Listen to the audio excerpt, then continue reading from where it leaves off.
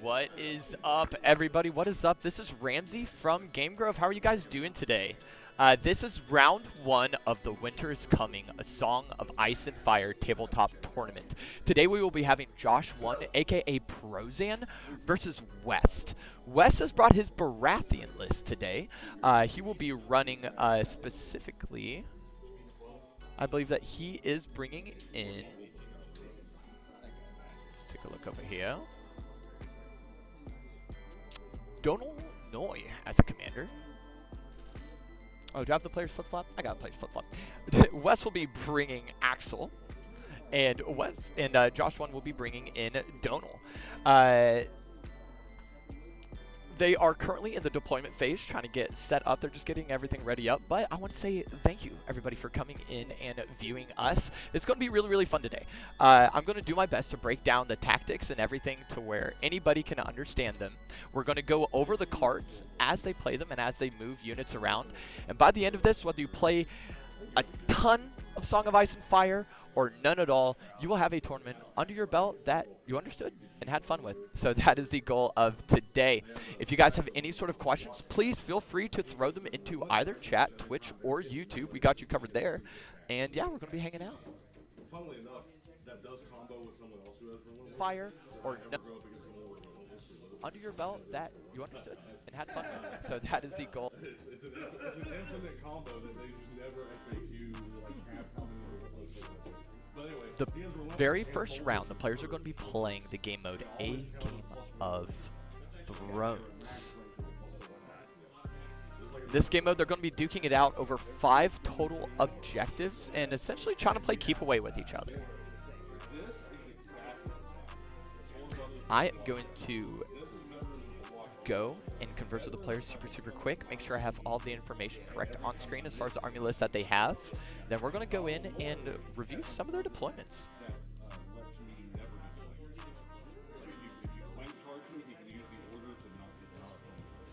It doesn't move you, it just doesn't count as a flank charge. Okay. Current commander. Stannis. Current commander. Donal Noy, you want spelling? No, we're good. Okay. So, this is the Faithbringers with Andrew Estamont. Ho, we have our first update. We were correct on the Donal Noy on Josh's side. However, the commander for West, surprisingly, isn't going to be Axel.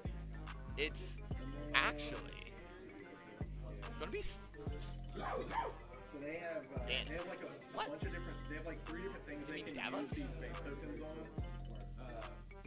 Not sure.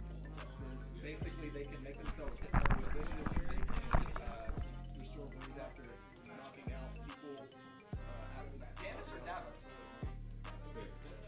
Sorry, I didn't have a Stannis. And then they can. All right, you confirmed.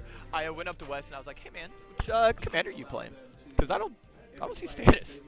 He's like, "Oh, my bad, it's Davos." So yeah, so he's going to be playing some Davos here. Let's take a look at what Davos Seaworth does. So Davos, he has, so he's loyal to Stannis Baratheon. Makes sense. That's why you said Stannis, because the loyalty is within Stannis' units. He has outflank. You may keep his unit off the table instead of deploying. On any round where you're not the first player, just put that plate on a table flank. That is absurd. That is so good. And the unit that he's attached to also ignores dangerous, hindering, and rough keywords, which is awesome. You see on the table there right now, they do have 3, let's see here, 4 pieces of terrain. They have 3 pieces of terrain right now. They have a barricade up in the top left of the screen over there. They have 2 red trees. Those red trees don't have any sort of hindering to movement or anything. In fact, they actually give you a morale boost if you're fighting near them within 6 inches. Whereas the barricade that you're looking at over there by that little black square in the corner, that is very easily breakable. You can just walk up to it with one of your units and make an attack action. You don't even have to roll dice. As long as you use the attack action, you automatically broke the barricade. He always gets to reroll attack die. So right now, Davos isn't quite getting the best use out of his Pathfinder on this board layout. I kind of want to see West use this Pathfinder a little bit better. I mean, he ignores dangerous, hindering, and rough keywords. He should be putting up spiked barricades that harm you whenever you're trying to traverse them. He should be setting them up like on objectives. well, as close to him as possible within the rules. Okay, so we have a little Davos Seaworth list. Let's see what else he's bringing. He's bringing in some Kingsmen that are going to be super strong. We will be talking about the Kingsmen probably a fair amount. He's going to be bringing in Dragonstone Noble, Baratheon Sentinels with a Master Warden attachment to make him a little bit tankier and give him Thorn Mail. We have the R'hllor Faithful to give him keyword soup with Andrew of Eastermont. And his NCUs are Crescent, Alistair, and Celestian Shireen.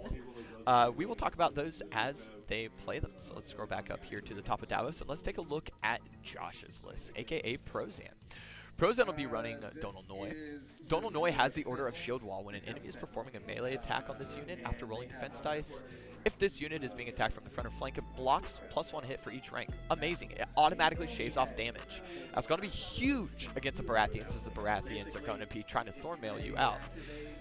He also has improved armaments. If at any given time Josh controls Bag, their melee attacks get Sundering, which reduces the defense dice on the opponents, and they roll their highest attack die value.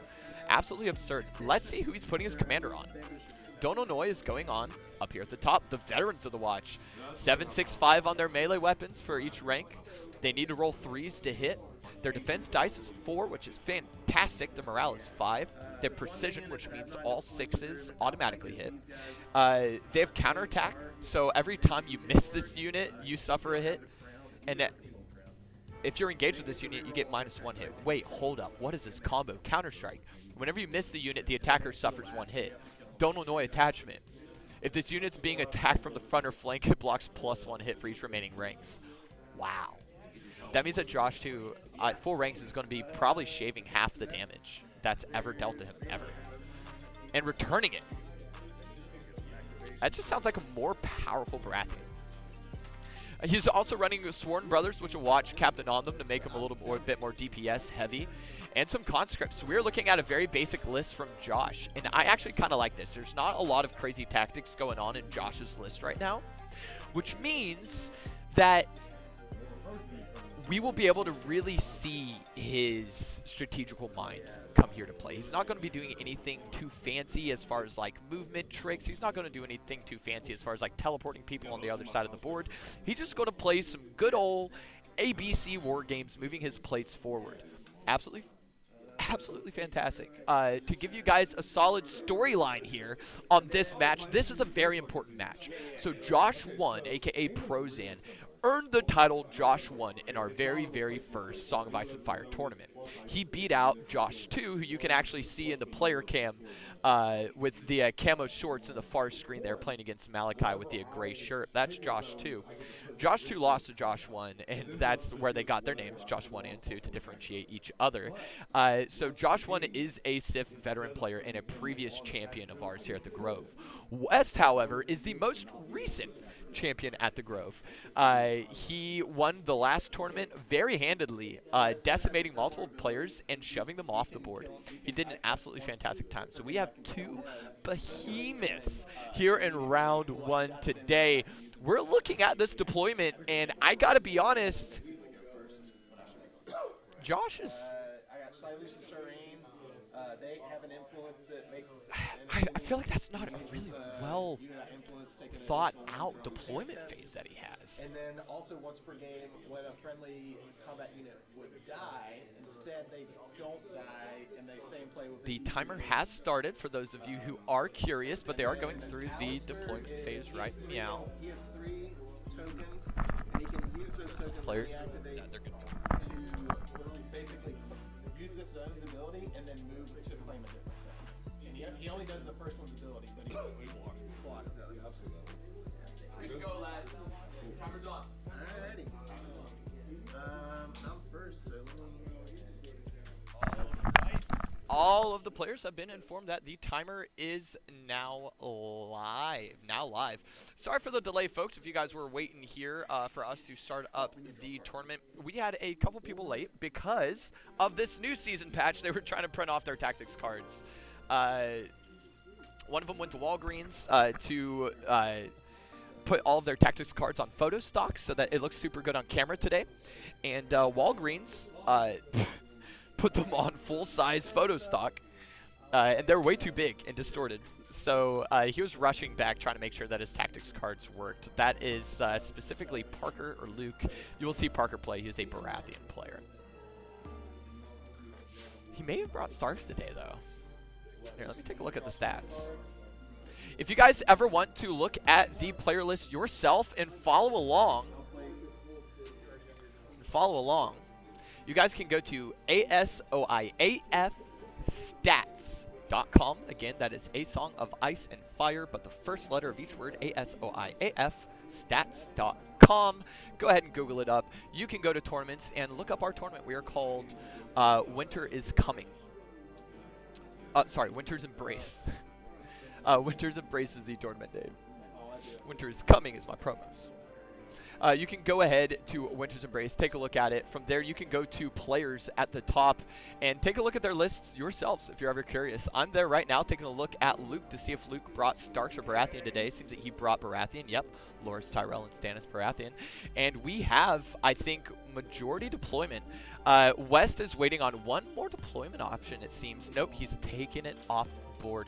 Game has begun. First move of the game is going to be a simple march forward from Josh. Simple march forward from Josh.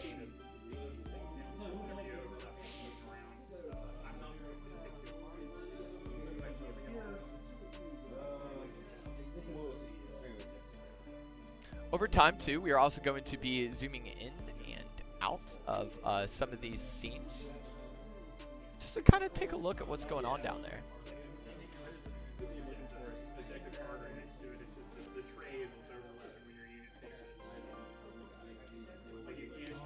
Alright, as they move along, let's go ahead and take a look at what they're up to. Alright, so we have Josh moving a couple units right there, moving them straight up the board, while West is now looking for potentially a tactics call. Okay, let's take a look at where he's going to be at.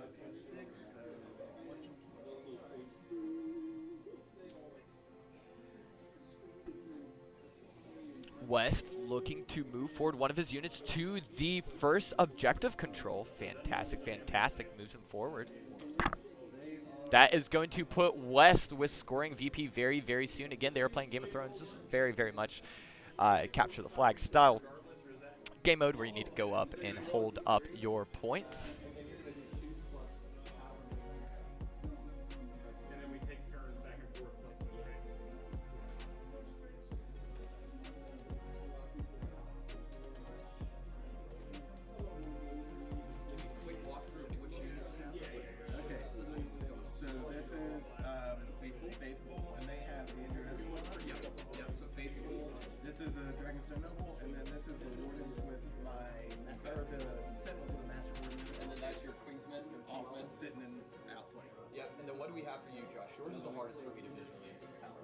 Sworn Brothers. Okay. Conscript. Okay. Sworn Brothers. Okay. These and those two are exactly the same. We got it. So, this has my commanders on it. This is basically a talking. I saw it, yeah. I was talking about that on screen. I was like, oh shit, he's shaving half damage and reflecting it. And reflecting the other half. That's beautiful. You made Trump.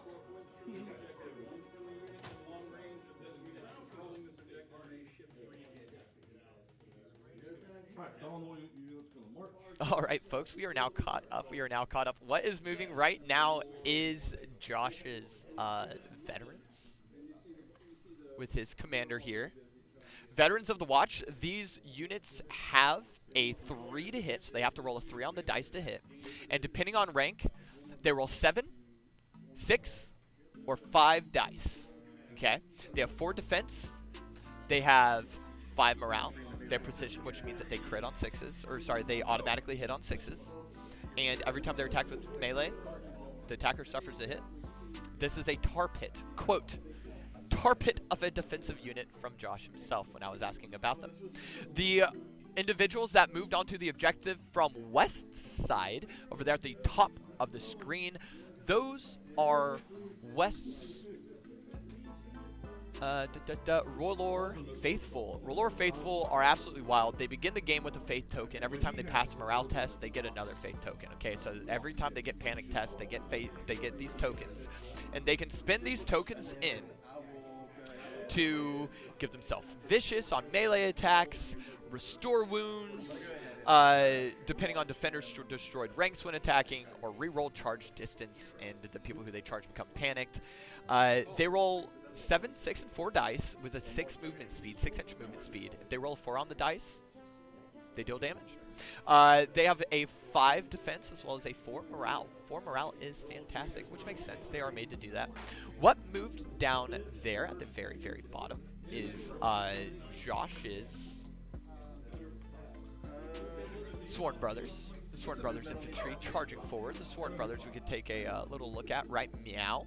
They're great sorts of sundering, which means that their defense, their opponent rolls a little bit less defense dice.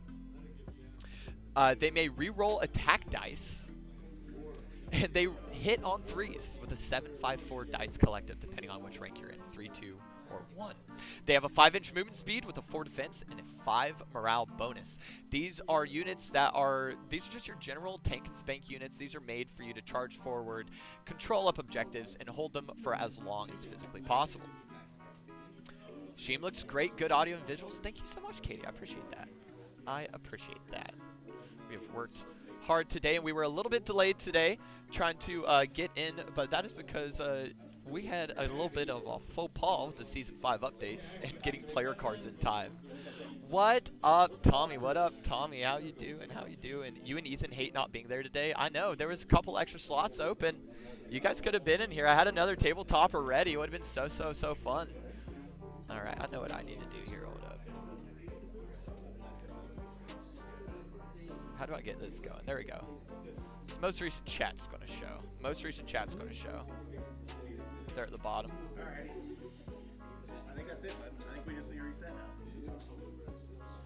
There we go. I kind of like this. If you guys type in chat, it will be, the most recent will be appearing right below the player cam here. It seems that we have round 1 fairly underway. Looks like they are progressing over into round 2. Round 2 means that West will be bringing in his commander unit. Okay, let's talk about this a little bit. Now, if you recall,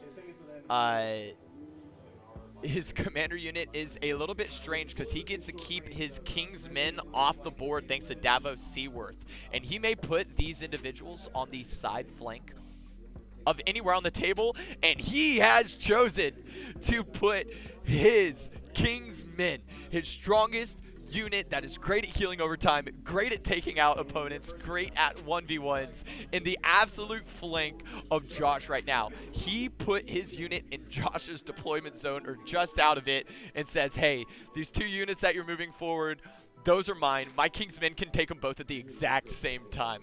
This is going to be absolutely fun. I cannot wait to see how these King's Men interact with Josh's Veterans of the Watch here in the back.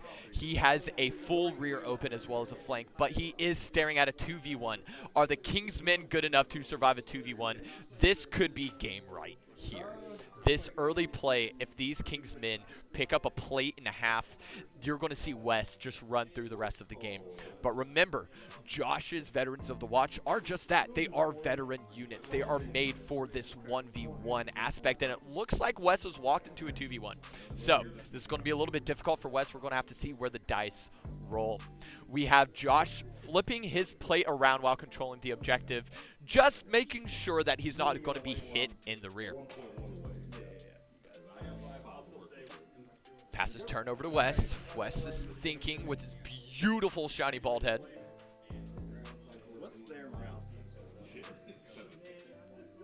Pointing out the veterans. Okay, okay. One thing that you guys do not see on screen right now is the tactics board. This game is played in 2 phases. There is a main game board that you guys are staring at right now where all of the pieces are being moved. And then there's a side secret board called the tactics board. And that represents the council table at the Game of Thrones. And you may put non-combat units there to get combat effects. Over the course of the game, as they start getting out of their deployment zones, they've been asked to move the tactics board up on top of the table so that we can take a good look at it live. I'm actually going to go ahead and go holler at West as soon as he's done here with this tactics card update. It looks like he's going through his deck right now, looking for something specific, doing a little bit of tutoring for my TCG players. Ooh, and sets him down. If you guys are appreciating the music, you guys can listen to it on Spotify. It is OSRS Beats. Yes, that is old school RuneScape beats. No, I'm sorry. Beautiful remixes of some of my favorite songs from my favorite video game growing up. We're listening to Raindrop Flower right now. All right, West is measuring out here on his deployment side of the board.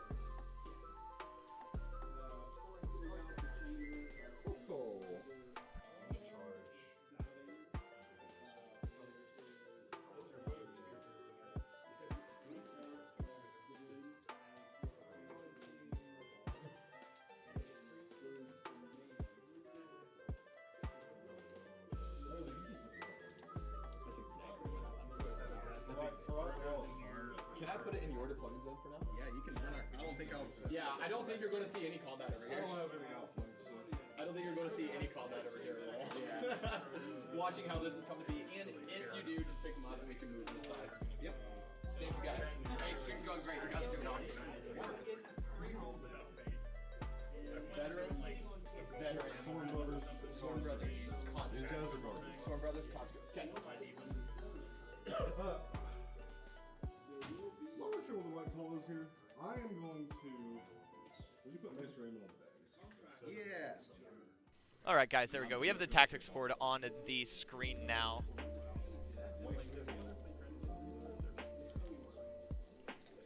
And I think I'm actually going to take this tactics board cut out really, really quick. What we're going to do is we're going to do a little screen cap here. I'm going to charge the conscript. So let me roll d6. All right, Josh rolling in there, hitting a 6. So you do not control the crown. So Josh going in for a morale save there, and it looks like he passed it. And they have critical blow, and they get to reroll their attack dice. How many attack dice do they get? They get 7.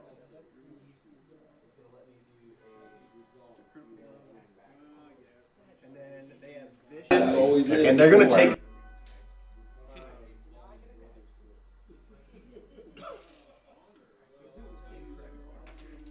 This is the commander card. So. Alistair on there gives them vicious, and they can always attack at their highest rank. They take 1 wound for every 1 I roll, and then they also make them take a -1. Hold on, let me just pull it. It's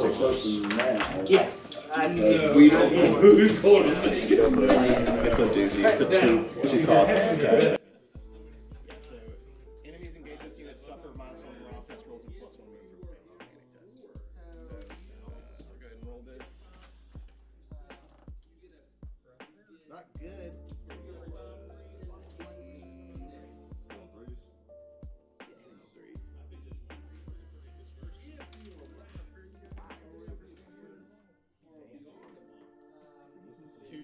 Wes going in with a few rolls here. Let's take a look at what he's up to.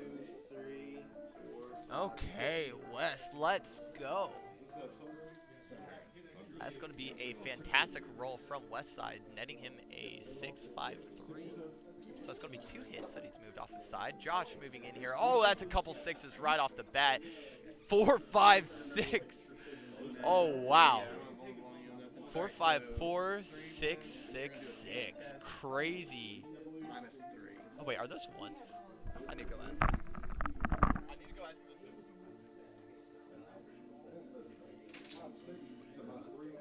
Symbols on your die. Are those 1 through 6s? That was brutal. 4, 4, 5, triple 6. I needed 6s to save them.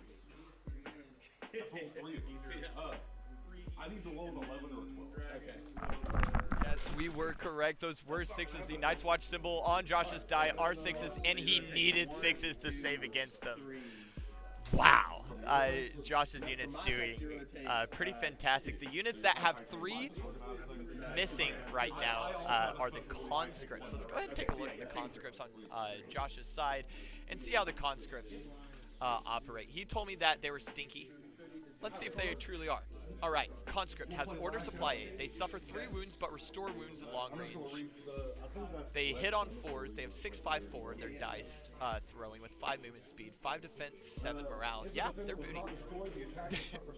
That's a bad unit. That's a bad unit, but the Watch Recruiter does make them a little bit better by giving them Vicious and lets them roll the highest attack die value always, and you restore wounds if you control crowns. So he was correct. Not the best unit in the world. However, the attachment does make them serviceable. He has lost 6 units total, though. That's going to be a tactics card over there. Which one do we have?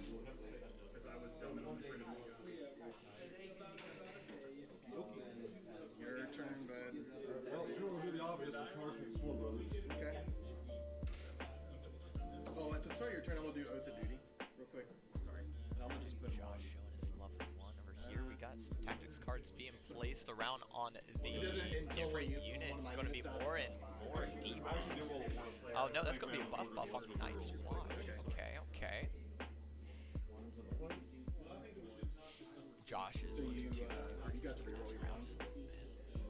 No, I don't get the reroll. Players charging back and forth. What you guys see now on the board itself, that is the tactics board. That is the tactics board. We're going to take a look at that here in a little bit.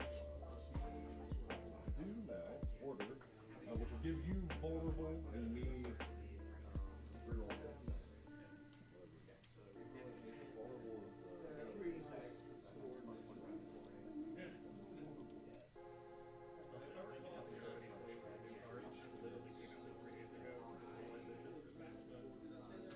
Alright, so let's stack all the bonuses. I have 7 base, the Marshal gives them +1, and then Court Halfhand gives them another +1.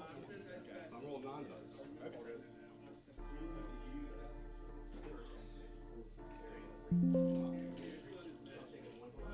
I am hitting on 3s. Josh rolling up a And this has Sundering. One thing I'm forgetting. boom. Big hit there. 6s do nothing here. Reroll misses. A couple players' names around here as West is on the right. That's going to be Josh doing a fantastic job. Looks like it's going to be 3 6s, 2 5s, and a 4. That is an insane roll to West's. Well, actually, it's -2 because I'm playing this. Yeah, those 6s as bad as it can get. Okay. West smiling, talking about the tactics. He knows that went very poorly for him. Fantastic defense dice save on Josh's side. Alright, so looking for 6s. I probably won't roll 3 what you did. Jesus Christ. Dice exploding over on West side as he makes an attack against the King's men. No 6s, so 7 wounds. Then I need to do a panic test. We're going to have to see where the dice play out here. Just -1 because of the flank. Going in for a oh, that's defense dice. Looks like he didn't lose any. We're going to have a panic save in here, and that's going to be a very low roll. That's what, a 2 and a 1? Losing 2 units total. So, in this game, guys, after combat is finished, after you roll dice and your fight goes against theirs, they have to roll defense dice, okay? That lets you know whether or not the wounds that you received actually deal damage to you, or if you deflected them with your shield. Then, you roll a panic. And a panic makes your units essentially potentially run away. You roll 3 dice. You roll a d3 and then 2d6. The 2d6 have to exceed your morale bonus on your card. So we'll take a look at the King's Men here, as that is what just got scared off the board. Your morale bonus on your card is that little flag there with that 5+. On your 2d6, you have to roll 5 or more, and you will not have your units run away. Now, that d3 is how many units you actually lose, how many run away. So we just watched Josh 1 lay into West. And West Kingsmen got knocked out with 1, 2, 3, 4, 5 total units, bringing him down to 3 more. Now the Kingsmen can heal themselves, so he's not out yet, but that is huge. I mean, that's what we were talking about previously. We were talking about whether or not it was feasible for West to plant his best unit in the enemy deployment line. And Wes is getting immediately punished for it. Wes is getting immediately punished for it. Josh moving up here on the table. All right, looks like we got a couple ones here. A couple fours. A couple twos, a couple sixes. All right, he's dead. That was the Kingsmen on West Side rolling what seems to be 1, 2, 3, 4, 5, 6. Do they hit on 3? 7 hits. A couple of them a couple of them critical blows. Sundering out the defense dice from Josh himself and taking out a full plate of conscripts. That leaves us Kingsmen versus Veterans of the Watch. The 1v1 has begun, but the Veterans have 12 units to the Kingsmen's 3. Josh now charging forward with his other units towards the tree, trying to make his way towards West's south objective. The Veterans are moving forward, giving a little bit of activation token there on top of them, so we know that what is left. If you guys see those little black banners standing behind Josh's units, those are activation banners to remind him and remind us what units have moved this round already. If you guys do not have activation banners, I strongly encourage you guys hop on the CMON Games website and go in and buy yourself some. They're super, super niche. We do carry them here in Stock of the Grove from time to time, but they've been slowing down their production of the banners and moving them into organized play kits. I'm hoping for a Season 5 organized play kit very, very soon, and if that be the case, and if they do come out with one soon, I will be running another tournament. So if you guys like what you see, be prepping your list, prepping your armies. You guys will also find that after this tournament today, we are going to be running a special sale on Sif. We are going to be running multiple sales of different kind of varieties, so be sure that you are on our Facebook or our Discord so that you can take full advantage of those sales. The goal of the sales after this tournament is to give you guys about a week of sales for Sif so that you guys can make your own affordable army. We're going to do sales on boxes. I'm going to do bundles. We're going to do first-time general sales. It's going to be fantastic. So be looking out on Facebook and Discord for those sales. Meanwhile, we have the R'hllor Faithful moving forward towards the north Josh side objective control. Both players kind of staring at the board here, trying to figure out what needs to be done. Josh is staring at his main commander unit that's currently sitting in the middle of the field. I think with the middle objective just barely overlapped, just holding him down. So that means that total we have 1, 2 controls by Josh, 1, 2 controls by West. The VP points are even right now on the objectives. Uh-oh, tactics cards coming down. Let's take a look. What do we got? West puts him face down. He's thinking. That shiny bald head trying to get the mana from the gods. Soaking in all the sunlight, making his brain bigger. Which unit is he measuring out? Okay, so he grabs a hold of his Dragonstone Noble. That's that single unit down there. He's only loyal to Stannis Baratheon. And this is a fairly good unit here, as you guys can see up on screen. It only moves at 4, but that is absolutely fine because it gets to start its activation with the free maneuvers, so it essentially moves 8 if you need it to just move. Only rolls 3 dice and hits on 3s, but has a 2 defense, has a banger defense. Really the only way to take this out is with Sundering or crits. Only has 3 wounds though, only has 3 health. Brutal. Good little cheap unit to toss in. How much does it cost? 4 points. Yeah, good cheap unit to toss in to fill out your activation slots. But if anybody gets on that Dragonstone Noble, that single rider, it's going to get wiped off the table. Let's just be honest and real here with each other. we know how that's going to go down. A person with 3 health, even with a 2 defense, that's pretty solid. 3 health is just not enough to be hanging out on the board for any extended period of time. All right, looks like the tactics board is full as we have 4 units on them.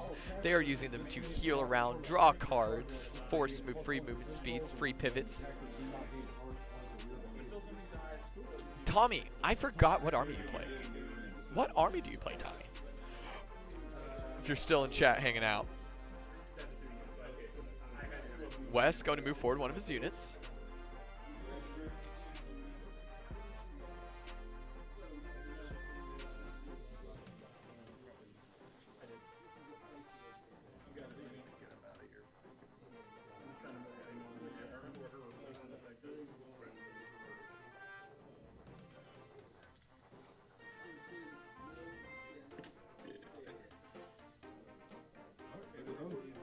Wes putting down the notes on his phone, reaching forward towards a token. Looks like he's going to get a little bit of a deep. Oh, no, he said no. Disregard. I'm going to use one of these. Okay. Okay. We are looking at a triple NCU list from West here. I didn't even realize he was Lannister, but you also picked up a Night's Watch. Night's Watch is so solid with those veterans, dog. Night's Watch is so solid, Tommy. All right, let's take a look at the NCUs over here on West side, because I didn't realize that he was running 3. That's pretty unique. He's running Crescent, that whenever he claims Crown, you may draw tactics cards and give conditions. And okay. At the start of any round, you may activate him regardless of whether or not you're first. That's super awesome, but you have to destroy him if you do. Then we have Alistair Florent, who whenever he claims a zone, remove an order token and move him to an empty zone to steal it from an opponent and not let them control what they need. And then Salish and Sheeran has an influence. They attach to another unit, buffing them. Each time it passes a morale test, one enemy it's engaged with suffers a wound. Fantastic. And once per game whenever a friendly combat unit would be destroyed. Instead, it's not destroyed. Roll D3, heal that many wounds. He currently has Salish. For sure, on top of his King's Men there in the flank. They're trying to run the distance. Let's look at the NCUs on Josh's side. Let's see what he got going on. NCUs on Josh's side. He's only running Aemon and Corrin. Aemon, whenever he claims a zone, you may target a friendly combat unit and it heals. And then Corrin, the half hand, at the start of any turn, if he's not on the tactics board, destroy him. If you do, target one enemy unit, they become vulnerable and cannot attack or charge. That is insane debuffing. Or he can influence and give cavalry or infantry 1 additional attack die. Fantastic. He's building Tron over here with his Veterans of the Watch. Or, sorry, with his commanding unit, which is Veterans of the Watch. All right, players have cleared the board. We're moving into round 3 over here.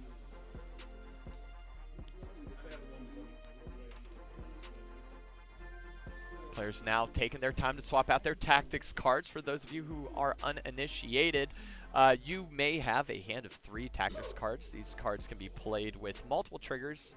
Pretty much at any time these cards can be played, but each card says specifically when to play it. For example, it may say, hey, when an opponent is attacking you from the front or flank, you get X. At the end of the round, or sorry, at the beginning of the round, players may discard extra cards from their hand, draw from the tactics deck, and get exactly what they need to play out. Josh moving stuff around here. Very stoic. This is the classic Josh stance, hands behind the back, feet at a 45-degree position.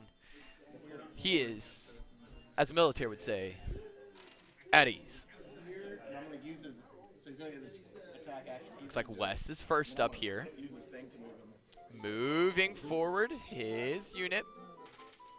Taking an early spot on the tactics board here. It's going to be his influence ability again. Oh, it's not going to be his influence. Oh, yep. Leaving his tactics card on his King's Men. Looks like we're going to have a battle here. All right. Josh moving a token.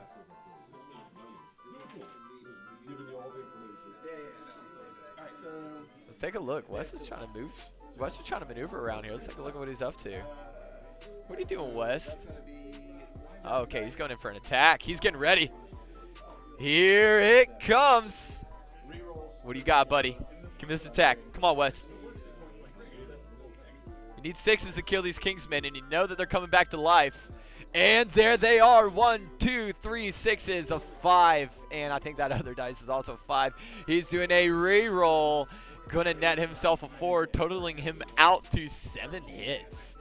Oh, huge defense coming in from Josh. 7 hits is gonna be painful to go against.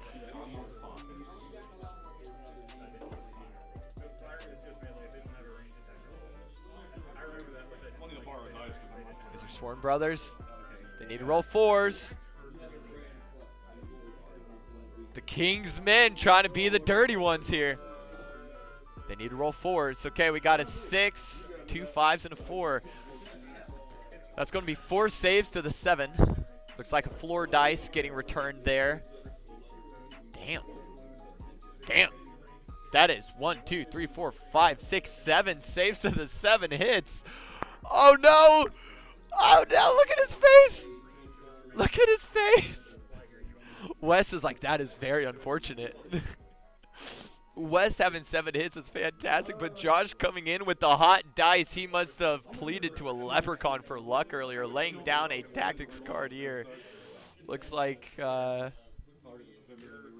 trying to work around it here, trying to look through. Josh grabbing up dice over here. Look at those little Kingsmen at the bottom right, just trying to do their best. All right. Wes taking another look at the tactics card here. Players throwing them off the table, throwing down dice here for the panic. Oh no, this isn't panic test. Is this a... It's a return fire card. No? All right. That's a true defense dice. Okay, okay, okay. So that's going to be 4 units down. Yeah, that was the true defense dice there for his flank. So the Kings, so that tactics card did influence that fight in a pretty brutal manner. I think that what occurred was Wes expended a vulnerable token, which forces the opponent to reroll defense dice, whittling Josh down, taking out 4 total units. It could have been worse. It could have been worse. Josh almost saved 7 dice on 7 hits. And what do you Both players posturing. about coming back? To the last. If they would be destroyed, I make a morale test. With success, the unit is not destroyed and remains in play with 2 tokens. They can be replaced. What do we need to see here on tactics, lads? Okay, we need for Wes to win. Wes is going to have to get this Sworn Brothers off this objective down here in the lower left of the screen with his Kingsman. He's been working on it. He's been fighting that good 2v1, and he is winning. How much did I say he would get there at the very beginning whenever we first talked about the tactic? He'd probably get about 1.5 plates. Well, we're almost there. He has a full plate, and he has a full rank decked out by the other Sworn Brothers. 2 more wounds, and he has that 1.5 plates, and if you ask me, 1.5 plates from 1 unit is exactly what I want them to do. I never need my plates to take out 2 full enemies. 1.5 plates is more than enough to play out a full 7-round, 6 or 7 round game. Taxes board goes up to 6. Games normally played in 6 rounds. Me and my friends like to play long games of beer. We get stupid. We make bad rolls and bad decisions. We normally have to play 7 rounds. Josh going in for an attack. Takes a shot over the bow. Looks like it's going to be 4 hits here. On his Sworn Brothers, hitting on 3s. Wes going in for defense on the Kingsman. Looks like he's going to defend 2.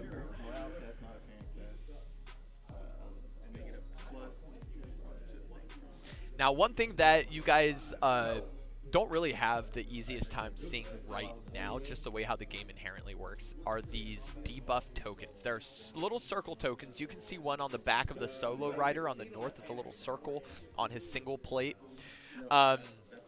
These tokens can be expended at different times to debuff your enemy. Make them reroll attacks, make them reroll defenses, make them reroll panic tests. And that's what Josh 1 is extremely good at. He is very, very good at thinking 2 or 3 turns ahead, at saying, what do I need to be vulnerable? What do I need to be weakened? He's super, super good at that debuff game. If anything, I actually think that Josh should be playing Martells because they're a lot better at that tactic. But Josh does enjoy the idea that his Veterans of the Watch are the strongest units are some of the strongest units in the game with the pairings that they have. Ooh, and it looks like he goes in for a roll with the conscripts, nails himself a crit and 4 hits here. Or sorry, with the Sworn Brothers. The crits go to Sunder, lowering a defense dice on West side. Do it, so one guy does. One guy dies. Another one of these. West going in with a weak defense save here. Next time we'll do it. My turn, right? West looking like he's passing it up. Let's go, Winter. Damn right. What's up, Payne? How you doing, sweetie? Welcome to Song of Ice and Fire. We're watching 2 behemoths. Josh 1, our very, very first tournament winner, against West, our most recent tournament winner.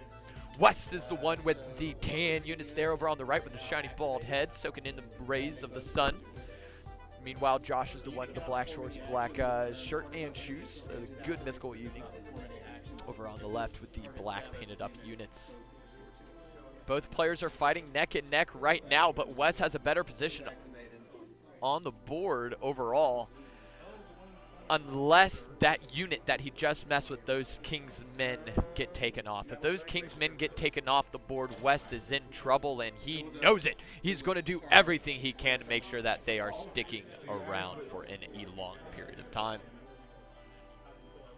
Brad, what round are we starting, my friend? My friend, this is round 1 of the tournament as a whole, and we are moving into round 4 right now. Round 4 right now. They're zooming. They're zooming. They're only 40 minutes into the tournament, 45 minutes into the tournament, and they are already on round 4, which is fantastic. These are both players that are playing pretty simple lists, though, Brad. Fantastic question. They are playing pretty simple lists, so they're not spending a lot of time debuffing each other. Looks like we have a tactics card in by West. As soon as Josh started moving his units forward, West throws in a tactics card. He must be a little bit scared of what Josh is planning over there. Let's see how. Let's see where the wind blows here. Josh responding with a looks like a tactics card of his own. Are we going to see any sort of change in units? Anything lost? Anything moved? Nope, nope. West may be double spelling here. You can play multiple tactics cards. You are allowed to play multiple tactics cards in a round. There are some, though, that say you can only target one attachment or unit once. West thinking hard. Let's take a look as he postures. There he is. Move back in. Yeah, back and forth. Oh, West grabbing the NCU board.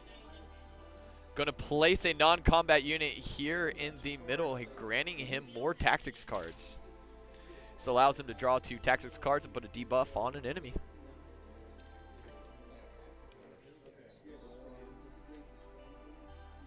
Going across the tactics board from top down, depending where you put your NCUs, the very top is the crown. The crown gives you some boosts.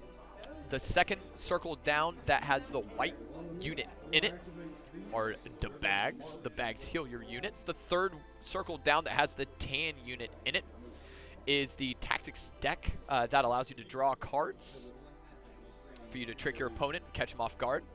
The fourth one down is a free attack, and the fifth one down, that last circle there with that gray NCU, is a free maneuver. And remember, whenever you put your NCUs on any of these spots at the Game of Thrones table, they get passive buffs from there.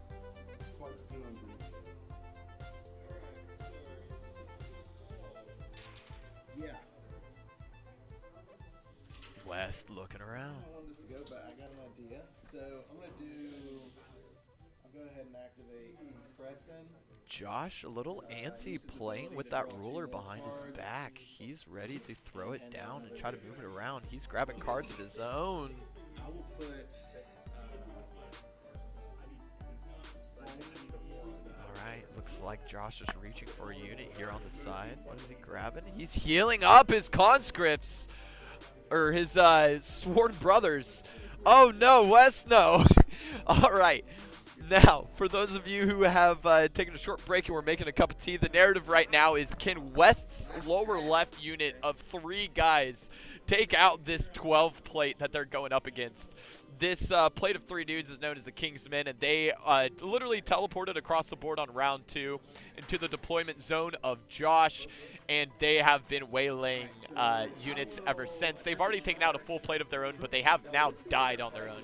They've been risen from the dead with a special ability from West. So now these 3 units are trying to fight this plate of 12 off an active objective. Remember, there's 5 objectives set up like a dice. Think of the pips on a 5 dice where you have 2 up top, 2 on bottom, 1 in middle. That's where the objectives are. But we see that West is sitting on the 2 top objectives, one with his Horsey, one with his R'hllor Faithful. We have Josh taking the center objective right now with his Veterans of the Watch that West does not want to fight if possible, or at least team up on.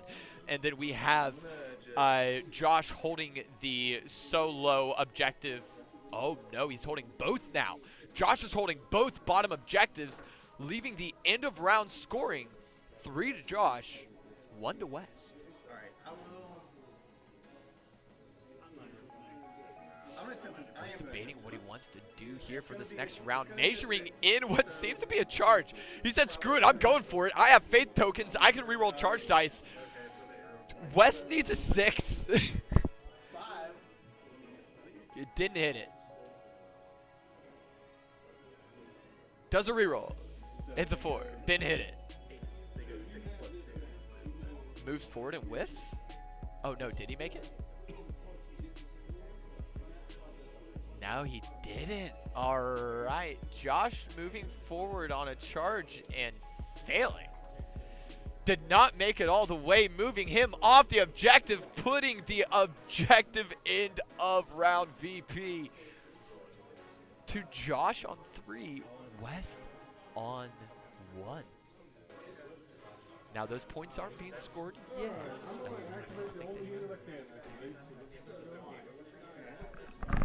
second, guys. We're going to go make one change to the board. I'm gonna play a card that is not what that says. It is what that says, but it's now split mobile again. I'm doing this part. When a friend of non-watch unit activates, attach this card to them until they fail any test. On that. And then each time they gain a condition token, I can make them suffer wounds. That's how I'm doing it.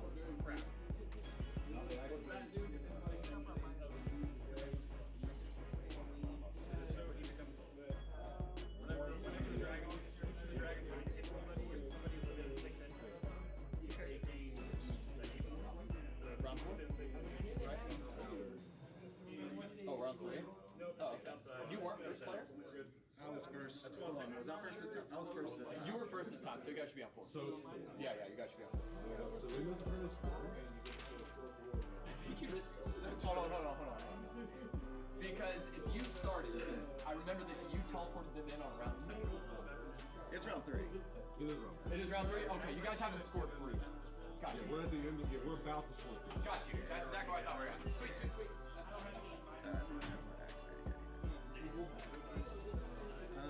Basically, I have these 2 guys left. And All right, folks, we're back. Sorry for that short delay. I was out grabbing a brightly colored dice so that we could track the round scoring a little bit better, because they are at the end of round 3 right now. I thought that they were into round 4 or at the beginning of round 4. They're at the end of round 3 right now. So I gave them a nice little dice. You can see the dice right below the tactics board that is right beneath the shiny head of West. The dice is on the 3rd spot. That's how we know which round we are on. That's going to be very easy to track that way. Wes is looking for a solid charge here on one of his units. Let's try to track down which unit this is. These seem to be the Sentinels. Okay. Sentinels moving forward. The Sentinels are pretty good, y'all. They hit on 4s, which is lackluster for a DPS unit. But they have 7/5/4 on dice. They have Sundering, but their benefit is if another unit in long range is attack, they get to charge or maneuver. They get to charge or maneuver for free. They are a unit that you sit out around in the middle of the field. You let them just control and just kind of ad hoc rush to wherever they're needed. And the Sentinel units here are now engaging the flank of the Veterans of the Watch on Josh. West grabbing his dice. Veterans of the Watch are going to be hard to deal with because remember, there's a little bit of jankiness going on. They're going to be reflecting half of the damage and then negating the other half of the damage. Wes is going to have to roll like a fiend, but the Sundering that he has is going to come into play here. If he can roll some 6s, he's going to be safe, and that is going to be only 3 hits. That doesn't seem right. You're hitting the flank. Did those 4s not hit, my friend? Oh, he's doing rerolls from the charge. Okay, he's doing rerolls from the charge. He's trying to go for those 6s. Here it comes. What do you got, Wes? Wes has 3 hits right now on the Veterans of the Watch, the primary unit for Josh right now. Ooh, puts down dice behind. Josh going in with 3 defense dice. Josh needing to roll 4s. It's a 6 and a 4. That is, and a 6, 6, 6, and a 4. That's going to be some solid defenses. He's going to lose Uno Unito and roll for a panic test. Remember, panic tests are 2 D6s and a D3. The D6s tell you whether or not you pass or fail. The D3 tells you how many units you lose. That's going to be an 11 from Josh. which is more than enough to keep him safe and make his units not run away. He needed to roll a 5 on 2 dice there. That's that little flag symbol in the yellow there at the bottom of that card on the left. West going in for another roll. We're going to have... Oh! This is the reflection. This is the reflection. Remember how I said whenever you attack the veterans, they got some jank. They're going to negate half the damage, reflect half the damage. West did 1 damage. That got... Then took 3 damage off that. So West doing a good job at committing seppuku on the board.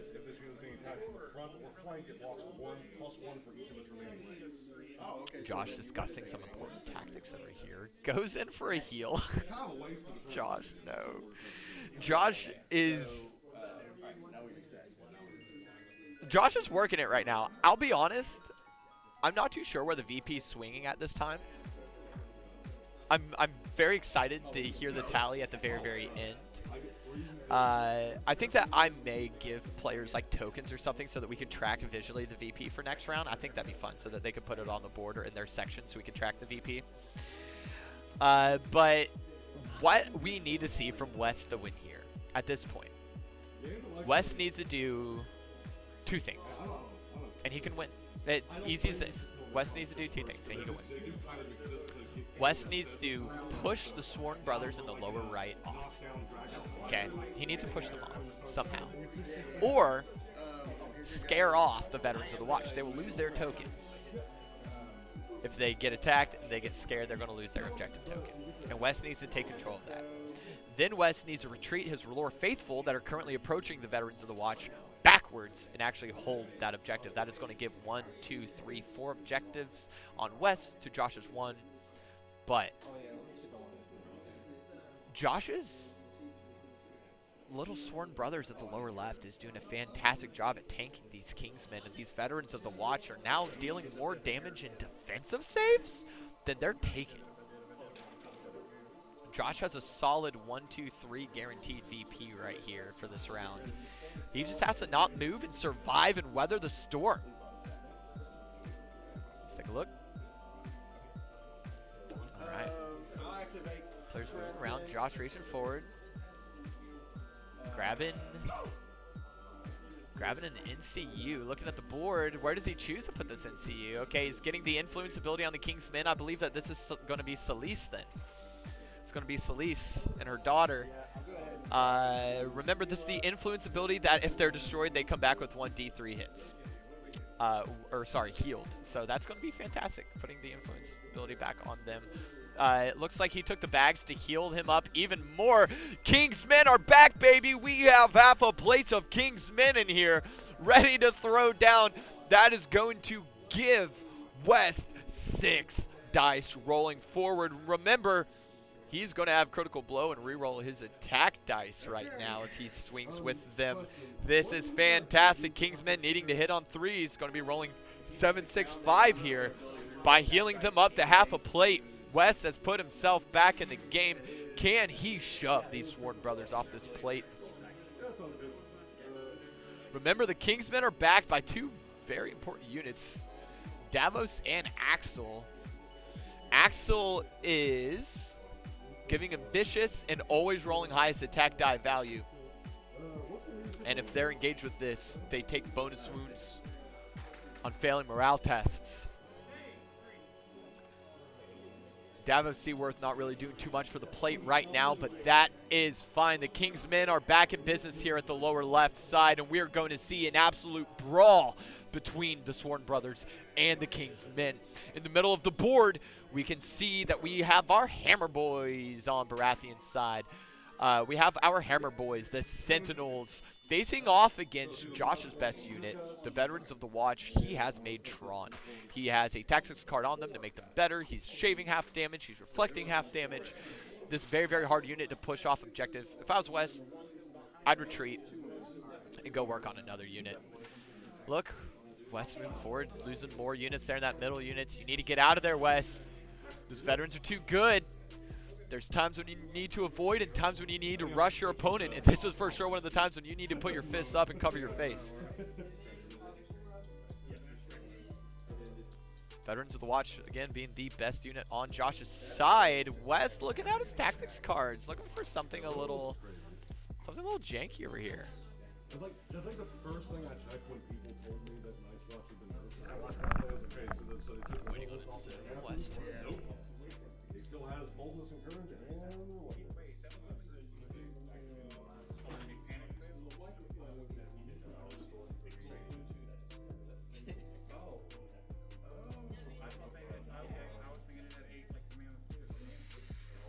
All right, are we on the 5th round or the 4th round? We are in the fourth. So I am going to. Decisions are being made. We just hit 2 o'clock, folks. Just hit 2 o'clock. Let's take a look over here. I fixed that camera earlier. There we go, so we can see a little bit better of the shiny, beautiful head of West. Right behind him, also, we see 2 other players duking it out. I'm going to go lower some of the brightness there so we can take a better look later. What's going on the table behind? West moving forward towards the card. Looks like he's going to go ahead and put it down, targeting up the Kingsmen. Forcing an activation in there.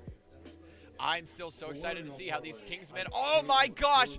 West has done it. He has taken his Kingsmen on the lower left, his best unit, from 1 health, and has now healed them up to 2 full ranks and is threatening putting them on max ranks for the final 2 rounds. This may be enough to push Josh off. Josh has to have the unit that West Kingsmen, again with the green cloaks in the lower left, are engaged with. He needs to have his full plate unit try to take out these Kingsmen as fast as possible, or at least waste their time for 3 entire rounds for him to win forward. He's moving activation tokens up forward into his Veterans of the Watch, and it looks like he's declaring an attack. A nice aggressive point over there at the Sentinels. Josh has dice in hand, and he's ready to go kaboom. How many dice are they going to be rolling today? Looks like it's going to be 7. 7 dice hitting on 3s, folks. If Josh can take out this, Josh can take out this Hammer Bros plate from West, woo! No, that roll's not going to do it. A 2-2-1-5. Tell me you have a reroll in there somewhere, brother. He has a crit and a hit. That's it. Do you have a reroll, Josh?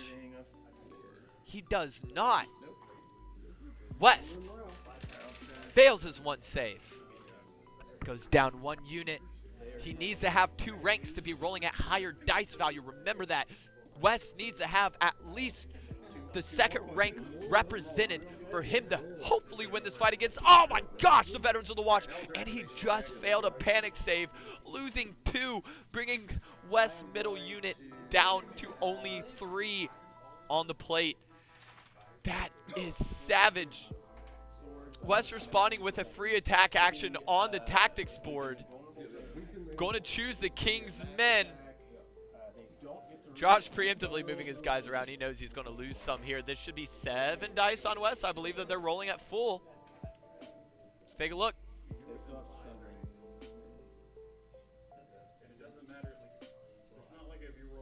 Yep, Axel's going to make him roll a full. And give him rerolls. That's going to be 1, 2, 3 hits and a crit. Here comes the reroll. Oh, no reroll? What am I missing? Axel Florent. Melee attack always gains vicious, always rolls highest attack die value. Oh, I think he will. Oh, no, never mind. He doesn't get rerolls. Okay, it's Josh's stuff that gets rerolls. No, it's right there. When your opponent does not land, does not control crown, you may reroll. And Josh must control crown. Okay, that's very unfortunate. That's going to be 4 hits onto Josh. Josh is going in there. Loses 3 out of those 4. Bad defense roll there on Josh. Josh going in for the panic test. Josh needing to roll better than that. Loses 1 unit, bringing his unit down to 2 ranks. Oh, no! He loses an additional thanks to Axel Florent, bringing down 2 more units on Josh's plate, making the King's Men the favored fight down there in the lower left. That is where all of the action has been all game, and that is where Wes is hoping to win. For those of you who did not see round 1, The King's men were not on the board on deployment. Those green cloaks were not on the board on deployment whatsoever. They were moved off to the side because West came in with something janky. All right, we got big exploding dice from Josh over here. Wow, that's going to be 2 crits and 3 hits on Josh. Oh, man. Oh, even more. 1, 2 crits and a few hits. Weekend token expended to force Josh into a reroll, leaving him with 2 crits and 4 hits. Unfortunate. Defense die in from West, and that's going to be a big one. 5, 3, 4, 4, 2, 5. Big defense. Big defense. Okay. Tactics card coming out from West, doing something a little bit janky, handing it off to Josh. Moving forward, removing a couple units here. Josh's hit being good on it. We're going to have a panic roll coming in. Let's see how many Kingsmen get lost from a panic roll. That's going to be none. Rolling a 7 is going to keep them safe. West reaching for another tactics card. Going in for these debuffs. West has chosen one. Shares it with Josh. He looks serious. Very serious.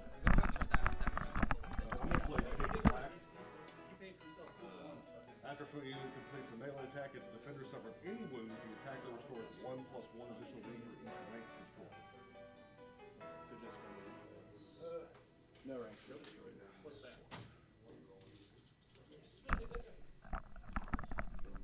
There we go. Lighting fix, folks. Lighting fix, folks. Now we can see it not get flashbang like we're playing Counter-Strike. That was from my attack. Okay, both players talking back and forth here. Very tense, very tense. Look at this posture from West over there. Bulging up bicep. He's watching. He's afraid of what's going on. We have a tactics board placement in from Josh here. Josh placing one on numero 13. Yeah, I don't really have high armor frames, but like heal. And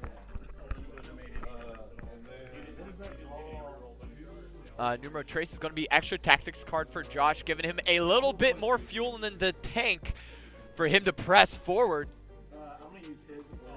Remember, we are here on round 4, nearing the end of it. Players are doing what they can to get their final activations in and prepare their hand, their tactics hand, for round 5. Because round 5, I think, is where the VP's really going to start swinging. Josh moving forward over here, still working over on the side. Let's take a quick glance. These guys have activated when they attack. Activation token down there. Okay. They're debating what has been activated, what hasn't been activated right now. Again, this is why you want to go pick up some banners. There's also little green tokens, little green activation tokens with flags on them in all of the starter sets. You can put those on your plate or next to your plate to remind yourself that you activated them. To actually, Wes working in reverse order. I think he forgot about his horsey. All right, he's going in for a disengage. All right, this is what we wanted to see. Wes went in for a disengage there so that he can take control of the next turn and charge in and get that little added benefit. Josh activating his back unit here. Probably going to just do a pivot and keep them on point. Unless he wants to drag the point with him. Nope, yep, just doing a little pivot exactly as we called. Josh doing a fantastic job, guys.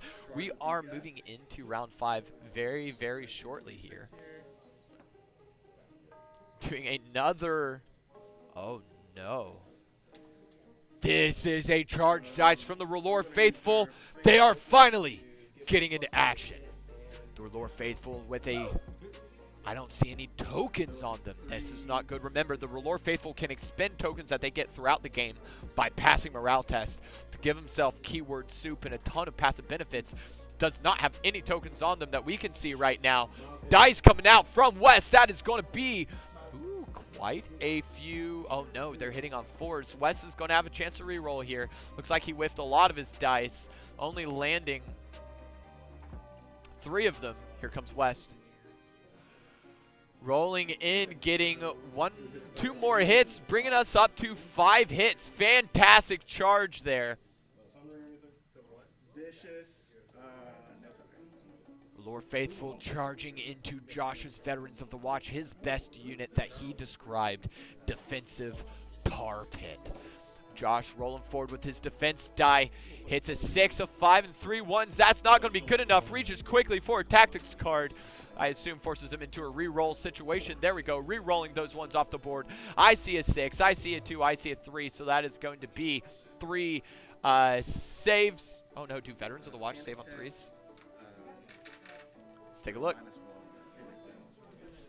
3 saves. They only save on 3s. All right, and that's going to be a 6 on morale, passing on that. That's going to be 2 total damage dealt.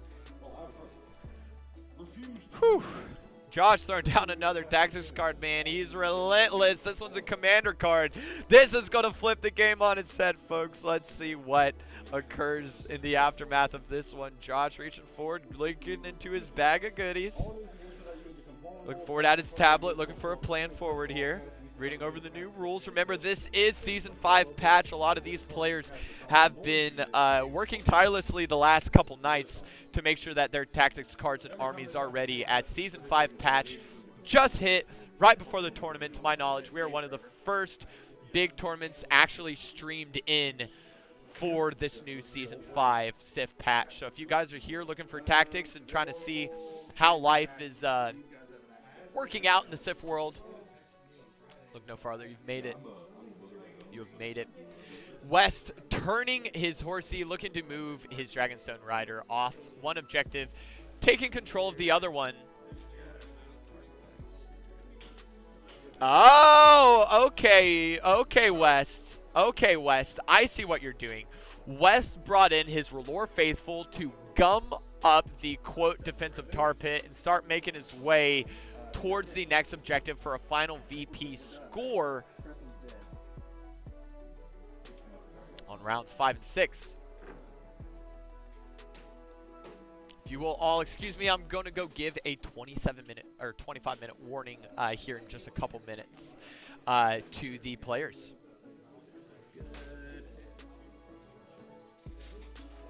All right, folks, looks like we're moving into round 5 now.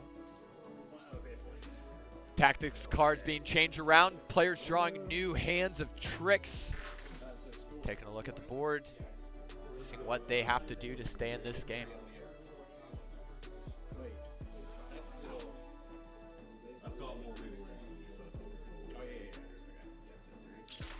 Josh reaching forward towards some of his tokens here. Is going to start distributing them. Keeping them ready here. What's he placing out here? VP. Okay, thank you. Thank you, Josh. Thank you, Josh. Thank you. Well, speaking of which, this goes to you. Did you want to discard any of these? All right. Josh keeping track of his VP on the table for us, kind of showing us what's going on here.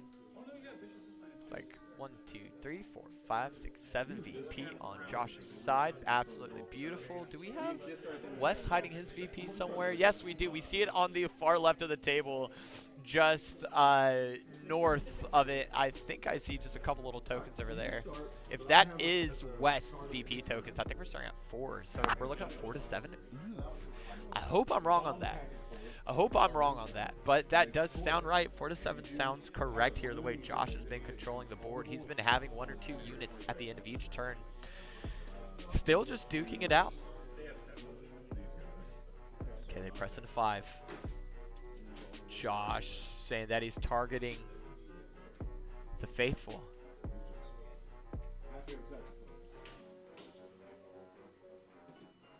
Josh looking at tactics cards, trying to find the right one. You can see Malachi and Josh 2 in the background, finishing up their match. Josh 2 playing Night's Watch tonight, just like Josh 1. And Malachi playing his Targaryen list, but it's more Unsullied focused than Dragons. Every time Malachi's brought Dragons to the Wargame table, he's ran into Giants that throw boulders and spears and has had a really, really bad time. So he's kind of sworn off Dragons on a blind pairing. What do we have here? We have West going in with an attack, re-rolling 6, 6, 6, 6, 5, 3. Oh my God. Those are huge sunders, man. Those are the Kingsmen in the lower left, absolutely decimating the Sword Brothers. Remember, they have Sundering. Oh. What is this? That was a lot of dice. Oh, is it because he had critical blow? Oh, that's brutal.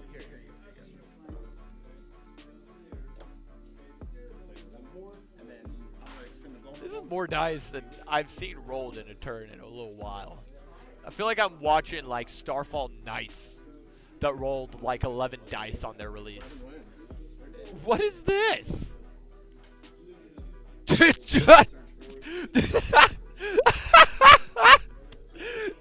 All right. All of those dice. Oh man, all of those dice and none of the saves. Kingsmen wiping out at least 8 units of Josh's in one big swing. That was insane. Tommy, did you see that? That was crazy. Wow, one plate decimated from Josh, putting West back in the game if they press on time. I need to go give the 25-minute warning. That is going to affect play greatly. Be right back. Okay.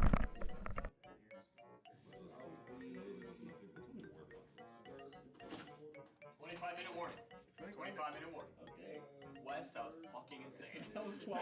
That was 12 hits. That was fucking insane. Do any fight back and blow things when he dies? Does he do that too? So he just does. During that 25-minute warning call that I just made, West was a very happy man, smiling, and said, that was 12 hits. That's a full plate. That is wild. Wes is now very, very happy, but he needs to make up on VP. Honestly, between you and I, what Josh needs to do here is Josh needs to slow down. Josh needs to slow roll him. Josh needs to slow roll Wes just a little bit. He needs to not let round 6 play out all the way. You've been on the receiving end on an attack of 12 hits. That's so brutal. I don't want to be there. Well, it's because his Kingsmen have critical blow. These critical blows on the like Kingsmen are just such a good unit. Such a good unit. But I am very curious on what the Sworn Brothers were supposed to roll. 4s. Yeah, that's rough, man. That's so psycho.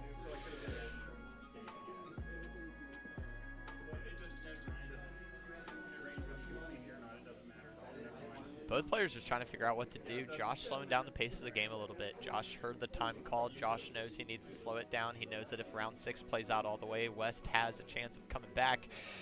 Hey, well, do you think that's cheap or not? As long as Josh isn't like being egregious about the slow play, you're allowed to take your time and think about your plays. You're allowed to.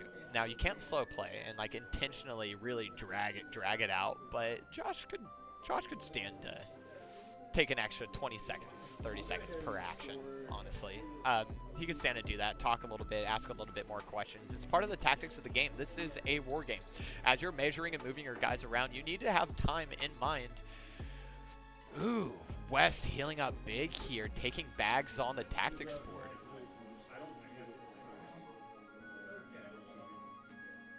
But yeah, whether you think it's cheap or not, time is a play into this game. You know that in an hour-and-a-half timer, you may not get through all 6 rounds. You need to get as much VP early as possible and hold on to it. And Josh recognizes that. Josh is a very, very well-renowned tournament player in Warhammer 40K in our region.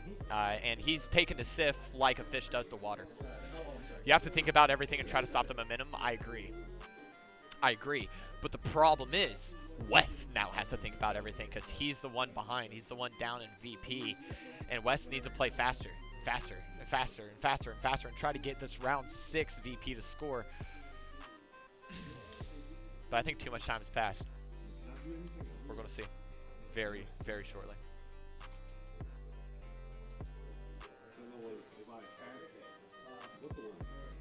After you complete this attack, I'll get to make a free attack with charge. Or no, charge action. We don't care now that those exist. I'm not. Oh, okay. All right. They're having a little bit of a conversation over there. Josh maybe slowing the game down a little bit. Nope, looks like just discussions going on. I think we see. So you gotta be at least an inch off of him. All right, Josh is retreating.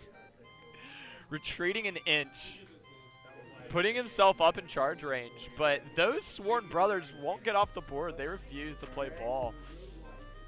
Wes has recognized that his units of Hammer Wardens cannot make it to that top right objective in time before the tournament or before the round is done. So he's just going to try to knock off Josh's plate here. That's kind of his main hope right now.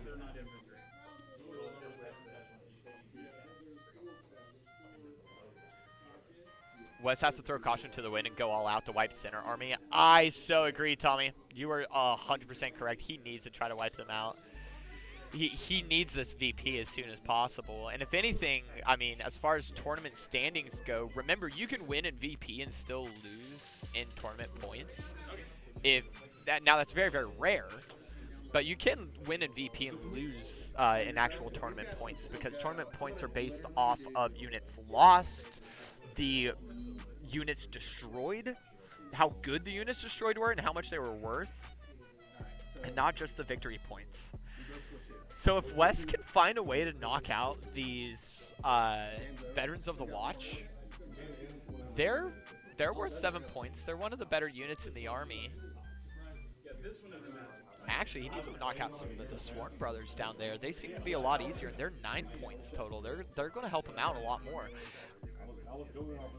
Wes doesn't know that. Oh, that's unfortunate. So,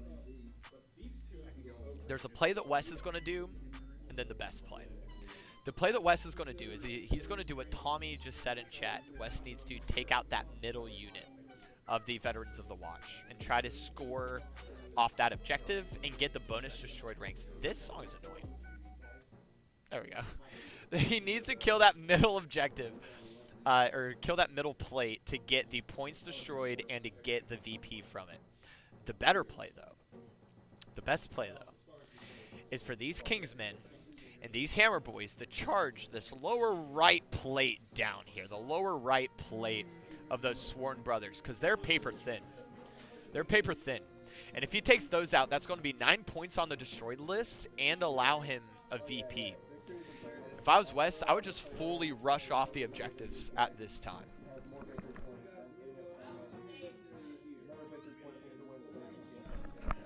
That's what happened last tournament with you, Tommy. You lost more matches than third place, but you had one game where you wiped an opponent out and had more overall points to grab second place. Yep, that happens. And that's going to be a concession. Oh, man. They didn't play to time. Is that a concession? It was a handshake. Yeah, I messed up. I couldn't do it. You were set up for a very good next round. Was that a concession? Normally you don't see handshakes across the table unless it's going to be a concession. And yep, we have the tactics deck being gathered up, and that is going to be Wes conceding off to Josh here with only 16 minutes left in the round. What up, Dolan Smith? What up, Dolan Smith? I didn't see you there. Chris Parker, let's unleash those tokens. Wes, absolutely sorry about that. Dolan, how are you doing today? Is this your first time watching a SIF tournament? If so, welcome. If this is your first time watching a Game Grove tournament, double welcome, double welcome.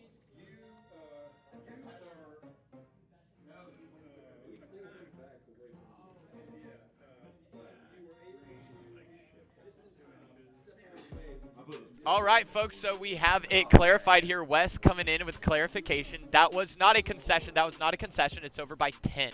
It's over by 10. So those of you who don't know in tournament rules, if you're hitting your 10 points, you're going to auto-win the match. Match is over.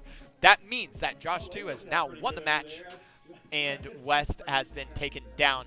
So what I need to do is I need to go into the next room, and I need to see where everybody's at with their games. Actually, we can kind of see this match going on over here. Hold on. We're going to try something really, really quick. Ah, that didn't work. I can't keep up with your killing or your healing. Like I couldn't. Move right here. We're not super tanky. We just heal a lot. See if we could get a view. here of this match going on. How's this one going? Let's take a look. Both of these are non-tournament players that we were staring at there in the background with the gray and green shirts. And it looks like Wes is going to clean up. We probably won't have the best visual on them, but that is absolutely fine. That is absolutely fine. We're going to go ahead and reset this transformation, fit that screen. And I'm going to go walk around and ask everybody what they're up to. I will leave this here going on in the background. There's going to be a short break. BRB, I'm going to toss some words up on the screen to let us know. I still have one more revive out of Charlize and Shireen. So, like, they would have got one more attack. So I was hoping we'd do, like, a 3 more attacks, but one spike's great, too, I guess. I'm making a new element here on screen for us. That is going to say... Yeah, Relentless is... I don't, like... This is basically my anti. It's kind of my anti-everything. It's my anti-dragon giant. Oh, yeah, because they hit... They come in, they Right, here we go. Whack them a They little get bit. 7, 8 attacks, re-rolling hits, giving them a little bit back. Oh, yeah. All right, guys, here we are going on a short... Whoa, it's way too big. Going on a But I have found short break here as we get scores, my folks. All right, I'm going to go around grabbing everybody's scores. he's like, Hang tight, that's please. another one where I was like, okay, so they finally know to aim it. Because, like, most guys with really good abilities, it's a replacement. But that's just do whatever the tactic says, plus heal. And if they're main, it's literally heal them 4. Yeah. And if I take the bags with him, it's like, sometimes it's heal 7. Yeah, I've seen that before. Like, my buddy played 7. I'll be like, oh, I got him dead to rights. And he's like, oh, no, I'm back at 1.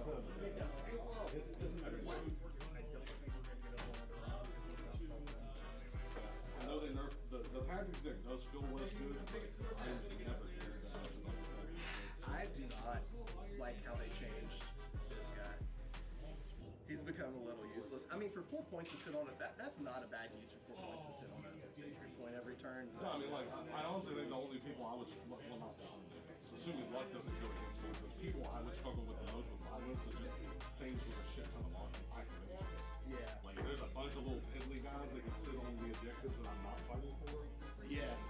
Well, That's the same thing. I have expensive list too. This is one of my cheapest. All right, scores. I actually consider Baratheon to be a ideas matchup, so you do really good. Oh, I don't have any time on my flesh. I'm usually pretty happy with it. Because Baratheons just feel like we need to work in a lot of ways. Yeah. Sit still, hit the crap out of each other. Because you also want to like shield wall in advance for me. And I want to shield wall in advance for you. These guys are super powerful. Oh yeah, they are good. And the Davos Kingsman combo is very good. I love that. That's the only reason I like him as Kingsman is because he can. Who cares if he's 3 to 1 to 4? You gotta kill him 4 times.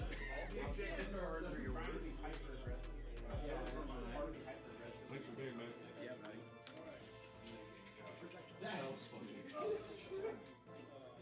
All right, and now we have Chopper versus Parker.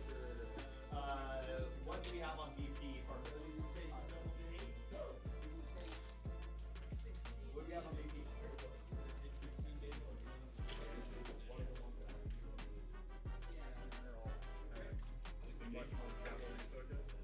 Yeah. Yeah, everything I've got. Yeah.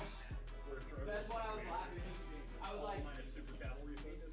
that's a lot. I mean, have you ever played with the rainbow? Yeah, the big change when you get I think they finally got hurt or finally got a buff recently because they have so few wins. Yeah, they needed it. Yeah, I was literally that was the story I was about to tell them. One time when I worked there with a Storm Brothers unit, we were only hit getting the ball, we couldn't even win it.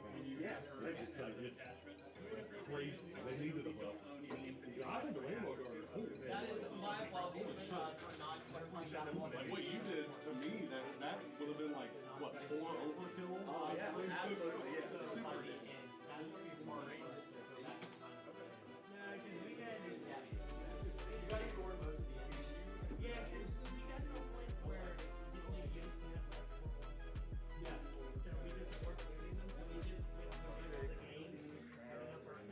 Okay, I see what you're asking. So let's talk about points. He destroyed 17 of mine. Okay. Oh, we have to go on points destroyed too, dude. All right. So you didn't destroy any points, but I destroyed what, 2? I destroyed You guys had a fight, dog. You destroyed 15.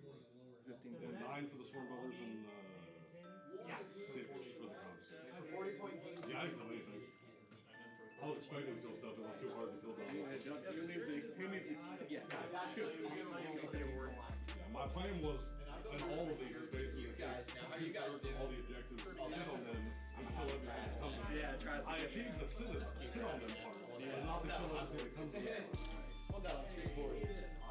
Like, I win all victory points, but got literally no kill points. Hey, man. A win's a win. Alright, you guys are cleaning up. What's our damage?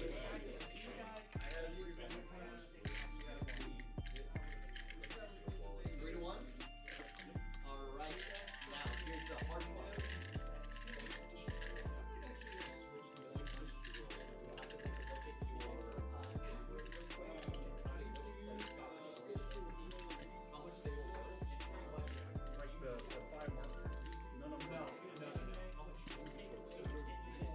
How many of his units did you kill and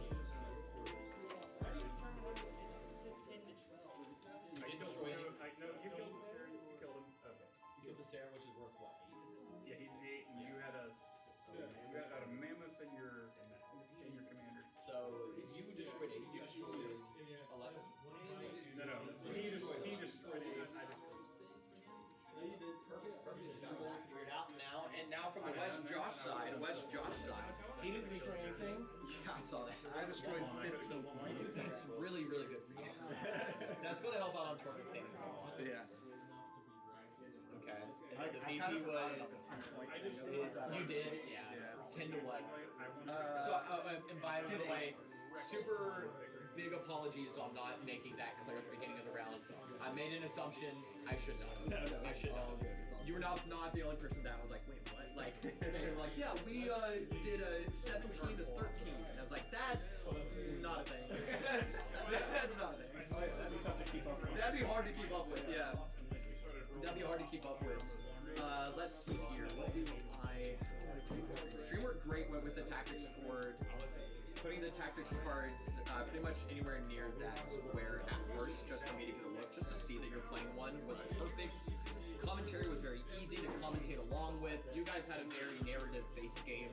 I mean, I ran the narrative of, he's teleporting his Kingsman in that corner, and talked about that for probably 40 minutes. It probably looked like suicide. It did look like suicide, but I was like, this is a strong unit. They can come back from the dead. If you can hold them off. They still had one more come back from the I dead from said, Shires and Shireen. I know. I straight up told chat, like, hey, if he can get a plate and a half, they did their job. Oh, yeah. They did their job. And no, they crushed that fucking. That 12 rolled it? I don't know if you saw it, but I did Corn half-hand sacrifice where I get to pick a unit. I almost picked them to not attack this round. And I was like, yeah, they haven't been doing that much.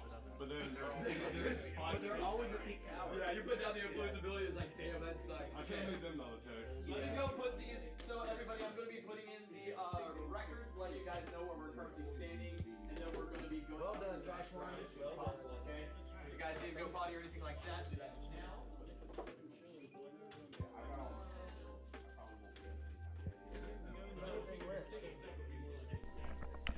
All right, everybody, we are back with a little bit of a scores update going across the board. I'm going to put them here to the total scores.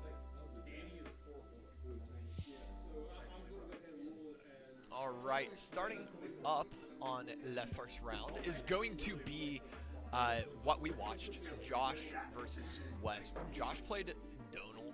West played Davos, the sneaky boy. Josh scored a total of 10 VP, ending the round. On a 40-point game, if you score 10 VP, round is done. You automatically win. West scoring in 8, but here's where the tricky part comes in.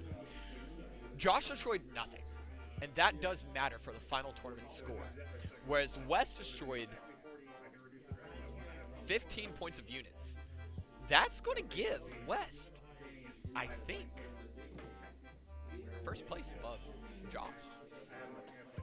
But we're going to have to take a look at that here when we put everybody else's units in. Next up, we're going to be looking at Malachi. Malachi went up with Grey Worm.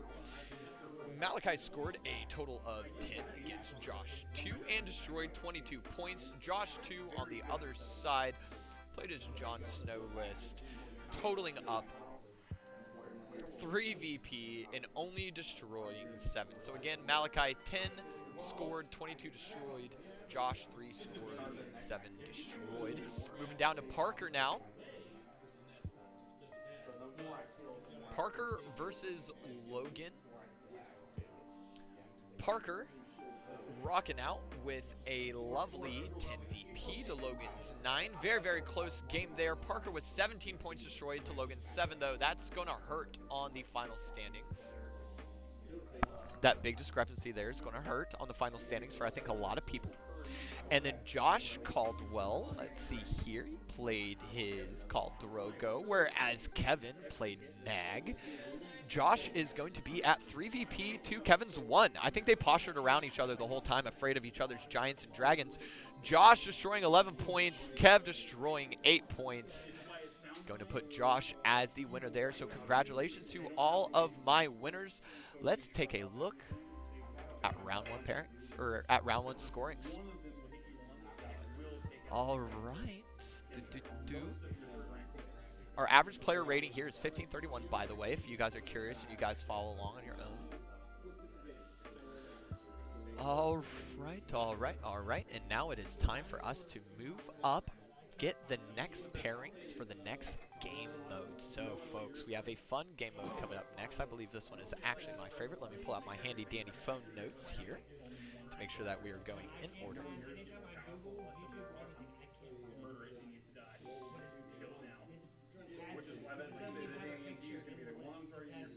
Scrolling over to the Wargame announcements channel, where you guys should be chilling out in.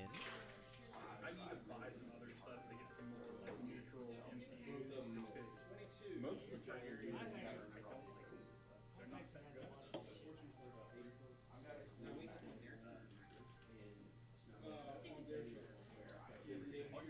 And here in the Wargame announcements channel, where did we got it? We got it right there. So the round 2 is going to be Dark Winds, Dark Words. Dark Winds, Dark Words is one of my favorite game modes. It's very, very complicated. We could talk about it here in a little bit. But yes, let's go ahead and see what the next pairings are.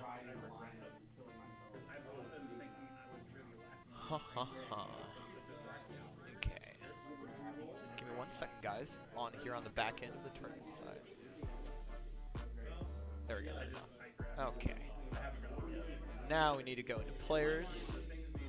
We need to retire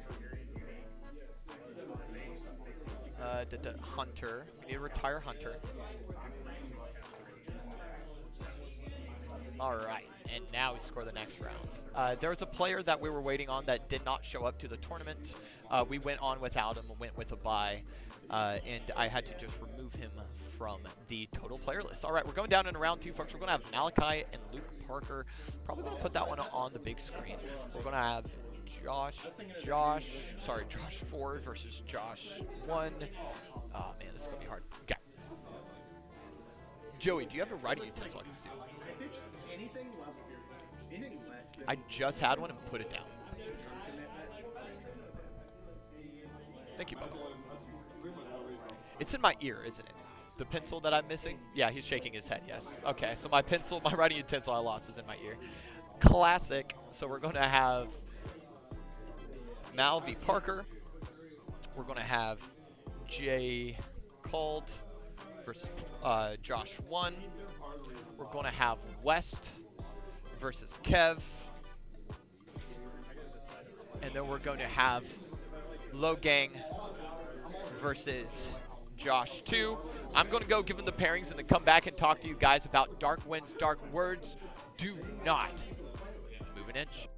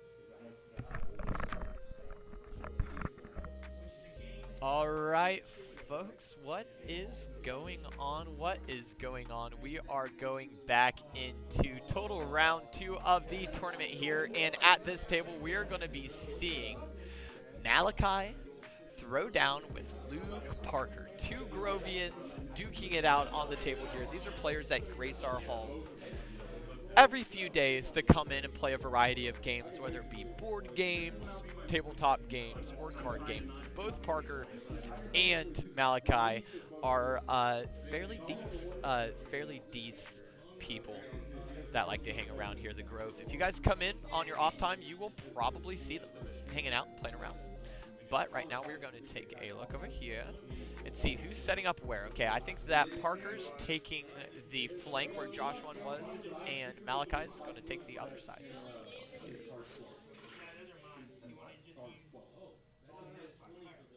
So we're going to go over here with Parker.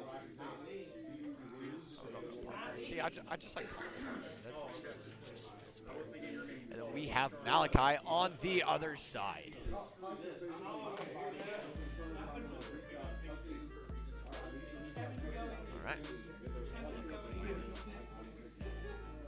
All right, let's pull up Malachi's list here.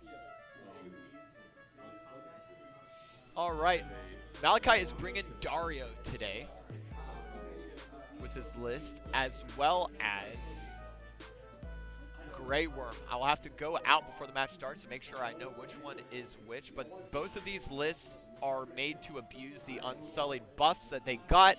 If any of you watched the Season 5 update I did on the Game Grove channel, I read through the patch notes. I literally said, oh, hey, look, they changed the Unsullied Targaryen's best unit. Let's see how they nerfed him. They didn't. They got buffs. So, last round, Malachi dominated. He did really, really well. Because the Unsullied got buffed. So hopefully Chopper, who's also playing Targaryens today, saw that and is swapping his list over to his Unsullied list. So we do have some Unsullied shenanigans coming in from Malachi, but over on the other side, on the Parker side, we are staring at another Baratheons player, my friends. We're going to see more yellow outlines on top of him. Parker is playing with Loras Tyrell, the pretty boy himself, and then Mr. Balding Stannis Baratheon, the mage himself. Good duke out over here. Players are preparing themselves for the game mode Dark Wings, Dark Words. I'm going to talk about that here in 1 second as I pull it up on my app. If you guys ever want to follow along, you guys can download the War Council app on your phone. It's completely free. You can go to the bottom and hit Documents. You can go to Rulebook. It'll do a quick download. The rulebook's like just a couple megs. And then you can scroll down to the very, very back, the very, very bottom of that PDF there that opens up for you and find yourself where the game modes are. Their page is like 27 through 36, I think. And then Dark Wings, Dark Words is on page 34. This is how it's set up. There's going to be 3 objectives in the center of the board in a line, A, B, and C, okay? Players are going to get a 10-inch deployment on each of their respective sides.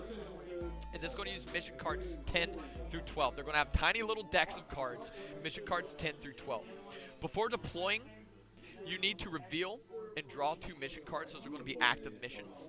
And over the course of the game, what's going to happen is people are going to be moving those active missions, these active passive buffs and nerfs to their army. These missions affect both players, moving those around and trying to leverage their extra activations to get new debuffs on the board. These debuffs also have ways of scoring. So these cards will tell us how to score, how to get rid of your opponent. It's going to be fantastic. This is one of my favorite game modes because it's dynamic. This game mode changes constantly over the course of the game, and we're going to see the players really have to think laterally about their tactics because they never know which card, which mission card, is going to come up next. Now, there are special rules with this. The players need to control the 3 objectives that are going to be in the middle of the board with their tray entirely overlapping the token to control it. And once you control it, you got that token. It becomes capture the flag.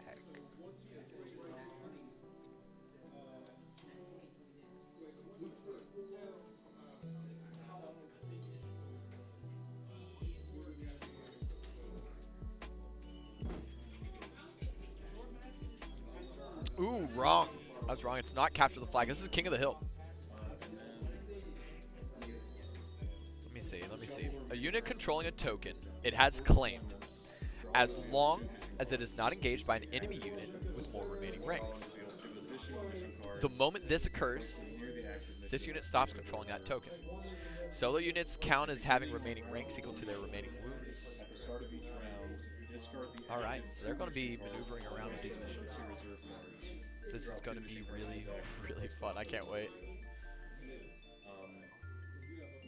NCUs have a special ability. I don't know. Are they moving around?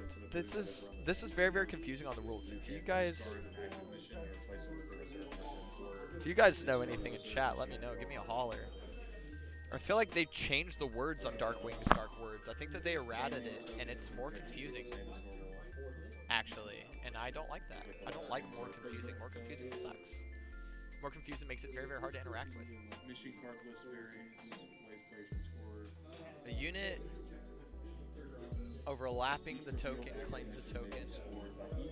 A unit controls the token. It is claimed as long as it's not engaged. Beginning of round 2, Yeah, so it's CTF is capture the flag. They're going to be running around with these, and I don't see any movement penalties for moving around with the objectives. So the goal of this game then is to get your fastest unit on the flag and start playing tag. Like, honestly, that's kind of the way how the game is going to go out. Commander can forfeit their activation, doing the same thing as your NCUs, so you can replace with a reserve or drawing a reserve. Let's take a look at the players here. Going straight to player sneaky cam. Bam! They have no idea we can see them. Parker wearing not his trademarked Game of Thrones beanie, instead opting for the brown hippie beanie today. Parker always wears his favorite Game of Thrones beanie. It's a like Targaryen beanie whenever he plays, and he has little pins on it. That's adorable. He's actually a cray-cray individual. The first time I got Parker there on screen playing Sif was I made the game pitch to him and his buddy, who's not here today, to Jake. And Parker and Jake each bought a starter set and just, with no knowledge of the game, I pitched it. They were like, that sounds fun. No knowledge of the game. Pops open their boxes on just one of the tables in the retail room and starts trying to play it. And I look up and I'm like, guys, have y'all played a Wargame before? They're like, no, we're just going to follow the rule book. I was like, ha, I got a few minutes. Let me do a learn to play. Because this game is very, very easy to learn. Very, very easy to understand. Very, very logical. But if you've never played a war game, the rulebook is going to detract you. Okay? It's so much harder going off of a war game rulebook because you're going to have 25 pages of reading, and it's going to be spaced out weird. So I sat down with Parker and I taught him how to play Civ. I sat down with Parker and Jake there, and now Parker's coming to tournaments. And this is awesome. Parker hasn't come to a tournament in, oh gosh, 2 tournaments, 3 tournaments. Parker's been having to miss out on him for work, never really working and operating well with the schedule of his. There we go, tactics, board hitting the side. I'm going to go give a quick holler. Malachi.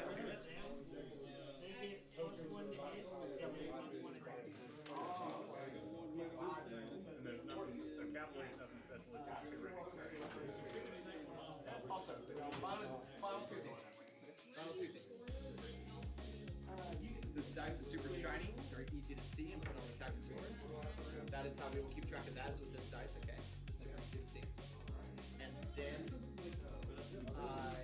VP, as you guys score VP, if you guys could keep your tokens like lined up in the black here, so that I could see them, that would be awesome. So as you score VP, let's say that you score 4, just line them up on your black side, as long as you're not going to there, obviously. But I do like being able to see it and talk to it with VP.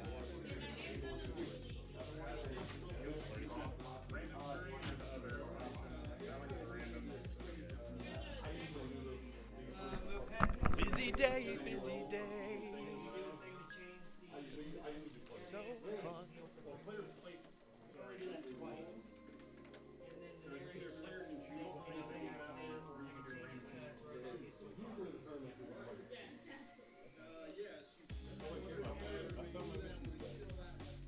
Kind of hype music right now. Kind of hype music right now. I'm into this. Let's go. All right, Parker and Malachi with the easy dice to see. I can always appreciate that. I don't see any fancy symbols on Malachi's dice. Fantastic. And it looks like the 6s on the yellow dice for Parker are the Baratheon.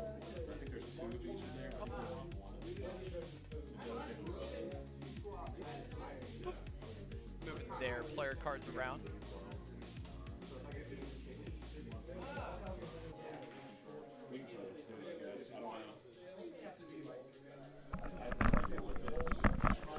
Because it just says use 1 mission stack. It comes up to, yeah. Play begins in about 4 minutes. That's why I'm surprised. I guess we get to the side. Play begins in about 4 minutes. I do have John. I still have any games. I have any games that at least. Yeah.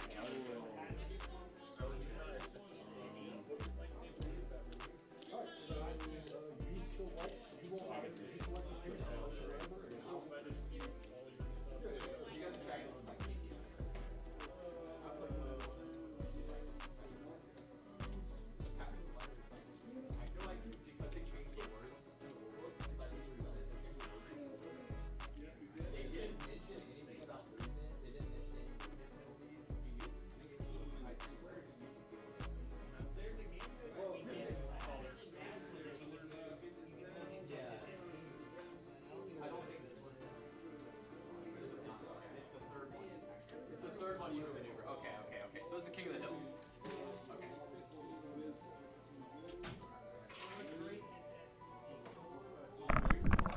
Alright, a little bit of corrections there, my folks. A little bit of corrections there, what we were talking about earlier. As they're setting up the board, we're going to talk about Dark Words for just one more time, because this is a very confusing mode, because it's very complicated. It's a fun mode, but it is complicated. They're currently setting up 3 objectives in the center of the board. Those objectives are going to be King of the Hill areas. They're going to want to control those areas. Those areas are going to have passive benefits and buffs over the course of the game through the use of mission cards. Malachi's mission wrong. I think he's realizing that. Through the use of mission cards. And these mission cards are going to change the way that you score. Some of the cards just straight up say like, hey, if you control more units than your opponent, score a VP. So we're going to see people scoring VP like crazy in this mode. It's going to be so fun.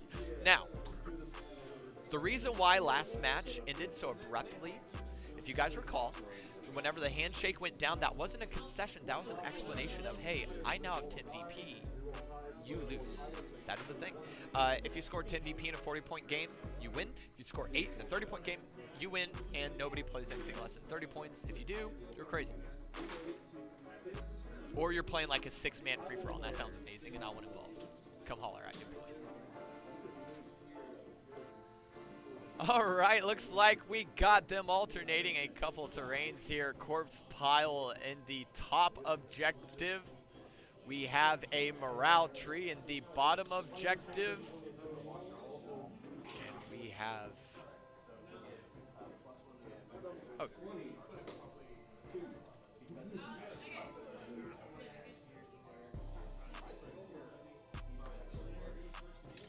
Okay.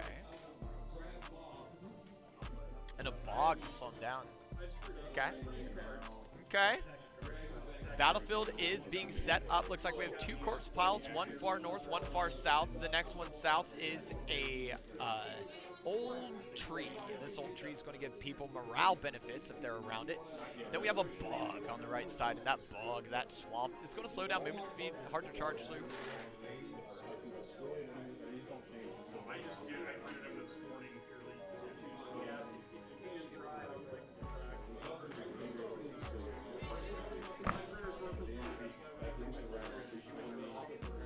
All right, and we're going to be starting up the timer here momentarily. Looks like they are getting their cards in order. That they are. So what you guys see on the mat right now is they're looking at a couple cards there to start the game with. And those cards are what is going to influence. That's what's going to influence their decision making, their VPs. They may get buffs, they may not.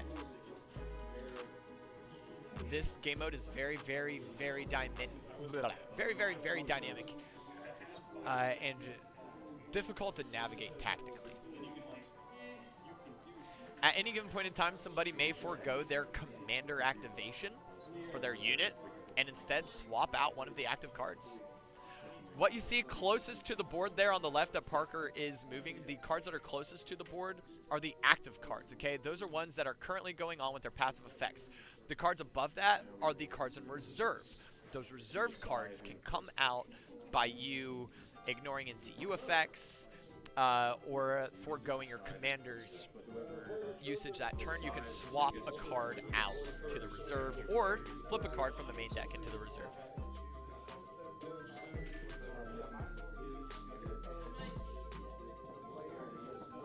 Usually how I do it is that as I deploy, I will tell you what the unit does.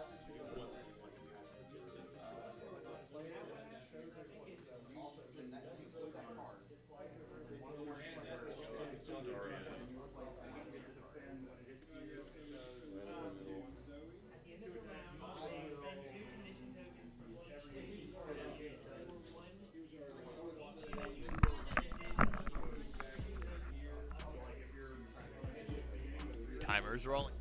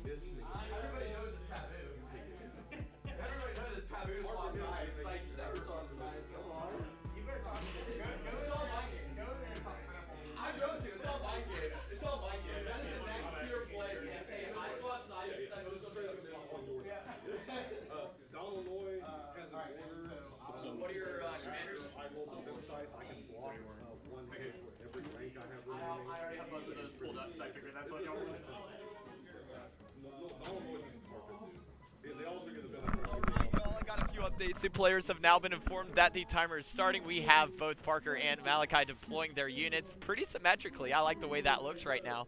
And our guess on our commander choices were correct. Indeed, Parker is playing Loris Tyrell, and Malachi is playing Grey Worm over here with his Unsullied list. So let's take a look at what they got going on. Let's take a look at Targaryen first, because I know how to talk about him easier. I played against Malachi quite a few times, and I understand that these units are an absolute pain to deal with. So, Grey Worm. Each time this unit attacks, if it is full ranks, gain a die. If not, treat it as having an additional rank when determining how many dice you roll. That is amazing, making him a huge DPS commander. Each time this unit is attacked with melee, for each miss, the attacker suffers a hit. Has a little bit of Thorn Mail going on, which is fantastic, and he put it on the Unsullied Pikemen, which recently got buffed. They hit on 3s, and they roll 7 dice, and then 4 dice. But guess what? Grey Worm's on them, so they roll 8, 7, 7. 8, 7, 7 on the Unsullied Pikemen. Crazy dice, 4 defense, 4 morale. They have set for charge, so you can't charge them without getting attacked back first. And then they have a shield wall that blocks stuff from the front or flank automatically. If your opponent does not control swords, your opponent has -1 to hit. Huge unit. This unit is recently buffed, and I gotta say, I think it was a bad choice. I think it was a bad choice to buff this unit. That's just me. That's just me. Then we have a second Unsullied Pikeman unit over here being led by Dario, which is giving them critical blow and precision. Every time they suffer, every time they roll a 1, they will suffer a wound. And he also doubled up with a second character on this that allows him to heal on activation. The Swords Masters are the primary DPS, hitting at 8, 7, 6. They may always reroll dice and they have precision, which means 6s automatically hit. Opponents cannot expend weakened tokens while they are attacking. And while your opponent does not control swords, each time it passes a morale test, it restores 1 wound. So what are we seeing from these units? So 1, 2, 3 units from Malachi. 1 for him to control swords on the Tactics board. So this Tactics board is going to be huge on round 2 whenever they put it back on the table and we get to watch him for a little while. He has Outrider Co, which allows him to disrupt his opponents. Attached to his cavalry unit here, the Screamers, giving him the maneuverability that he needs. They move at 6 inches, and at the beginning of their activation, they get a free move, which is fantastic. Enemies that they charge become vulnerable, and they have Sundering, meaning that the enemies will be rolling less defense dice. They will roll 7 dice, then 4 dice, depending on ranks, hitting on 3s, saving on 5, and the morale saves on 5 as well. The NCUs that Malachi is bringing is Dany, Daenerys Targaryen Khaleesi. She has an ability that allows her to remove condition tokens and let them reroll attack dice. Yes, these Sword Masters and Pikemen are going to be rolling dummy dice. Then we have Alario. Alario is going to begin the game with 2 order tokens and utilize those order tokens to replace any zone's effect with Restore Wounds. What we saw here at the very beginning seemed to be an early tactics card from Parker, removing a Horsey away from the Screamers of Malachi. Turn 1, Parker playing in a card, Malachi rolling very, very poorly, losing a unit right off rip. Not looking good. Shot over the bow. Let's take a look at what Parker has going on here, as he was the one to get the first blood gold. He's running out with Loras Tyrell, the Knight of the Flowers. Loras Tyrell says each time this unit performs a melee attack, make it deal an additional wound, or an attachment in the defender's unit can be destroyed on a die roll of 5 or more. We can destroy attachments. That's big against Malachi. Okay, who did we put Loras on? Who is he supporting? The Rose Knights. They wouldn't support anybody else. These Rose Knights save on 3s and then 5s on their morale. They have 7, 6, 5 dice with 3+ hit and 4 movement speed. They're slow, but if they get in your face, you're not getting rid of them, because every time they perform an attack before rolling dice, restore a wound. And each time this enemy restores a wound, an enemy suffers a wound. Bonk, bonks. Remember, whenever you attack Loras Tyrell's unit and you pass a morale test, you get to heal a wound, so these Rose Knights are going to stay around for a long time. We got some short-range crossbowmen, the Watchers, 6.54. They also have some long swords, 7.54. Hit on 3s on both respectively, but it's only short-range crossbows, not long-range. I disagree. I think every crossbow by default should be long-range. It's a crossbow. You have more pounds of force on that crossbow than a long or short bow will ever be able to acquire by human muscles. This game makes no sense, but it is a short-range crossbow. Don't let the picture confuse you. The crossbow itself sunders, whereas the melee attack allows you to retreat for free. Amazing. After completing a retreat action, you restore wounds. Beautiful, beautiful, beautiful. Then we're going to go down into the Stag Knights. The Stag Knights are the primary infantry of the Baratheon armies most of the time. They have 7/6/5 on their attack dice, hitting on 3s, 4 up save, 5 up morale, and they have Stag's Fury. Each game round that passes, the Stag units get better. On round 1, they get no benefit. They're just a good unit. On round 2, you get to add critical blow to their stat block. On round 3, Vicious. Round 4, Sundering. Round 5, deal +1 hit for each remaining ranks. Bunk box. And they only suffer 1 wound for every 2 unblocked hits, meaning that they shave automatically half damage dealt to them. Supporting them today will be Parman Crane. Parman Crane, the purple Rose Knight. He says each time this unit performs a melee attack before rolling the attack dice, another unit in long range restores 2 wounds. I think that the Stag Knights are going to stay near the Rose Knights the whole time and just support each other. Bringing up the rear is going to be the Halberdiers at 7/7/4 dice, huge, but hitting on force. 3 save is great, 6+ morale. Their Halberds have Sundering, and they have an order called Taunt. If an enemy could attack or charge this unit, they will. Becomes vulnerable and weaken. Becomes vulnerable and weakened. Beautiful, beautiful, beautiful. 3 NCUs on Parker's side, though. He's bringing Shira. Each time Shira claims the crown, restore 1 wound to a friendly combat unit. Each time she gets cards, remove a condition token. And each time she claims bags, if I remove a token, place a new condition token on an enemy. She changes the tactics boards in a very meaningful way. Gives them new abilities to interact with.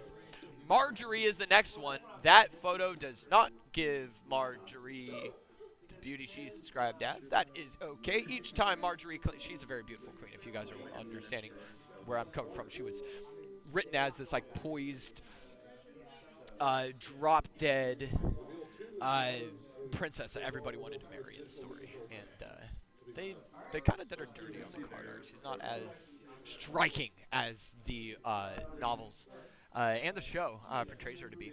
Each time Marjorie claims a zone, you may target a friendly combat unit. They restore 1 wound. You may then target 1 enemy engaged with that unit, and they become vulnerable. Fantastic. And then we have Elena. Oh, Marjorie. Marjorie's mother coming into play here. Each time Elena claims... Mother? Grandmother? Mother? Grandmother? Queen of Thorns? Princess of Thorns? Somebody help me out in chat. Is Olenna the grandmother or the mother of Marjorie? I think it's the mother. And Olenna, each time she claims a zone, target an enemy NCU and choose 1. Enemy NCU loses all abilities. Or, before resolving the zone's effect that they claim, target a combat unit, they get a D3 hits and weaken. That's bonkers. Holy cow, Olenna. Olenna just hurts people. She's worth 5 points. Makes sense. I mean, Parker, out of his 40-point list, put 13 points in NCUs. 13 points in NCUs. Malachi only putting 8. That's going to be an extra 5 points of combat units that Malachi has. So the question of the round comes to be, can Luke Parker have his weaker combat units survive long enough that his NCU units and his Rose Knights, which power up over time, can hit critical mass? Again, though, Malachi is playing the recently buffed Unsullied units. They are masters of tearing through armor. Parker may have found himself a counter matchup. And that is going to be a huge... Wow, I just saw the tray get moved around from Malachi's side. Those Dothraki Screamers just took out 6 of the Halberdiers. Not Halberdiers? What are those ones? I think those are the Rose Knights. I'm actually going to go. Which unit is which?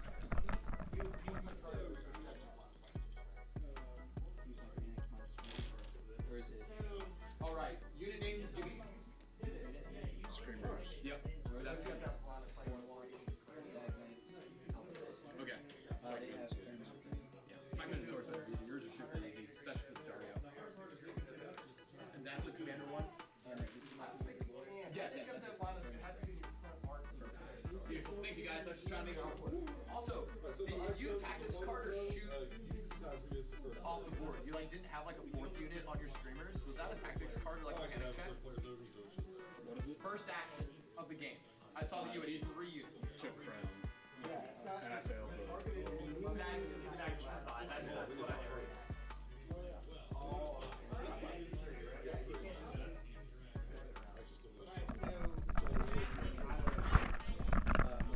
All right, everybody. We now have the battlefield layout now pointed out so we can track each of the units.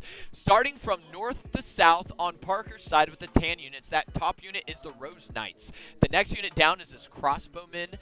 The next unit is his Stags. And then that farthest south unit is his Halberdiers. Meanwhile, we have, going from top to bottom on the red side, Pikemen, Screamers, Swordsmasters, Pikemen? Pikemen, Screamers, Swordsmasters, Pikemen, I think. Which one is Dario? That's what's going to tell us. Yeah, so Pikemen, Screamers, Pikemen, Swordsmen is how it goes down from top to bottom. The Crossbowmen are paper thin. That is why we saw Malachi get a huge rip in there, and now we see even more dice being tossed out. That is so many ones. Parker, no. Parker, no. That's way too many. Couple condition tokens there on the Screamers is where it's going to be at.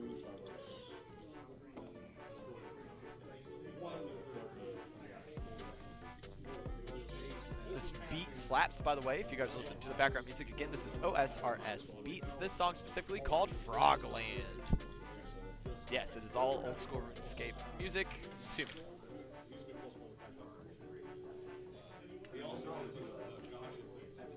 All right, Parker influencing his Rose Knights here. Getting a roll that rolled off the table.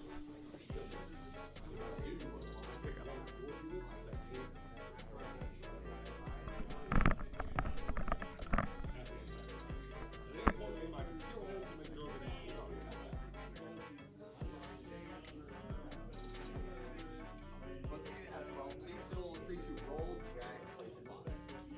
If you keep on throwing off, you can throw it towards units and then you can drag it down. That's okay. That's okay. Just place it back there.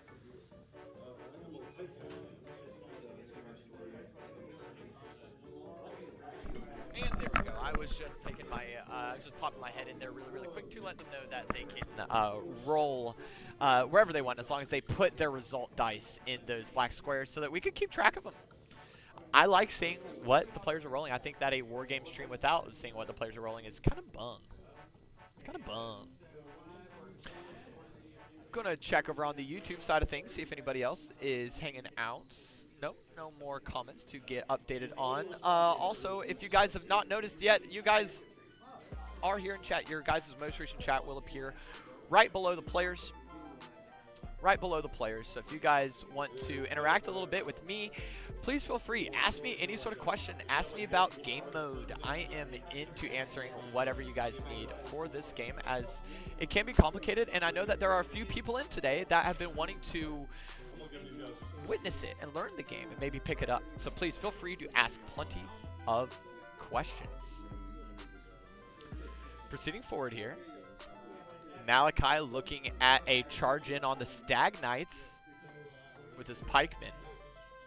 No, that's going to be an objective control, not a charge. Moves forward. Very, very smart. And places down a nice influence ability of Danny. Danny buffing these pikemen even further by letting them re-roll attack dice. That means that if Parker uses his Stag Knights to charge that middle objective, he's going to take a hit before even being able to deal damage. And Malachi gets to re-roll anything he didn't like.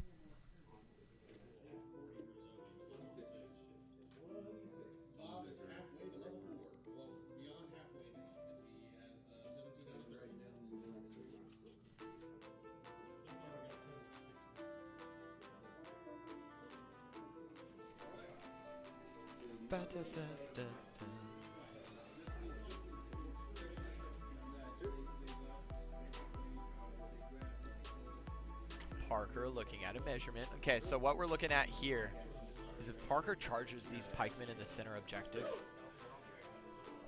they're going to take so much damage. Please don't do it, Parker. Please don't charge him, Parker. I know he's looking at the charge. I don't think you should, dude. Keep your Stag Knights safe, man. Oh, he fails the charge. No, he makes the charge. But it's disorderly. That means that he doesn't get to reroll. This is not good. Oh, no, man. You need to keep your Stag Knights alive until they buff themselves. Tactical plunder from Parker. Oh, no. Dude, just swap the Stag Knights and the Halberdiers. It's okay.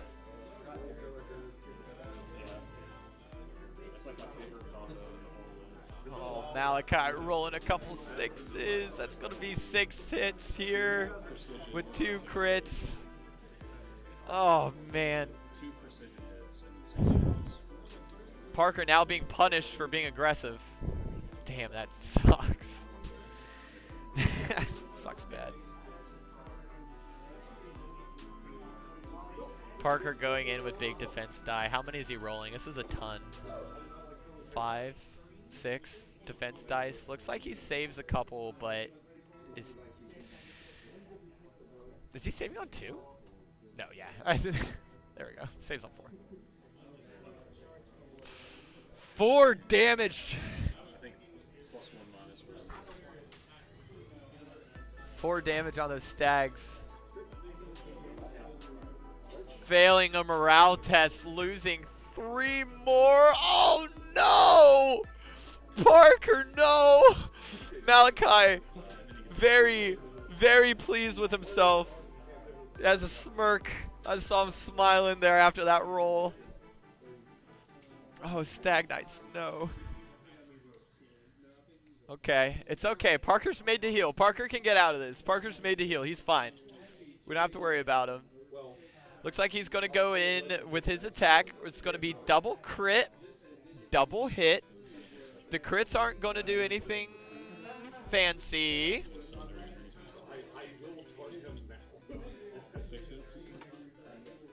It's going to heal. Malachi going in with a save. Looks like he's saving all of them. Oh no, Malachi saving 6. What is this luck? Parker with a smile on his face like, yeah, the dice aren't working out. Dang, man. Okay. Pikemen are terrified. Malachi going to his handy dandy notes. He has a whole compendium of how to play Targaryen in there. How to play Targaryen for Dummies 101. Reaching out for it. These are veterans of the watch. They're team. I'm going to activate Daria to attack. I'm going to play Fire and Blood, which says when a friendly unit is performing a melee attack, before rolling attack dice, choose 1. If I control players, choose 2. So I'm going to give them Sundering and Vicious. That's okay.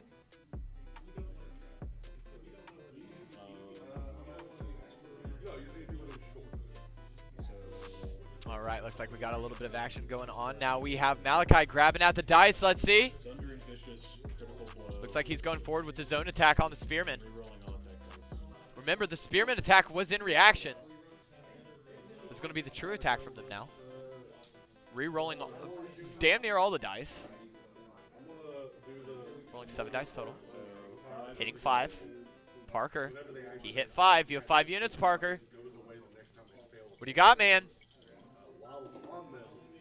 Oh, Lord, he needs 4s.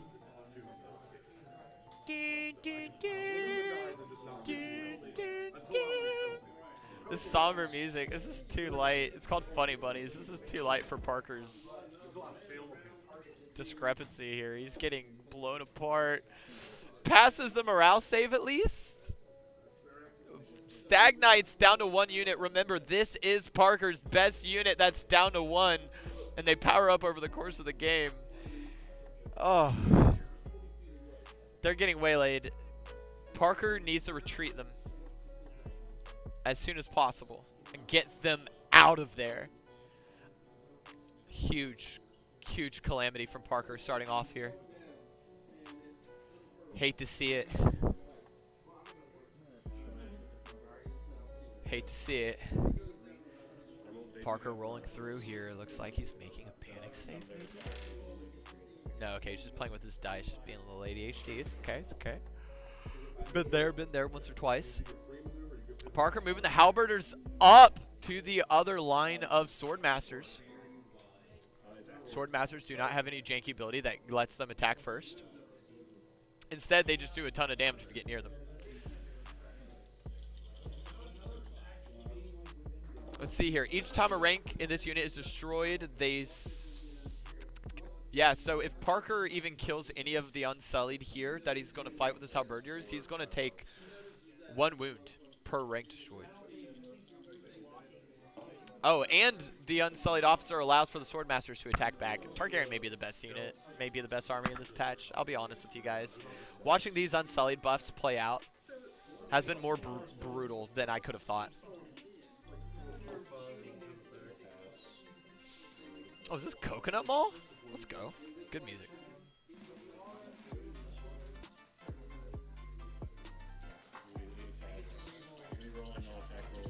Both players posturing some more. A little bit of shaking the dice. Still here in round 1. Ooh. What do you got, Malachi? This is going to be the crackback from the Swordsmasters. Going to roll up a lovely... Ooh, wow. It's going to be 6 hits and a crit. What is happening with Malachi's dice today? We're going to need a check. We're going to need a dice check. I'm going to go over there and get a dice check. This is crazy. This man is rolling heat. Good saves on Parker, though. Fantastic saves on Parker. Bringing him at 4 saves. Okay, only taking a couple. Not bad for the Halberdiers. Okay, we're looking even over here. Don't miss your panic save, Parker. And passes a panic save. Parker staving the bleeding there on the crackback from the Swordsmasters. Malachi pushing dice out of the way. Players looking at their tactics cards, potentially looking for round 2. Yeah, it looks like they're choosing discards. Oh no, playing that out. Okay. Plays out one of his Grey Worm tactics to reposition. Oh no, can we see the Grey Worm's tactics cards from here? We can. Which card is that, you think? I can't use it. Remove 1 order token from a unit. They may use that order token again this round. No. Lash out. No. No. What card did he play? I'm very curious. I'm very curious what card Malachi just dropped down. It's kind of hard to see. Oh, Malachi going in with an attack. It's going to be 1, 2, 3 hits from Mal, leaving 3 behind. 4 hits from Mal. 4 behind. Going in with the re-roll. That's going to be 2 crits added in and 2 more hits, totaling Malachi up to 8 dice. Wow. That's going to be 6 hits, 2 crits from Malachi's side. Parker goes in to return. Finds himself a couple crits, 3 saves, taking off a few more Halberdiers. Panic test comes in right here. Parker does not want to roll less than a 5. Does indeed, loses 3 more units. This is calamity. Hold it. Hold it. This is not, give me a minute, guys. I'm going to be right back. Give me a minute.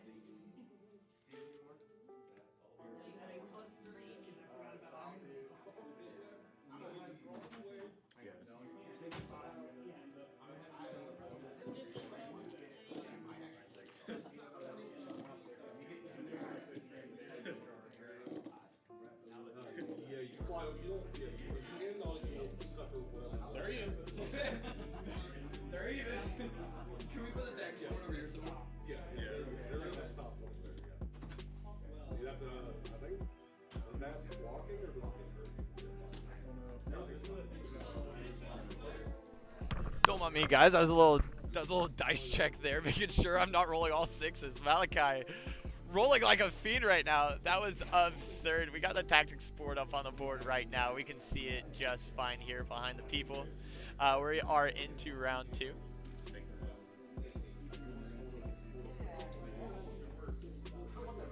Now moving a couple tokens around.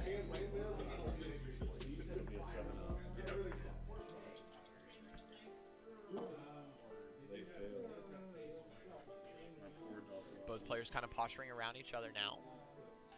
Malachi taking a little bit of damage from what seems to be some remote offender.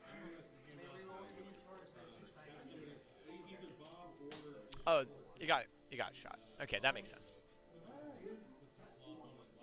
Just bear in mind, if you fail, you do the move. Players discussing again. This must be a very, very hard battle to move forward through. Both of the players have been keeping communications up for a little while now, which is a good thing. It's what you want to do. You want to talk to your opponent in a game like this. But we are seeing that they are moving a little bit slow. I don't know if that's because the game mode itself is more intense and a little bit more confusing, or if because the battlefield itself is just so messy. There's so many options on what you can activate right now. Looks like Malachi activating his Swords Masters, going in with a big attack. He's been rolling pure heat, pure gas all tournament. I go in and touch his dice, and all of a sudden he starts rolling bad. Goes in for the reroll. Gosh darn, Malachi. Okay. 1, 2, 3 crits, 5 hits. Wow. This is bonkers. Malachi showing us that Simon was never supposed to buff the Unsullied.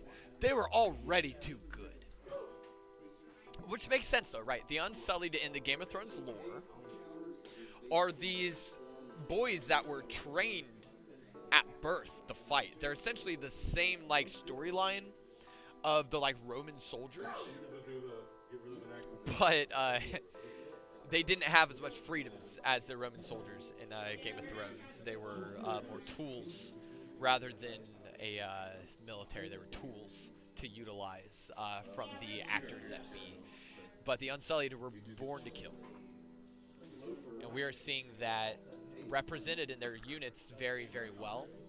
And we are seeing that Malachi is dominating his opponents with these units. I mean, we're looking at Malachi beating Josh 2 first round, 10 points to 3, 22 points destroyed to Josh's 7. So Josh got a plate. Josh got the Unsullied Pikeman Grey Worm plate. That's all he killed, or the Screamers. And that means Mal pretty much dropped Josh entirely with 22 points destroyed. Mal may be ahead in this tournament right now. But the beautiful thing about stats is I don't want to spoil myself and take a look at who's in first and who's in second right now. Maybe after this round is done, I'll give you guys a final update on what we're going into for round 3. But we have a big attack coming in from the crossbowman. It has to be the crossbowman with as many dice as that is. Malachi going in, failing his defense. That's going to be the Screamers down for Malachi. Crossbowmen doing absolute work over there. Now remember, those Stag Knights are still alive somehow. Still alive somehow, meaning that they now have critical blow. What Parker needs to do is he needs to retreat those Stag Knights out of there as fast as possible and make sure that he can get healing on them. He needs to get them to 2 ranks so they can buff up to 6 dice and get vicious and sundering over the course of the game. I'm worried. I really wish that crossbowmen and the Stag Knights were in opposite positions. I wish that they flipped positions there because that would give the crossbowmen time to pick off the pikemen on the active objective and then let the Stag Knights fight the Screamers, which I think that they would have a much better time killing off Screamers. But you live and you learn. I bet that given the choice, Parker would go back in time and position his deployment a little bit differently.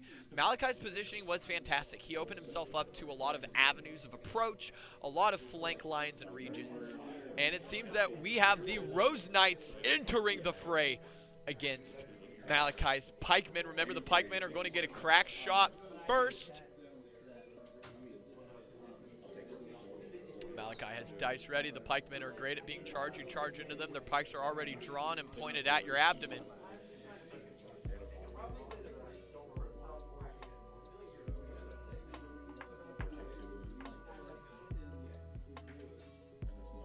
All right, and that is going to be 2 units removed off the board from Mal.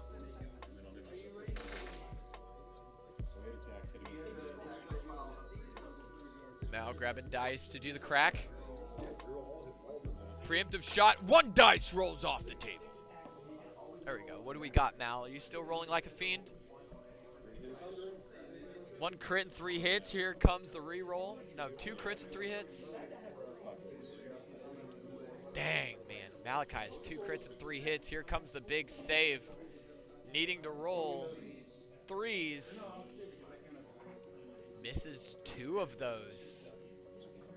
All right, Rose Knights still have full ranks. That means that they're going to be dealing 7 wounds. And as soon as they perform a melee attack, they're going to gain a wound. Yep, right there. Loris Tyrell. Yep, there we go, right back up. Good job, Parker, good job, Parker. So what we saw there was even though 2 guys were taken away, Loris Tyrell brings back a unit whenever they pass a morale test, and then whenever the Rose Knights attack, they heal 1 wound. So, good unit to deal with that crackback, the Rose Knights were. I love that. Tactics card coming down from Parker. Parker has a fistful of cards. Cheater, cheater, pumpkin eater. Pulls it out. Shows it off. So Malachi's reaction to that, is he smiling? Is he frowning? Stoic. Stoic. All right, Malachi looking at a tactics card. Don't know if he liked what he saw or not. It was a little poker face there. Rose Knights hitting on 3s. No rerolls. Oh wait, do they have +1 to hit from Loris? No, they don't.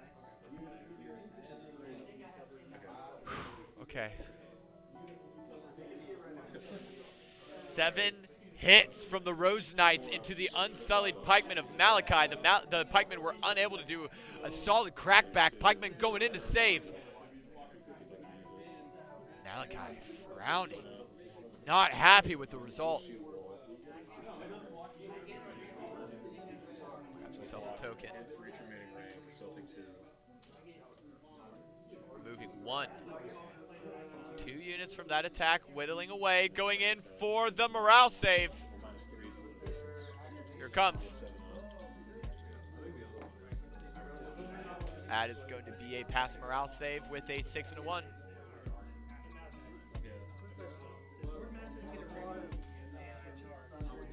What's going on over there? Josh asking a ruling question.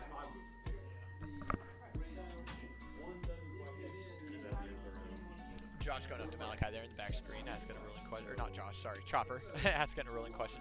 Chopper has their hair done up in Dothraki, by the way. I really want to get Chopper on screen so that we can see him play his Targaryens with his top knot. He put on the Dothraki top knot today. Very cool looking. Very, very cool hairstyle. A little bit jealous on that one.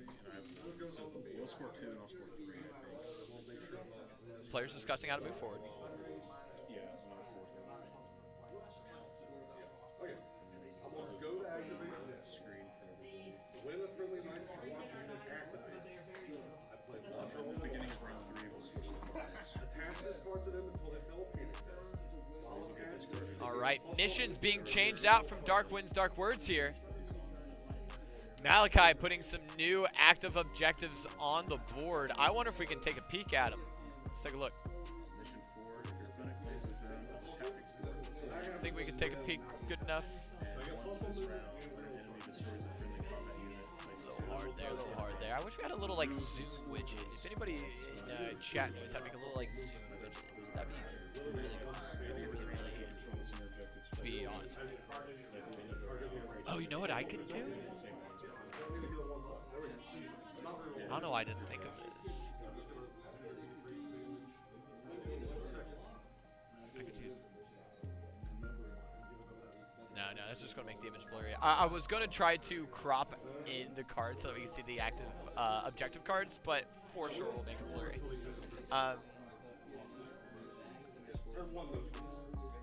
That's the one. Next time we run this tournament, I'm going to do a wide camera lens so that we could put objectives and stuff on the left and right of the table, and then we could like pre-zoom in on it. I already see how I want to make this stream better, which is good because that means that we're going to be doing more streams.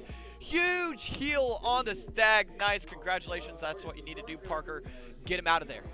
Get your middle Stag Knights out of there. They're in danger. Those pikemen are brutal.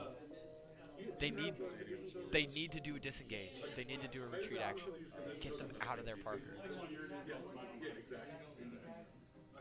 Have your crossbow shoot into the flank of the pikemen. Before they make a melee attack, Get your stag knights out of there. Have your crossbowmen gum up the pikemen, and then go help out the northern objective. Save all the vulnerable. Malachi. Rolling a few dice here. Losing his token.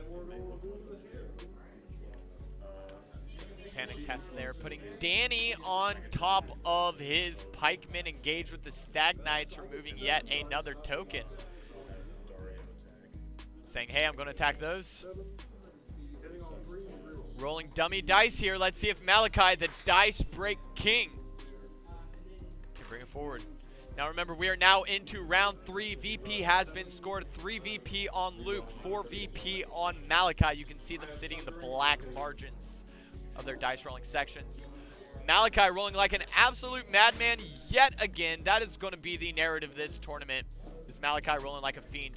3 crits and 4 hits on 7 dice. All of them finding their target. Stag Knights being decimated.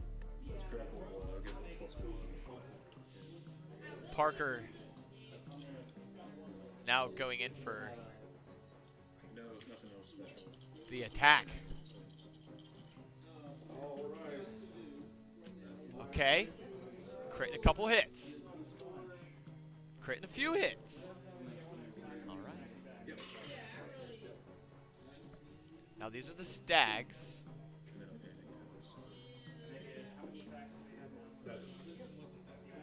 Alrighty then. Stag Knight. Rolling for last morale. 6, is that enough?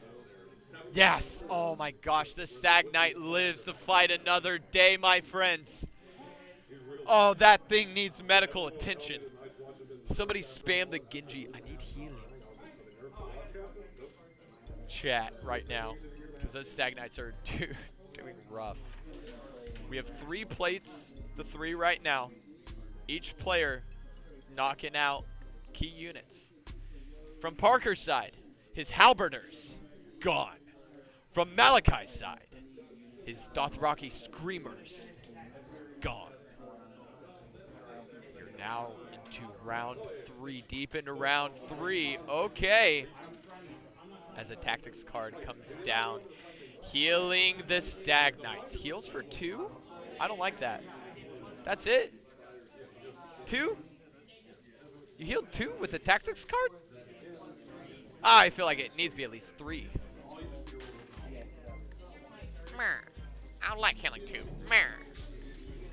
I agree, Katie. How are you going to use a tactics card? Something that can turn the tide of a battle and only heal 2. I feel like 2 is too minimal. Meanwhile, the Unsullied are getting buffed constantly.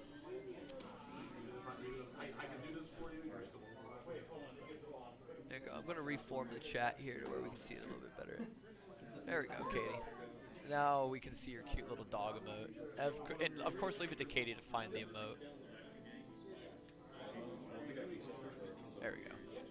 Of course, leave it to Katie to find the dog emote. I don't want one. I want a cat.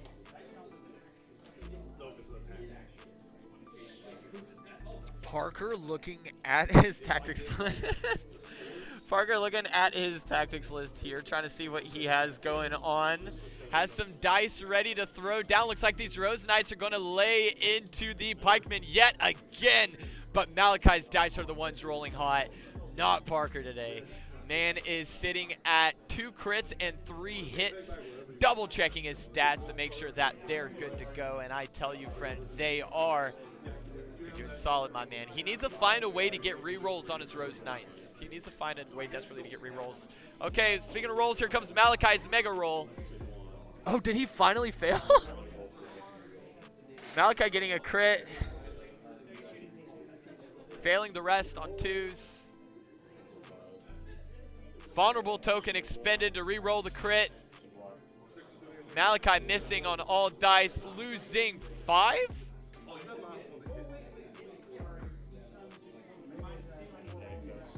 Losing 1. Okay. Okay. Okay. Pikeman saving on 3s. Got you, got you, got you.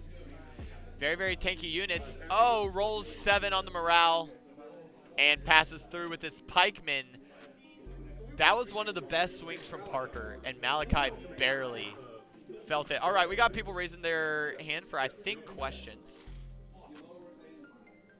I'm going to go be judge. Be right back. Well, you got minus one to hit, so actually you need to reroll this 3. Because they have just okay, minus one to hit. Is there a question over here? I saw hands raised. I didn't know if it was excitement or what. Steal Malachi. Take his dice.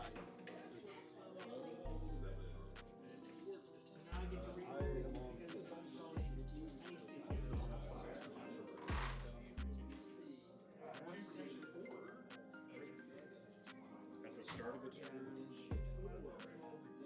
All right, we are back. There was no question. Josh and them were just having fun, and we're excited. They asked a question to Malachi. Oh, let's see how they're doing over here. What did I miss, folks? Let's see.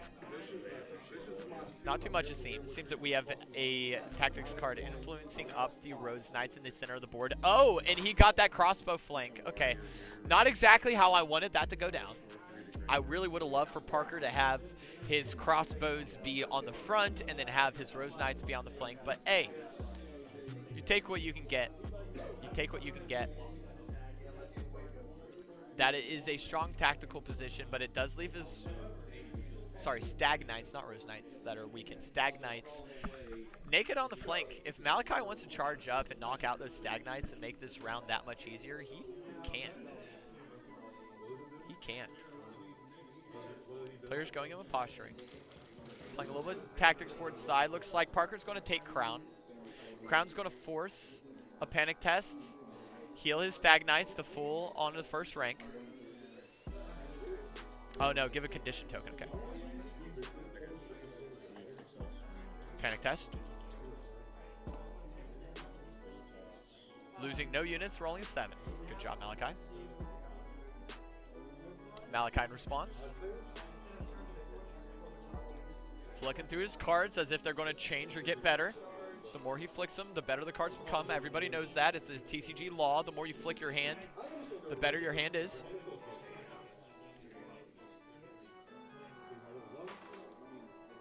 Parker reaching for the hefty bag, grabbing the many tokens that are now being dispersed throughout the board. We seem to be now in the staging phase of round 3 here. Well, staging phase of getting into round 4, where players are now on a mass debuff cycle, making sure that round 4 is that much easier from either side to find a winning position. I get 7.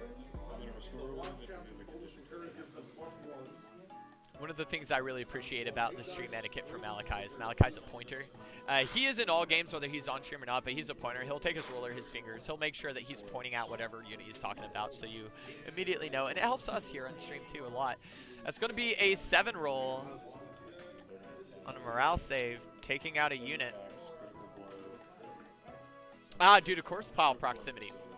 Forcing that roll down to a 6. Understood. Very good use of tactics there, Parker. I didn't even realize that that corpse pile was right next to your builders and forcing that debuff on the panic saves. I'm a fan of that.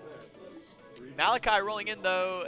Rolling hot. It's going to be 3 crits and 3 hits against the Stag Knights. Remember, the Stag Knights only take half damage. Panics. Oh, no. Come on.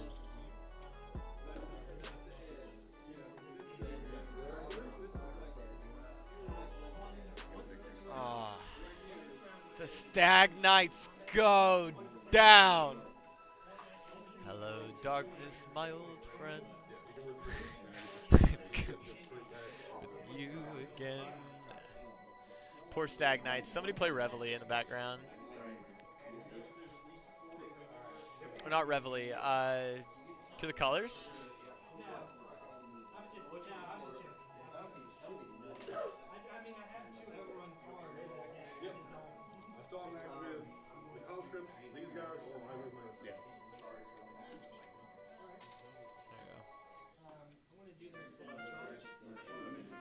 Nope, that's Reveille. Taps? There we go. Nope. There we go. Poor Stag Knights. Poor Stag Knights. We're going to take this moment now, everybody, to remember the Stag Knights that were. Big roll. Big whiff. To remember the Stag Knights that were and that will live forever in our heart. Parker Stag Knights 2025. Waylaid and decimated by a single unit of pikemen. One of Baratheon's best units over time. Destroyed at a very, very early time. You will be missed. You will be remembered.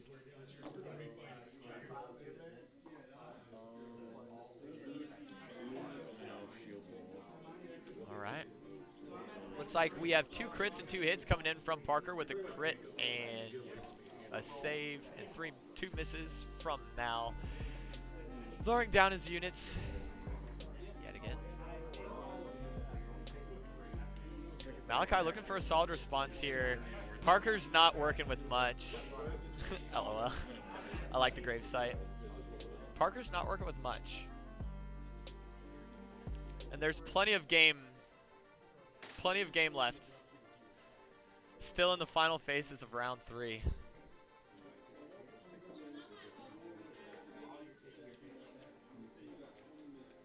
Both players looking at the board, looking at their tactics cards, trying to figure out what to do next. Parker, hands together like a secret spy master. He may have something up his sleeve. Parker's looking very calm right now. Parker's looking very, very calm, staring at the board. Ooh, no, I see a little bit of that sway. He's thinking hard. He's nervous. Malachi planning out his attack, explaining what he wants to do. He is a general like that. Malachi's a good general in the fact that he will tell you what his plans are for the round, what he wants to do, how he wants to operate. He won't leave any information hidden. If you ask Malachi a question, he will answer it, guaranteed. He is a fair player. All right, that is going to be the crossbowmen retreating away from the unsullied pikemen. Remember, they have an action called regroup. After they complete a retreat action, they heal wounds. Beautiful. Beautiful. But the problem is, to get those pikemen off of the objective, Parker is going to have to charge in, or at least have a heavy hit with these crossbowmen. I don't see Parker doing enough damage with just the crossbows themselves. He's going to have to charge in, and that's what the pikemen want you to do. As I said, when you charge the pikemen, their spears are already pointed at your abdomen. It's going to hit you before your swords hit them. Simple list. 2 pikemen, 1 swordsmaster. Targaryen box.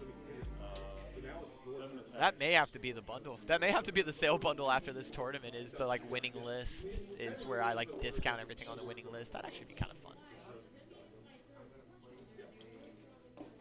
But we're for sure going to be making some bundles so that those of you who are watching and are enjoying it can upgrade your armies or move into a new one or start the game fresh. So be looking out on these bundles here this next week.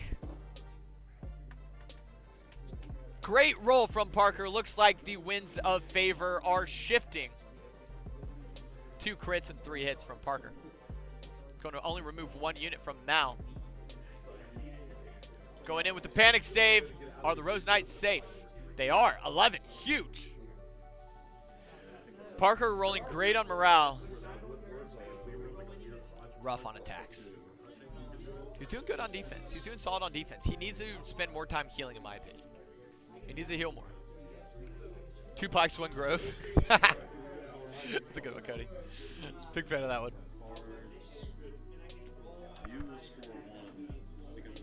All right, looks like Malachi is changing the active objective right now.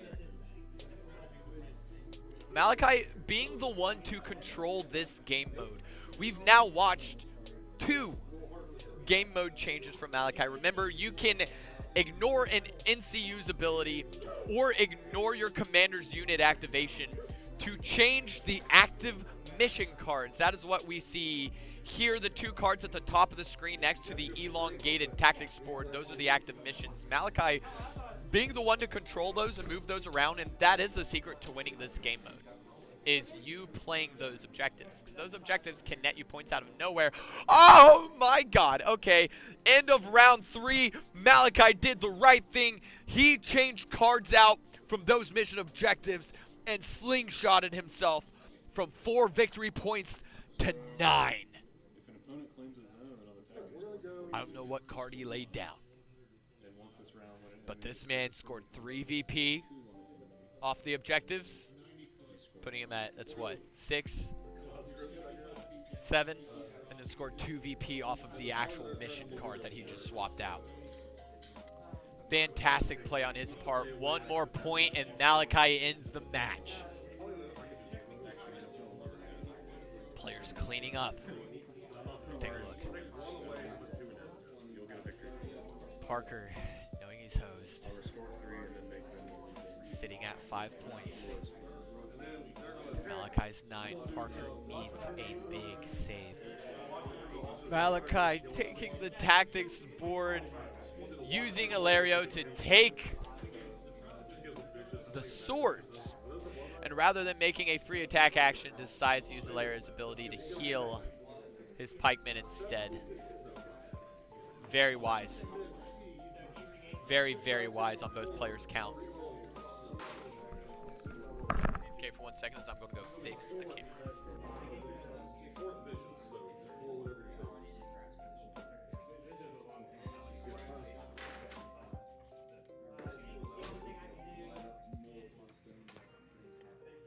Parker, roll better. You're having a rough time. You're having a rough time. I'm not gonna lie. Damn, this is like he's crushing morale. He's doing good on defense. Attack rolls though. I don't think you've rolled more than like 4 days. I roll a 1 for every turn. Yeah.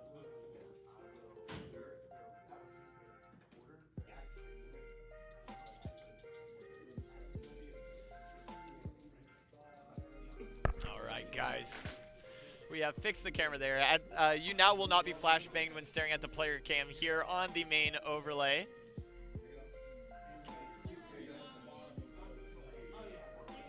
You can see the other players to the left of Parker. Green shirt is Chopper right next to, sorry, lime green shirt is Chopper right next to him. Oh crap, no, Kev, there we go.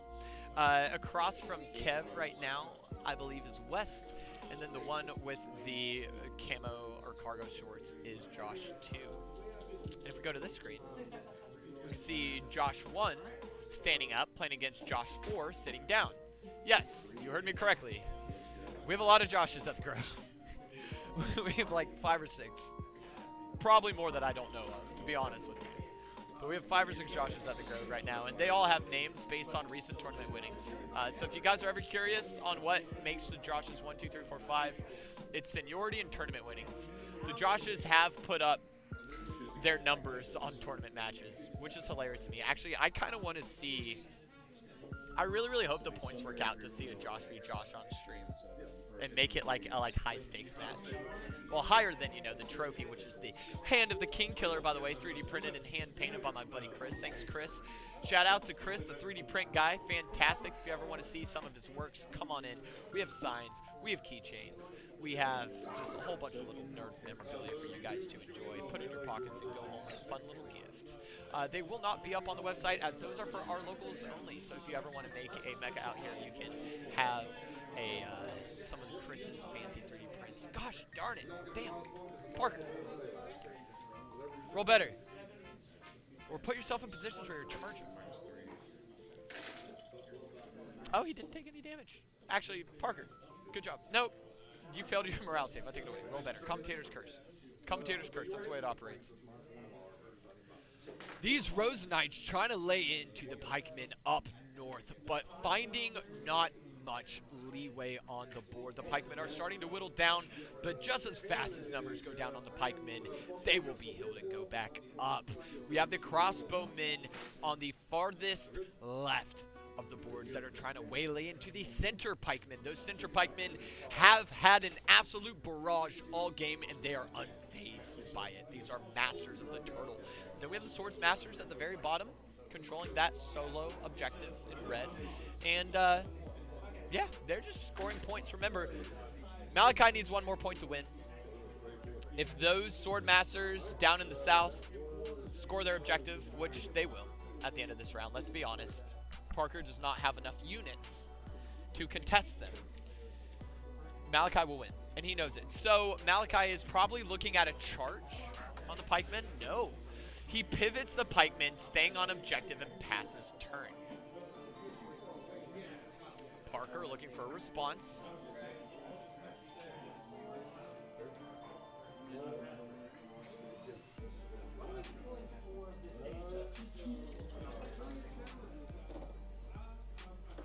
Attack coming in from Parker. Going to be shots across the bow of the crossbowman, I believe. 2 hits. No! Parker, no! Malachi listening to his dice, whispering him secrets. Malachi is saving 1 out of the 2. Oh, no, man. Oh, okay. That was Rose Knights. Okay, so that wasn't the crossbowman shot. That was Rose Knights trying to take objective. But I don't know. How does... Wow! Rose Knights taking out the Northern Pikemen, but it may be a little too late. Because if we look in the black strip in these corners, these boxes that I've made for people to roll their dice in, each of those tokens represent 3 victory points. Again, if you get the 10, you auto-win. There's 3 objectives on the map. 1 in the center that is being controlled by Malachi's pikemen. 1 in the south being controlled by Malachi's swordsmasters. And 1 in the north being controlled by Parker's now Rose Knights. When this round is over, moving into round 5, they will check for VP, score, and Malachi will have 10 VP and win. That's just the way the game's working out. The only way to keep that from happening is for Parker to charge with the crossbowmen, make Malachi lose his objective token in the center, and then force a panic test on the south guys, make them fail the panic test, and then have them lose. There's too many working mechanisms to get Parker a win right now. Parker's just going to try to stave off points and not lose as much as he can, man. Parker's doing his best. Right, I'm going to go announce a 30-minute warning to the players. Watch all of them pop up.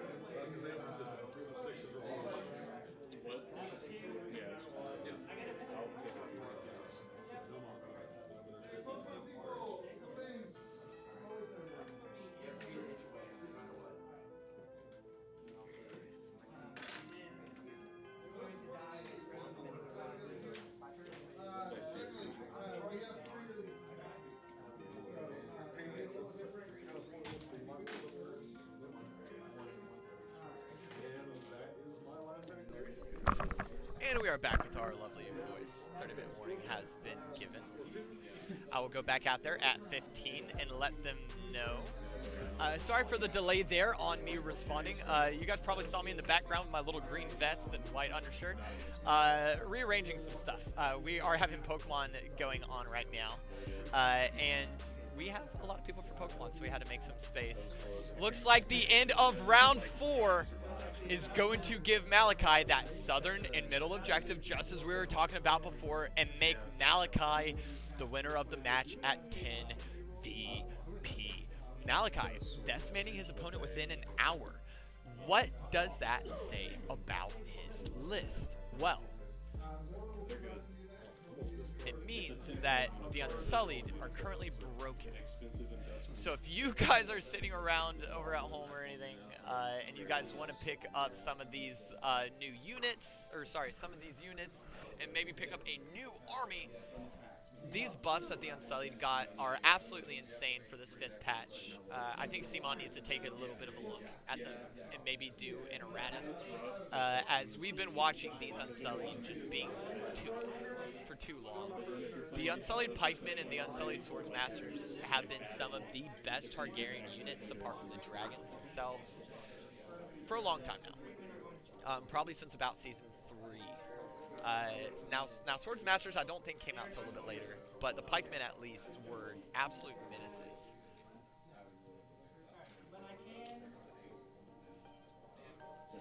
We need to have these guys relooked at. I mean, look, they're hitting on 3s, rolling 7 dice for full ranks, 7 dice for 2 ranks, 4 dice for other ranks, but it's not hard to get an effect that allows you to have an extra dice. I mean, look at Grey Worm's main ability. Each time this unit attacks, if it has full ranks, it gains +1 attack dice.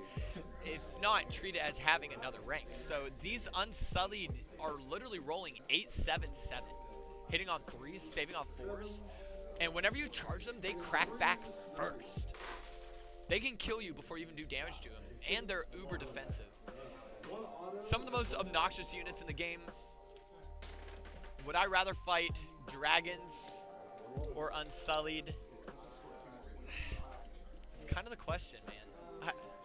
I don't know. Do I want to fight dragons or Unsullied? These Unsullied are just looking too powerful right now. I can't foresee myself wanting to fight them, like in any capacity. Even my Martells that specialize in hit and run tactics will just kill themselves on the pike.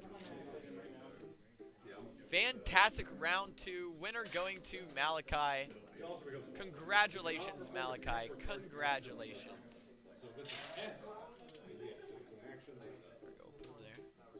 Malachi winner. Congratulations. And this is round 2 of the tournament. For those of you who do not know or are uninitiated, our tournaments go in 3 rounds total. And scoring does not go off of win and loss only. Now, that is a heavy effect to it as your win and loss record. But with 3 rounds, you need something more precise to measure to determine a champion. You determine champions by how many victory points were earned over the course of the game and how many of the opponent's units got destroyed. The higher units destroyed, the more points you get for your win. Additionally, there has been times when we've had players lose multiple rounds and find themselves in the middle to the top of the pack, because they've destroyed so many units. While they had a hard time rolling out the victory point conditions, they would destroy extra units and be up there above their peers in the final standings because of their destructive natures. So we have about 24 minutes left here on stream for this round. Yep, that's your way of winning, Tommy. You were exactly who I was thinking about when I was actually mentioning that. You were exactly the person I was thinking about. How's this game going? That's exactly what is what went through my head, Tommy, was whenever I was like, yeah, all the time we see people forego their VP and win over destruction. And it's just fun to play that way. I'm going to go take a quick peek on other people's games so that I can have a good idea of how long it's going to be until next round. Again, There's still 23 minutes left in the round timer, and we just ended round 2, moving into round 3, the final round. So we will have the highest ELO players in this tournament playing against each other next round. So if you guys have anything you guys need to do for a little bit, I am going to go and check up on the state of everybody's game and get a better timeline of essentially how much time I need to fill with you guys. We can have some fun though. Be right back.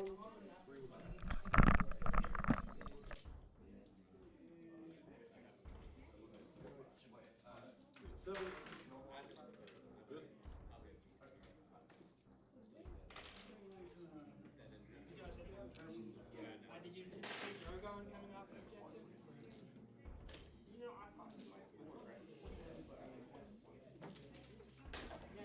He counts as 8 ranks. All right, state of games. Where are we at? Are we gonna go to time with people? Yeah. Okay, we got 20 minutes. We got 20 minutes. Hello, folks, and welcome back on this illustrious day. It's a pleasure to Take me right down. Give me a second. Phil, is this ambitious or anything? Alright, I need a 7 here, else they die. Do I have anything for that? Here's what else is coming in, so we'll get started with your set. But, Hopefully they is. 2 quick announcements. One of which next week will be the pre-release for Stellar Craft. The event will be happening at 4 Yeah, you gotta figure this out. entry. You're gonna be rewatch the fly from the top down perspective. I had just drawn at the beginning of You have better options with your stag knights. You're gonna beat yourself up. Like as soon as you look at the top down perspective, you're gonna go, oh, that's what I had. I think you're really right. The whole time I was like, Archer, your stag knights! Heal them there, holy shot! He's rolling too hot! You need an OP unit now. How many did you score? Yep. Parker, you scored 9. No, you scored like 7. Yeah, you scored a lot. This is a place game, I think I just rolled that. You rolled destroy. Destroy. Yeah, it was.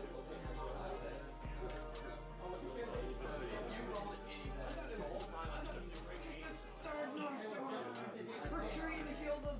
You 4 units that heal remotely. Heal them. Run.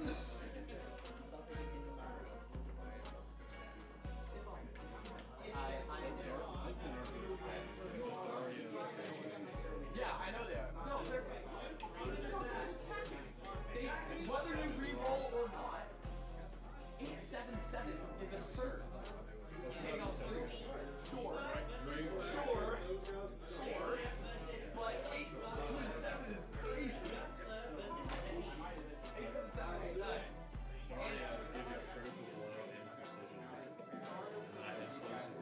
I know. I watched it occur. I watched it happen. I was like, all right, Stag Knight's charging in. I like this. I don't like that. I don't like that. 5 to the units are gone. He hasn't attacked yet. This sucks. This is a fun tournament. I like this a lot.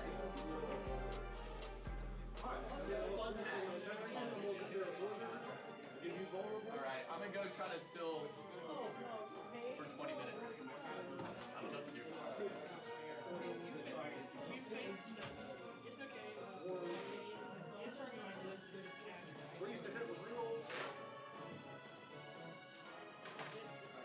All right, folks, and now we are back here. Your boy Ramsey back on the mic. Sorry about that. We still have 19 minutes left on the clock, and it looks like there's still 2 more matches actively going on. So what I'm going to do here is I'm going to blow up this camera a little bit so you guys can see it. We're going to put it up at the top here. Where's it at? Where's it at? Where's the camera at? There it is. I'm going to bring it up to the top here. We're going to do a little bit of talking, man. We're going to do a little bit of talking. So, Song of Ice and Fire is this game that is in a fantastic state right now. I think that Season 5 patch notes, while there is some busted stuff that needs to be tapped on or looked at by Simon Games, I do think that the current patch in Season 5 is a solid one. There's plenty of units to run around. Generals and commanders can really feel like they're affecting the battlefield. And a lot of the like janky units, trap users, I'm looking at you, got big erratas, opening up for more and more customization. If you guys like trappy, kind of tricksy gameplay play styles, you guys should be looking at Martel, or should be looking at. I've been a little impressed at the Free Focus Dark Trappers. I think that they've been doing a fantastic job in the game, and they recently got rule erratas to make them more, well, obvious on their tactics, more simple and a little bit better. So there is a little bit of something for everybody. Here in La beautiful Game Grove, we have many different factions represented at any given point in time. The majority of players we have play Targaryen, and then the next will probably be a tie for Baratheon. Going down from there, I know we have a few Night's Watch players. A couple Starks, a couple Lannisters, a couple Martells. I don't count one of them. So a couple Martells. And no Boltons. I think we have 3 Greyjoys. So we are a very, very diverse crowd here at the Grove. If you guys ever want to get games in, hop into our Discord. If you don't know where to get our Discord, go to Facebook, look up Game Grove. We have a Discord link in our description. Join our Discord so you guys can keep up to date with recent events, with future tournaments, and coordinate matches. Come play with people. Come hang out, okay? There we go. We have some of the Pokemon players sitting over there at the table. We can see a total of 6 of them over there right now. A few of them are probably in the retail room, and it looks like everybody is now spectating Wes's game. Wes, how are you doing over there, buddy? Let's take a look. Look at this. What are you doing, Wes?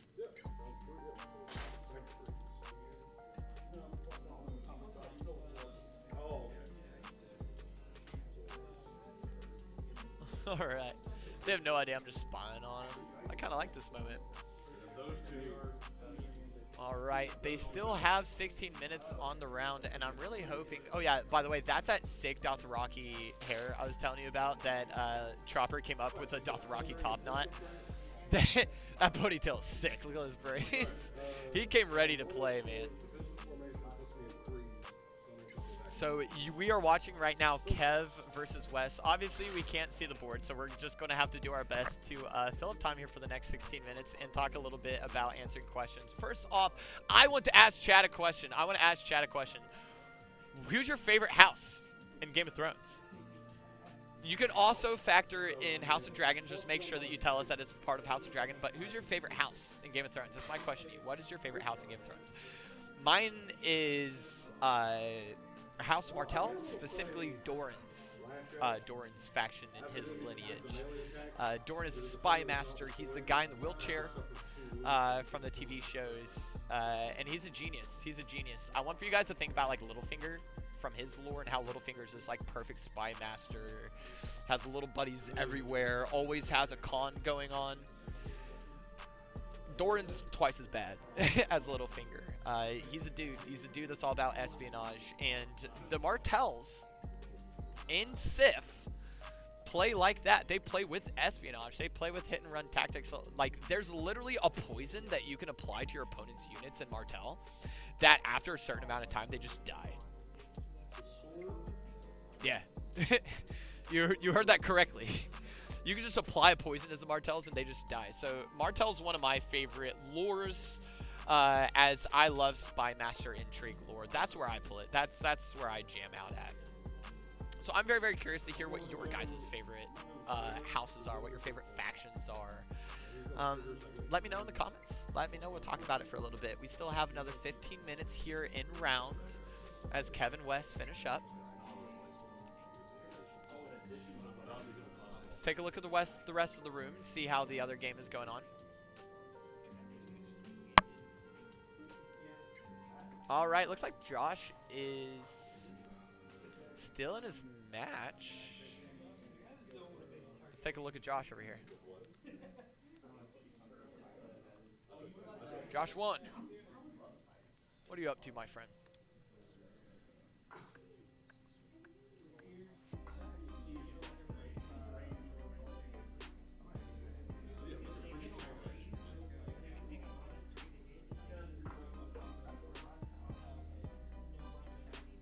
There we go. We'll get both matches on screenish.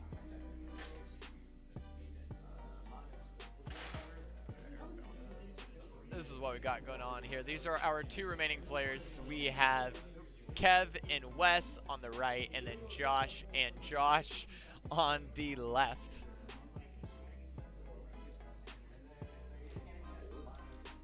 players duking it out right now. Looks like Josh over on the left, gosh darn it, the Targaryen player is doing a little bit rough. I mean, we did watch Josh won, aka Prozen, the one standing up in round 1, and Josh won with very, very good use of Night's Watch tactics. He just kind of created Voltron. He took his best unit in the game, the Night's Watch veterans, stacked a whole bunch of stuff on him, stacked a commander on them, and made them nigh unkillable. And it seems that he's been doing the same against Josh For's Dragons. Wes, however, is playing his Baratheons right now. I think he's playing Stannis. He's very, very fond of the Stannis list. Whereas Kev should be playing Mag the Mighty, is the one with the green shirt. That one's Kev. Kev should be playing Mag the Mighty. Bunch of giants with the free folk. Tommy, the way you roll, you should really be playing Stark. That is funny. That is actually hilarious. So Stark units, for those of you who don't know, Stark units are a bunch of berserkers. They're themed after Vikings. They're very, very fun. They're also very, very fast as they have a lot of cavalry access. But these berserkers specifically, the weaker they are, the less health they have, the more damage they do. Exactly what you would imagine from a barbarian, right? So it does work out absolutely beautiful. 12 minutes. Sorry, there's a time check in there from Josh 1. That is why he dipped out from the screen there on the left. He's trying to make sure that they have enough time for another round. But yeah, so back to the berserkers. The weaker they get, the more damage they do, which is absolutely beautiful of a unit, especially whenever your name is Tommy and you roll all ones all the time. That's just what happens. On the bright side, though, Kipthurin, remember, Black Sails is coming out soon. I will be playing that. And in that game, you're rolling d10s and you want to roll low. So yeah, that may be the game for you. You like rolling low? We're going to find you a game that wants you to roll low. I think Conquest is the same way too. I think Conquest wants you to roll low as well. So, huzzah. Huzzah. There is still sun on the horizon for you yet. Both players on 12, or both tables on 12 minutes left. I'm going to go in to give him a 10-minute warning. Wes and Kev jaw drops for some reason. Ethan is really interested in Black Sails and Conquest. Well, we are too at the Grove. We are too. I'm really interested in Black Sails. Conquest, I am proud to say, for anybody listening in on this that wants to play Conquest, it's another plate-based game just like Sif. We're going to be running streams of it. We're going to be doing videos for it. We're going to be running tournaments for it. I have my full Conquest army built, plated, primed, and I've begun airbrushing them. Now, my airbrushing strategy that I had was supposed to be easy and supposed to make it so that I can finish them off in like a day and they look very, very pretty. I did it wrong. It looks crappy. I do not like my first plate of models, and I have to go back to the drawing board. I did it over the weekend, and Katie was so considerate and so nice, and she was like, no, it looks good. I like the colors. And I'm sitting here like, it's terrible. Like, this is bad. I need to go back to like elementary school and learn how to paint.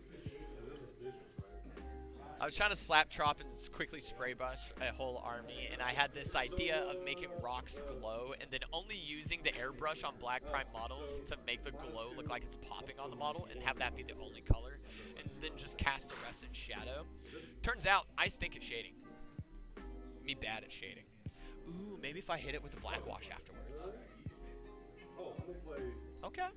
Okay. Now we got plans. I may have to send you guys some working product pictures in the Discord so that you guys can see it. I just came up with a good plan. Thanks for talking to me. That was a good line of thought to go through. Let's see here. Josh 1. Explaining to Josh 4 something. He looks intense. What are you doing, buddy?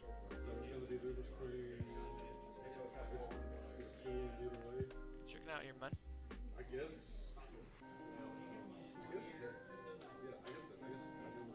Uh-oh. Okay, that's going to be some plates.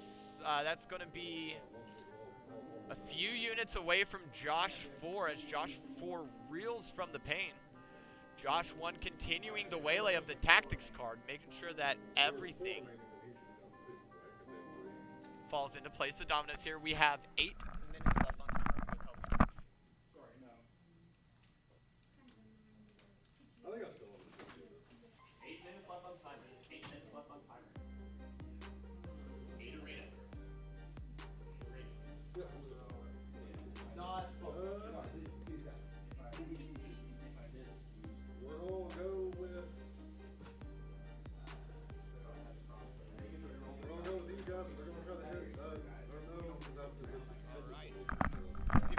been informed that there is 8 minutes left on the timer.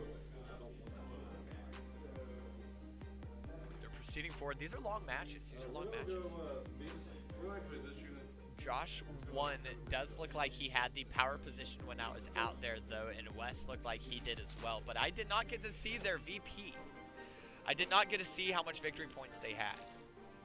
Now remember, folks, as soon as this round is done, as soon as this 7 minutes and 30 seconds is up, I need to go out there, get all of their scores. I will come back, report the scores to you all, prepare for the next round. And then we'll be right back on stream with round 3, the final round, and the championship. I'm going to go grab a couple things. Hang tight. Be right back.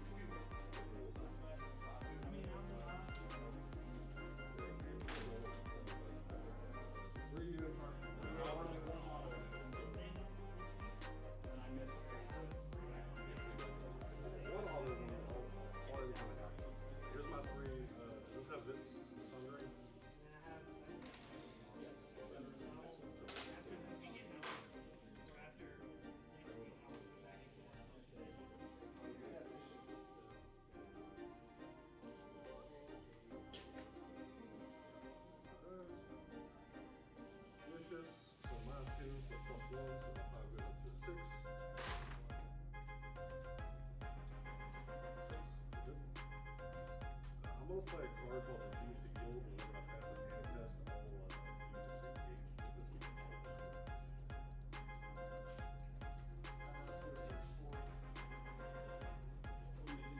Yeah. So throw it on the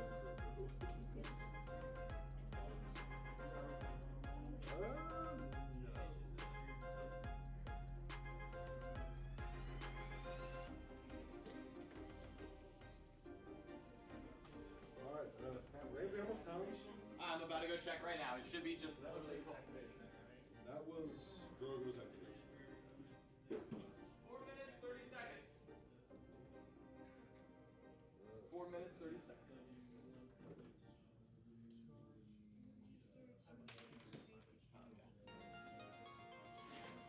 I'm gonna give you a victory point to grab the bags.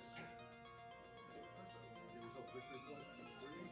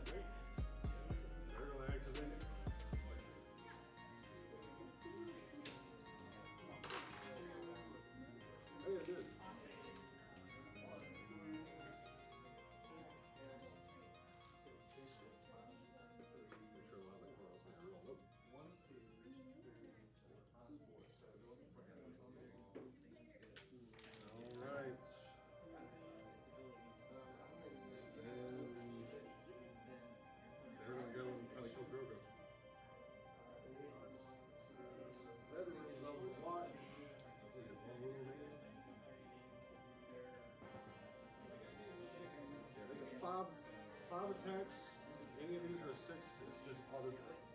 The hell for it. They're 6. Alright, so he's dead.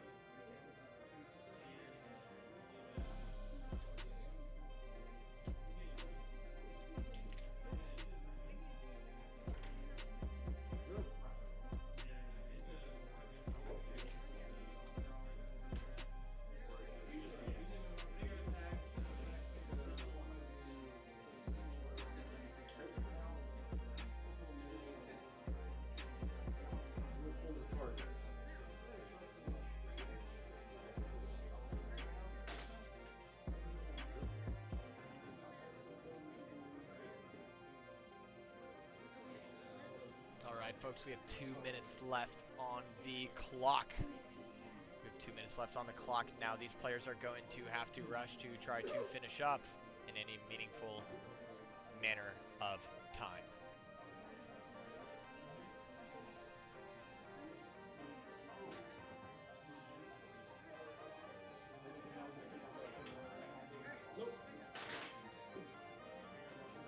So you do get minus 1 to hit. They always are minus 1 to hit. They don't have it, but you're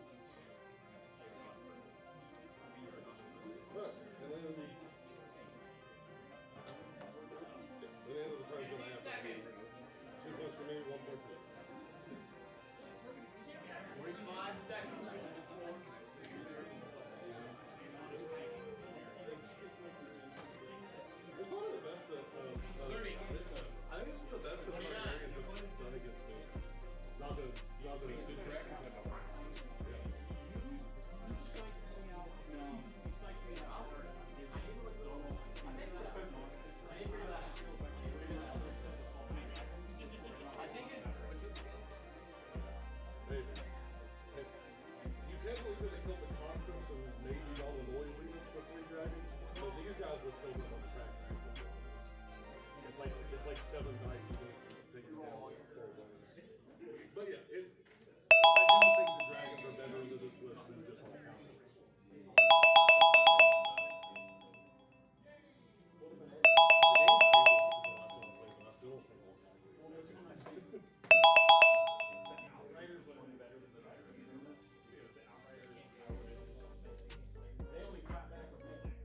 All right, folks, that is it for round two. The players will be finishing up here as they are finishing up what they can in the Olympics.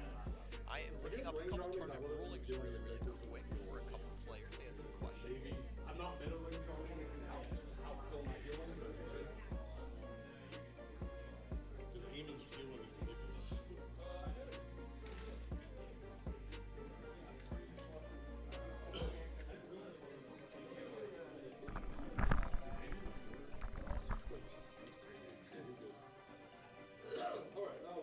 All boils down to when you start. We need to kill 9.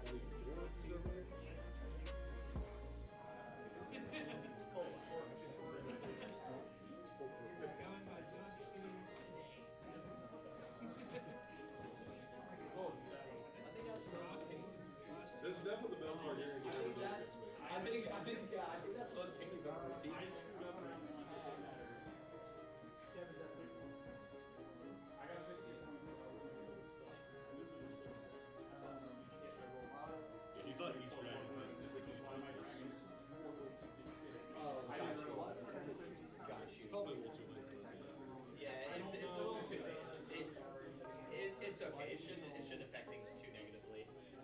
J2 Chopper. J2 Chopper. What we got?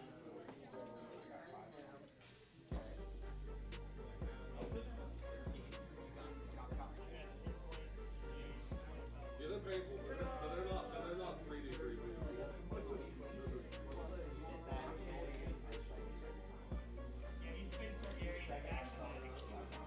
Have a worse elo. You won't have to face it. Have a worse elo. Have a worse win record. Maybe you don't have to face. Sounds easy, right? Yeah, I mean, I thought they were really good, but to be honest, Honestly, I it's almost want still to be very like, dicey with 3D. alright guys, let's hold a I agree face with you. where we all just play all and it just boils down to dice at the end of the day.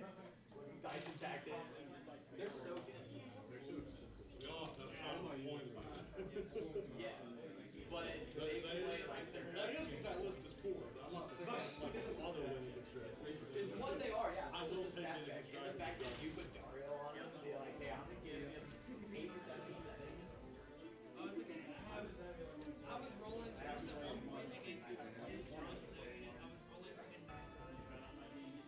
because framework, unsullied, and I had great That is awesome. I'm gonna go start inputting stats. Alright. We are back. Sorry about that, y'all. We have returned. We have returned with score results. Everybody but Wes.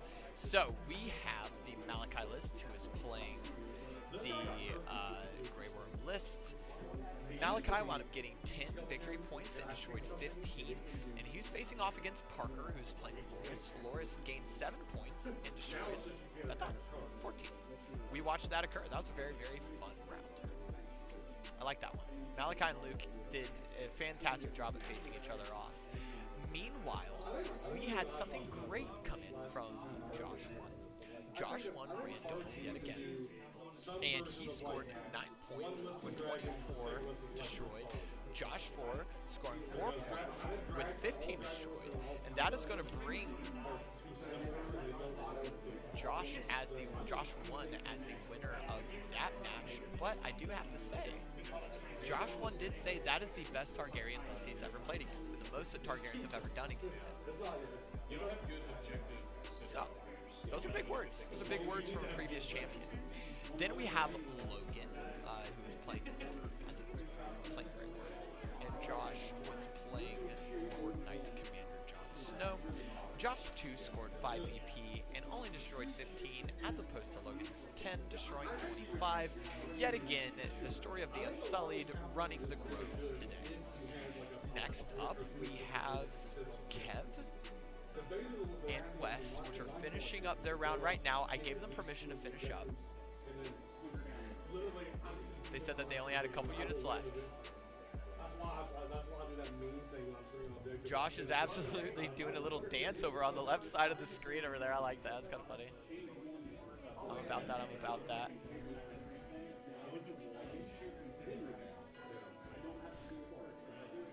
Alright, so we're going to reset this transformation here. Boom. Reset this transformation here. Boom. Hide that. Wrong one. Hide that. There we go. Those are like very niche. You're all cavalry, you're all infantry, all jackets.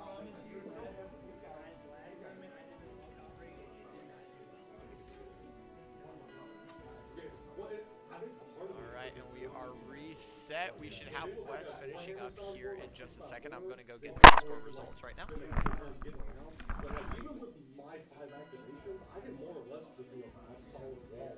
This usually happens almost every game. This solid wall means one unit died. Yeah, you might get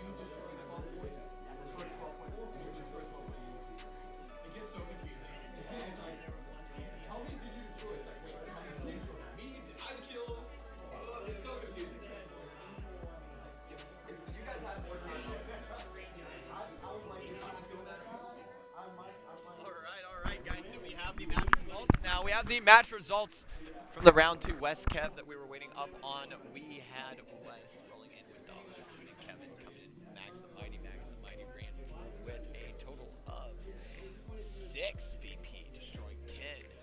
Wes, 7 VP, destroying 12. That's a close game. Holy cow. That is a close game. That means that we need to take a look right now of kind of where we're at. Where we at?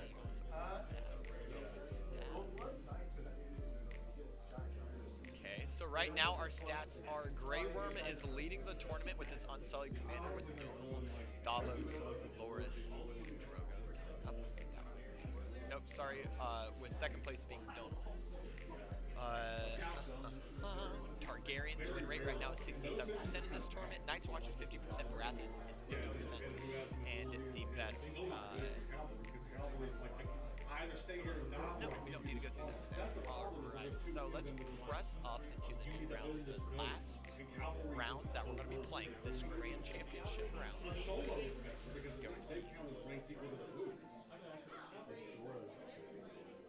Second, pulling up my rule book here.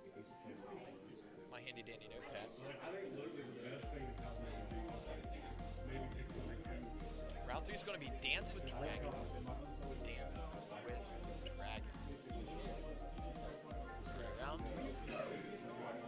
Alright guys, let's figure out who we want to put on show. Malachi and Josh 1 or table 1.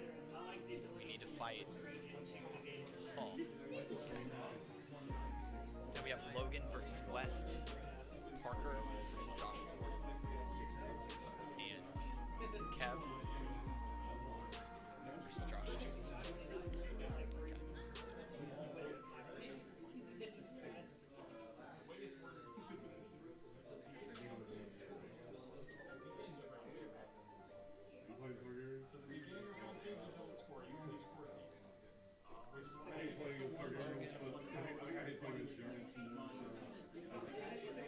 Malachi.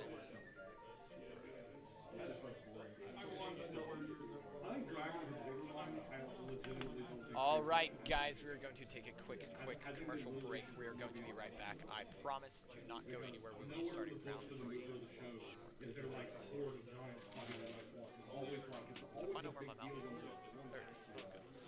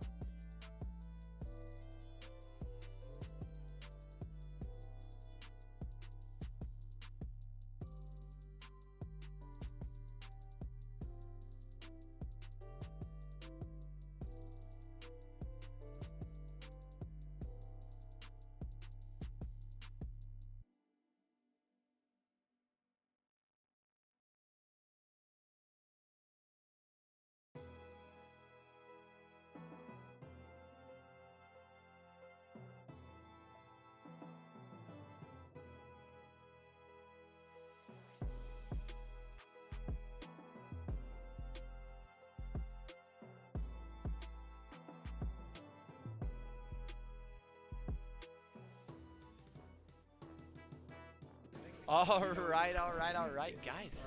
We're back. We're back. We're going into the final round, round 3. Final round, round 3. We're going to go ahead and change this to final round, round 3.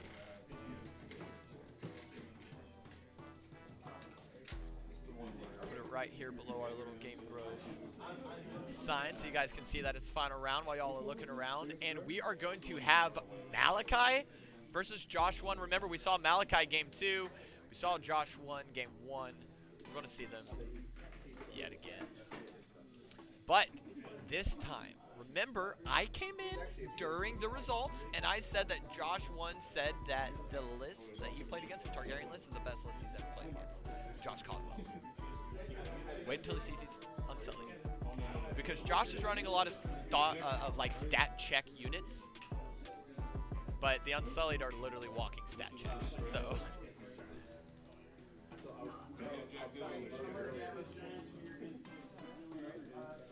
All right, and it looks like we're going to have. Yeah, this is just after objectives. These names switched. I had a catapult. Bang.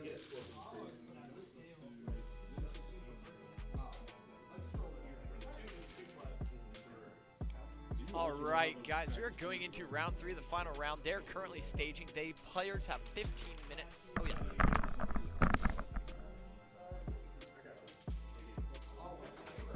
Dance with dragon. Dance with dragon. Dance with dragon. Yep, I was back there like, yeah, so we're about to go into Dance with Dragons. And I was like, oh shit. Open up this door. And you're like, what's a game mode, guys? It's objective markers and objective. Each one gets an objective. Yeah,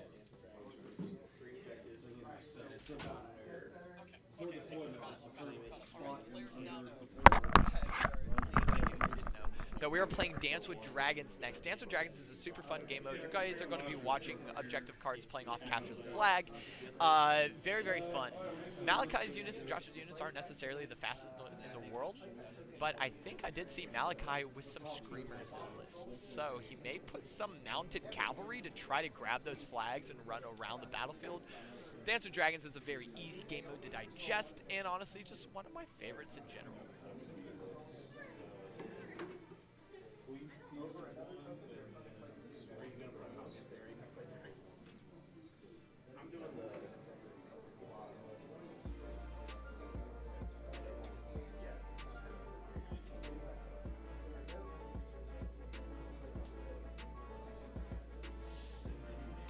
Let's go through some of the lists here and make sure that we have them pulled up so we can watch them where appropriate. Not too bad about this year.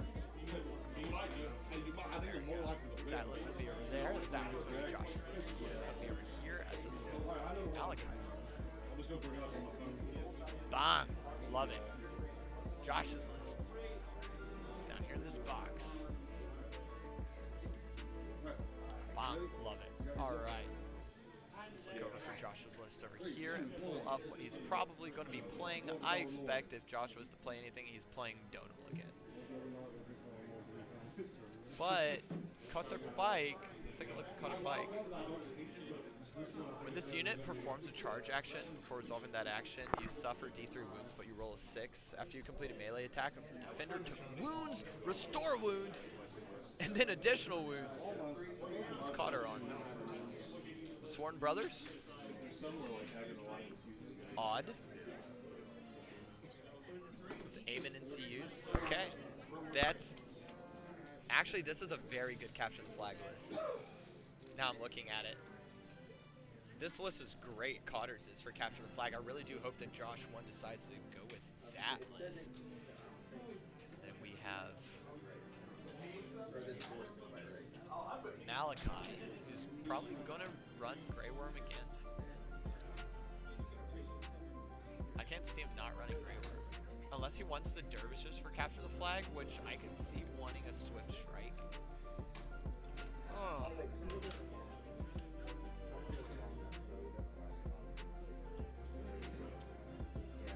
I don't know about this, guys. I don't know what list they're supposed to pick against each other. I feel like Malachi to win needs to just rely on his Unsullied units. But Malachi's already played 2 rounds of Unsullied, and I know that he's like me. He gets bored with lists. He likes to switch them up frequently. So he may make a very bad choice and swap to an Archer list. I would hate that. I'd be sad about that.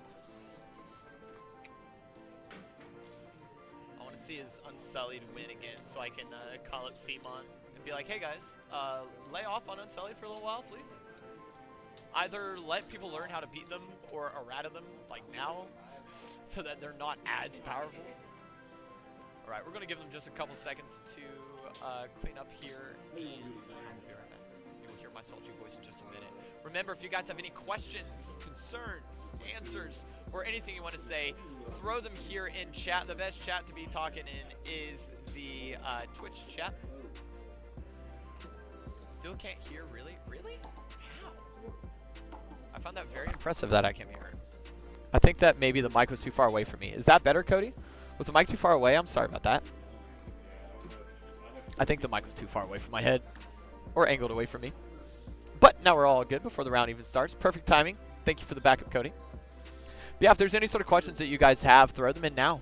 We got you covered.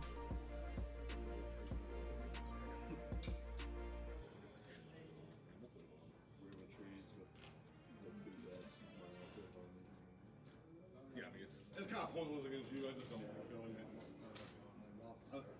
I feel like Weirwood Trees are all their wins against Lancers and Greyjoys, so I just bring them all. I just bring them all the time.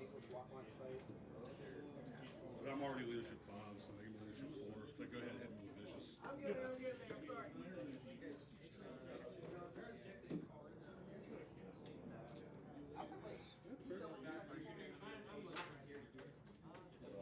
You gotta stay out of the short. Can't be within short of another trade piece.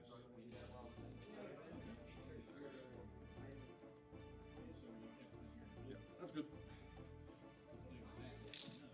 And then we roll off. Winner gets to choose if they want to pick deployment side. And the person who doesn't get to deploy first. If the person who doesn't get to choose gets to choose who goes first. Yeah.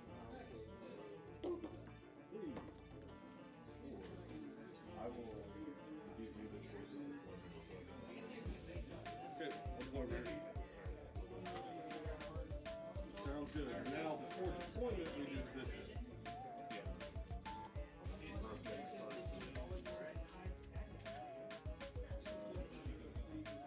This one is going to get read it out loud.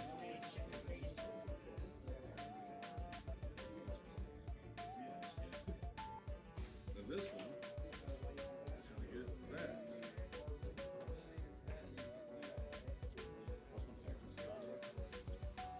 Pretty good. And this one is going to get that. Can't really run away either once you've got it. You kind of Forming an attack to defend the king's weekend. Right. So I chose the deployment zone, so the person who deploys the deployment zone decides who deploys first.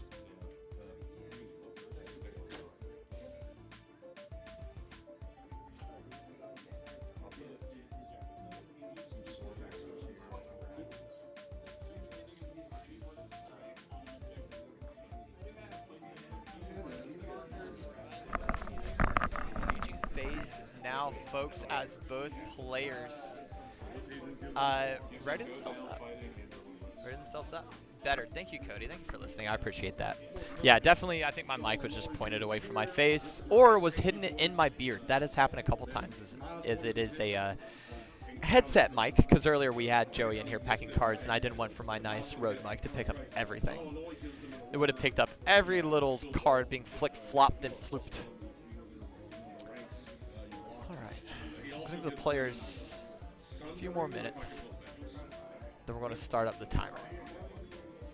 So again, we are playing a Dance with Dragons game mode. In this game mode, players will have to assault those 3 center objectives. You can see the little blue circles in the middle of the map drawn out in a line. One of them south of a corpse pile to make people fear. One of them in a weird tree to give people, well, bonus of morale, then the other one north of the north weird tree. Those objectives have, those tokens have objective cards attached to them. Those change your effect. While you carry the flag, those cards give you benefit. Normally it's stuff like, hey, give your unit sundering, give them critical blow, give them precision, stuff like that. So you want to be grabbing the flags because not only do they give you victory points, but they also buff the unit that carries it. Okay? So this game mode is going to be a lot of hit and run. Now, how does your opponent lose the flag? Is probably what you're asking yourself. Very simple answer there. You lose the flag anytime you take damage against a unit that is more ranks than you. So if somebody has 3 ranks represented, you have 2, you will drop your flag. They will be able to take it from you. Or you fail a panic test, you will automatically drop your flag. I don't really get the storyline and narrative behind that one, but that's how the rule goes. If you fail a panic test, you drop your flag. All right.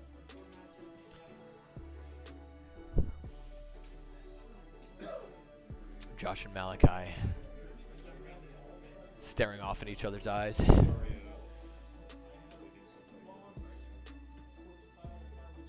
relentless. Dario gives them critical blow precision. But on a roll of Malachi posturing far left on the board with his Dario Spearman. We were right. We are seeing the same list as before. Malachi did not let boredom win this day. I was afraid that he was going to swap lists because he already played that list twice. I was afraid that he was going to get bored of it. But that's his better list between the two, for sure. And I think he realizes that now with all these unsullied buffs. They're just too good. I mean, it's hard to balance in lore a Roman Empire, like Roman soldiers. Like, they're supposed to be the best of the best of the best, the Unsullied are. And for Season 5, I'll be honest, the patch dropped earlier this week. We are one of the first stream tournaments of the current patch of Sif. And I saw Unsullied got changed, and I was excited because they needed a nerf. And my heart sank when I saw that they got a buff instead. I was... What's the word I'm looking for? I think flabbergasted is a solid word. Every time they activate, they heal one automatically, and if I control the crown, All right, guys, players are going to have just a couple more minutes of startup. Looks like the majority of players are zooming, though. And then for NCUs, I have Eamon. He's just the one wherever I go, it does whatever it says, plus heal a unit 1 plus 1 for each unit. All right, Malachi and Josh 1 seem to be set up. They must be rolling to see who goes first. And then the once per game thing, I can kill him before I would put him on the board. I can kill him to choose one of your units, and they cannot attack. All right, so they're explaining the rules to each other, I think. I think that they're explaining their objective tactics to each other, or they're doing a coin flip. I pick one of your units, and they can't activate. Now you get to move, but you can't attack. Oh, okay. Okay, they're explaining a little bit of tactics. I hear a little bit of back talking in there. They got a little bit of these guys are feisty right now. Josh trying to understand Mal's units. Because if he doesn't see how these Unsullied operate, and he is not aware of the Dario Mira combo on them right now, he's going to have a rough time. He's going to have a very rough time. But I think he is doing his due diligence. He's reading through cards. He's getting stuff ready. He's getting tokens out. Before we actually start actions, All right, first player token is passed on the board.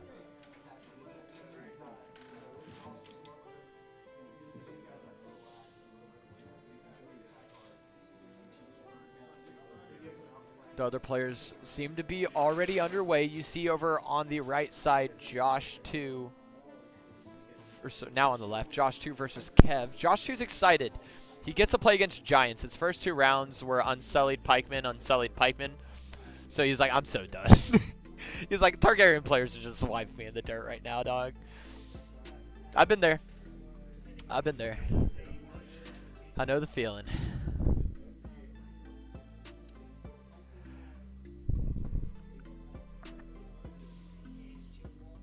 All right, I'm going to go take a look at the other players, see where they're at, and see if we can start a timer.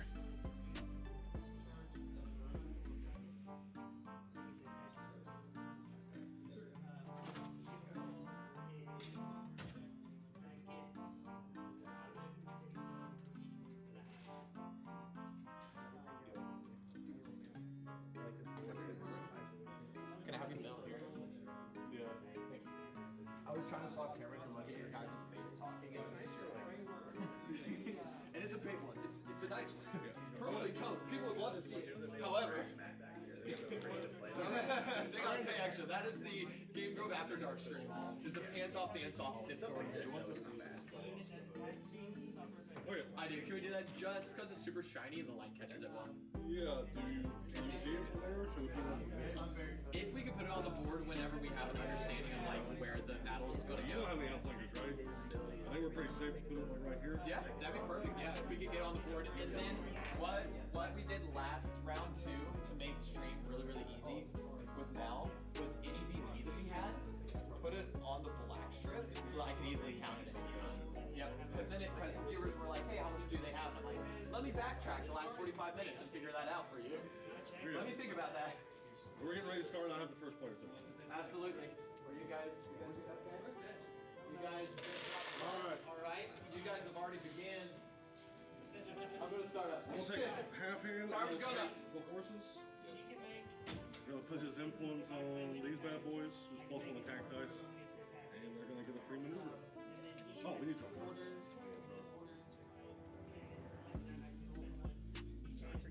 And we are off to the races, folks. The round timer has begun. We are jamming now. First player is going to go to Josh 1. Josh 1 early ahead, wants to make sure that we all see the tactics in play. So he put the tactics board immediately in play. We saw that Josh took his NCU unit and put it at that farthest top section of the tactics board right there.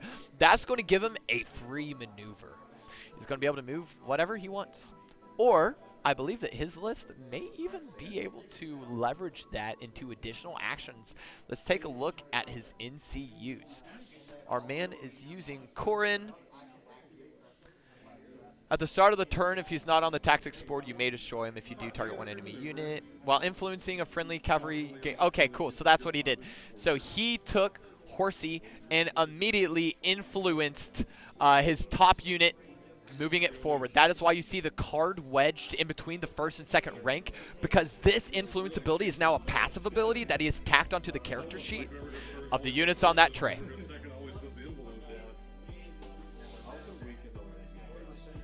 Malachi responding in kind. I don't envision taking any damage. Malachi flicking through tactics cards, looking. Oh no, that's what he wants. Okay, so Malachi immediately took the cards, drawing him 2 cards, letting him discard whatever he doesn't want, puts a condition token on somebody. And then Josh moves forward and puts Eamon down, claiming the bags. Each time he claims a zone, you may target 1 friendly combat unit. That unit restores 1 wound. Huh. A preemptive bag grab. That's weird. Okay, and this is the type of tactics that I like seeing, you know, higher level players play. These are the type of tactics that kind of confuse me a little bit. I see that they took bags, which heals you on the tactics board, but there's been no damage done on the field. It's this preemptive grab, this preemptive take over the healing position. Are they really expecting to posture on a fight round 1? If so, I'm in. I don't know who else is in, but if they're looking to posture a fight round 1, I'm all about that. Looks like we have a little bit of judges' questions. I'm going to go up and see if I can answer it for anybody. There needs to be at least one, but it will work on an infinite. Alright, let's do it. I just saw the powwow and figured I was needed. Josh, one. How did the passes work based on how many activations? Whoever has the least activations gets 2 passes. But they can't use both passes. What we are now witnessing is Josh 1 giving coaching to the people next to him and answering questions. What a guy. What a guy. Josh 1's the GOAT. They're like, hey, Josh 1, how do I do this? And I came out and was like, y'all need me? They're like, no, of course not. I'm just a commentator. But that's fine. We're going to be sitting here in the commentating booth together here. And I've half a mind to look at some Game of Thrones puns while Josh is assisting Chopper over there. Units activation. I'm going to do the light that brings the dawn. Basically, all these cards they've split. I want to know your guys' thoughts on the last episode of House of Dragons. I'm not going to tell you guys mine until you guys tell me your thoughts on the last episode of House of Dragons. Did you like it? Was it good? Was it bad? I want to know. I want to know. I did like seeing the last episode, seeing the Lannister start the Lannister storyline, pretty much, of how the Lannisters came to be so rich and powerful. They like pirates and blockades, and that was a cool start to the episode of seeing a little bit of Lannister action back in the past. But right now we have Josh 1, who has made the first move to get on top of the northern objective. He's taking it, and remember, this is his influenced unit. If I had to guess, this is probably his vets. I'm going to go take a look at the board here in a little bit once it kind of slows down and make sure I understand where is where. Actually, I'm going to go do that right now.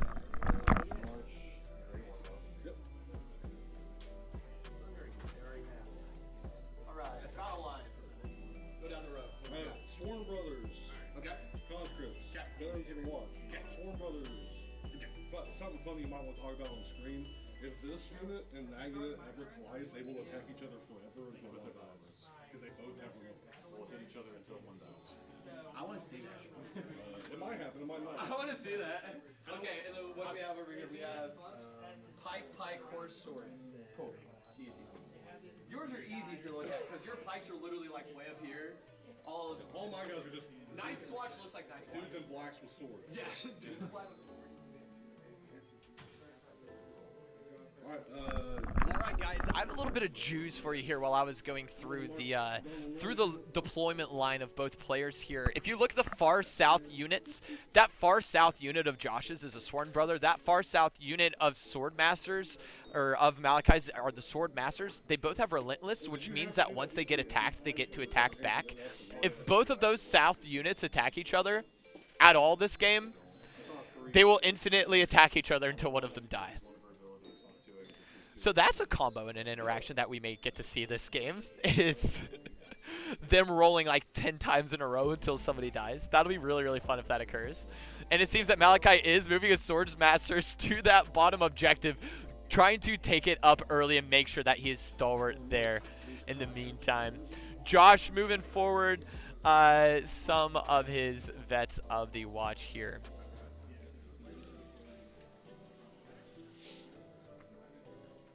So what we have going north to south for Malachi, we have Pikemen, Dothraki Screamers, and the Unsullied Sword Masters.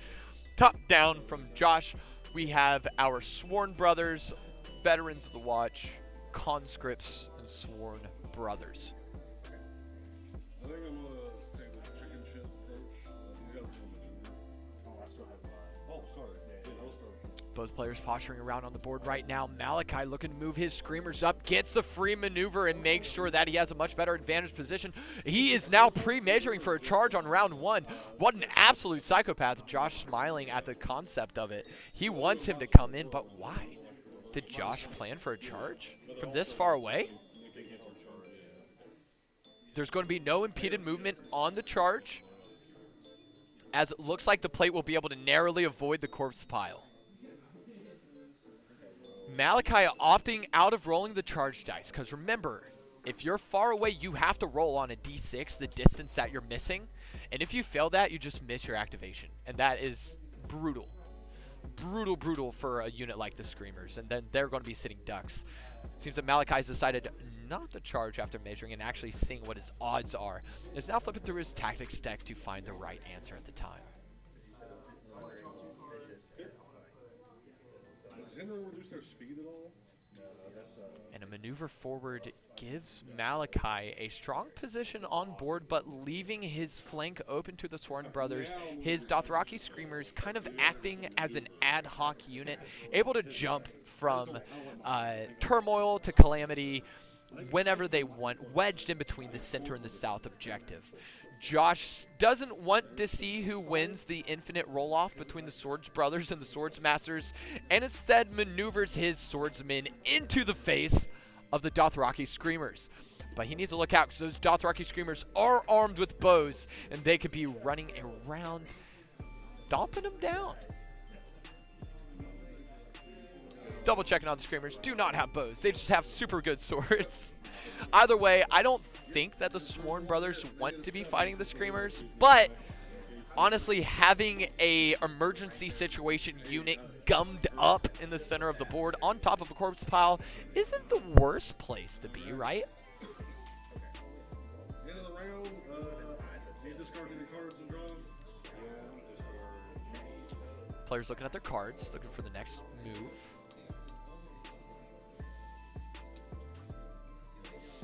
Looks like they are swapping out some of their tactics cards here. Josh going to his box, trying to pull out some more tokens. He may be trying to do some more conditional stuff here. All right, looks like we will be moving up into round 2, folks, as both players refill their hands, remove their activation tokens, and get set up for the round. Round 2 starting player is going to be Malachi, and he has quite the board to work through. While the units seem like they're scattered, Josh has left no meaningful gap, with the exception of in between the Sworn Brothers and those conscripts near the center right of the board. The lack of gaps here may mean that Josh can potentially just slow march a line forward and just take the objectives from Malachi with force. Preparing for that, however, Malachi charges his spearmen forward, take the center objective on top of the Weirdwood, remember giving him bonus morale saves against panic tests. Activation token on the card. While Josh responds in kind, asking a couple questions about Dario to understand what kind of painful situation he's about to be in.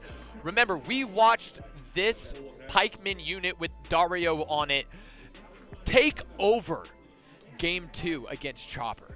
Chopper was fighting the biggest uphill battle. He became Sisyphus in our halls at that time, trying to do any sort of damage against these pikemen, and instead killing himself and breaking himself upon them. Josh is asking a little bit of questions about Dario because he smells something fishy as Malachi slowly pushes his pikemen forward and not actually engage, even though they're right next to each other. He sees something fishy. Malachi may have been too heavy-handed on that deception. Josh moving forward here. Looking for the next play.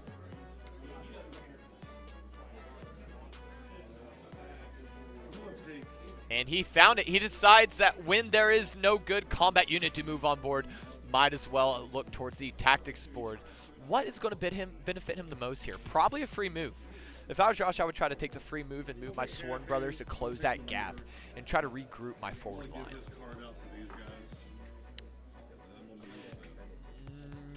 Nope. Yep, nope, that's exactly what he's doing. Yep, he has taken the Horsey, he's putting the influence ability on his northernmost unit, and has taken his Sworn Brothers in the south and closing that gap to create a better forward line. Fantastic play. Couldn't have done it better myself. Malachi flipping through his cards. It looks like he has a response.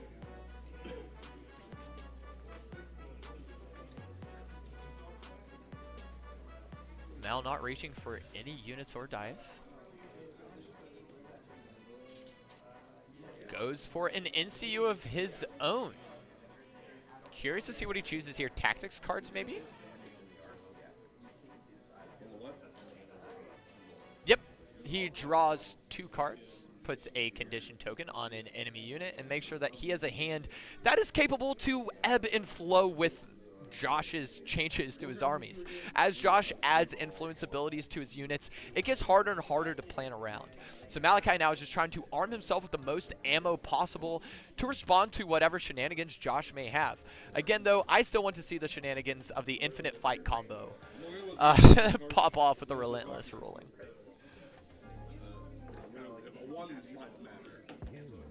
Josh going in with a charge roll, makes the charge, and goes in against the Dothraki Screamers with the Sword Brothers. Let's take a look. The Dothraki Screamers are going to be saving on 5s. They don't have anything to save them from this. We're going to move ourselves over and take a look at Josh's Sworn Brothers. They may re-roll any attack and the defender becomes vulnerable. They have Sundering. They hit on 3s with 754 dice range. This can be absolutely brutal. Because he charged, he gets a free re-roll. Tack on the hero's ability, and Josh gets to re-roll twice any amount of dice that he wants. He moves forward. He's excited. He's trying to push them back in here, showing us that he has 1, 2, 3, 4 crits with 2 hits. He's going in for another re-roll, netting him another 2 hits. That's going to be 4 crits and 4 hits. Brutal against the Dothraki Screamers. They are not the tankiest of units. Malachi responds in time, but his dice are rolling hot tonight. That is going to be 1 crit. 1, 2, 3, 4, 5, 6, 7 saves. Malachi saves everything, taking absolutely no damage against Josh. Josh just kind of shrugging. Kind of shrugging and pursing his lips, saying, yep, you're rolling hot. Oh, no. Okay, okay, okay. All right, it looks like a debuff came through, and rather than saving everything, Malachi's dice were nerfed down by 1. Instead, taking a total of about 7 damage here, passing his panic save in response. Big hit from Josh. I'm not going to lie, it was a little more fun with the storyline of Malachi saving them all without the debuff, but hey, game is going to game. Pressing forward now over to Malachi's response. He's looking through his... Malachi's going to go digging. He's looking through his tactics list. Oh, he's changing out the rules errata. Okay, he's putting in one of his Grey Worm cards. Let's see if we can track that one down. Let's track down that Grey Worm card that he's playing, because this one seems to be important enough that he wants for the camera to see it. Let's take a look. This one's going to be the Retribution of the Dragon. Target the attacker. Attach this card to them until the end of the game. While attached, each time this unit is attacked, the attacker gains Vicious. Each time this unit is attacked, if the attacker is Grey Worm's unit or an Unsullied, this unit's also vulnerable. Dirty, dirty debuff on the Sworn Brothers down south. Malachi may be posturing to push his pikemen into the side of the infinite roll-off. Malachi rolling for charge dice. Retreat dice. That's very unlike him. That is very unlike Malachi. Malachi does not retreat that often because he normally doesn't find himself in a bad position. He does play the games a little bit slow. Or if he's not playing slow to play around you, he's already made up in his mind that he wants to be the aggressive player. And when he takes the aggression, he will put walls up, literal walls. He will pick the wall terrain markers on the board, make a giant wall across the board, and then just fly dragons over it right into your face. But it seems here that Malachi's playing a little bit slower on this, doing more of a response game. I don't think that's the play as the Targaryens here. I think my Targaryen player needs to be a little bit more aggressive. I understand that he wants to bait Josh into a bad charge, but Josh is a good player. He sees that those plastic models have spears, and he knows that in most war games, if a model has spears and you charge it, you take damage. I don't know if Josh is going to fall for it. Got our Sworn Brothers up top staring at that group of the Dario pikemen, the strongest group of pikemen on the board. He's measuring them out. And remember, this is capture the flag. If Josh wanted to move around, he could.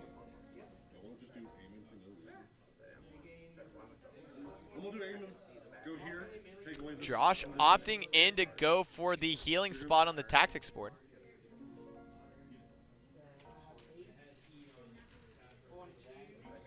Stole it from Malachi. Make sure Malachi cannot get his Screamers up to 2 ranks.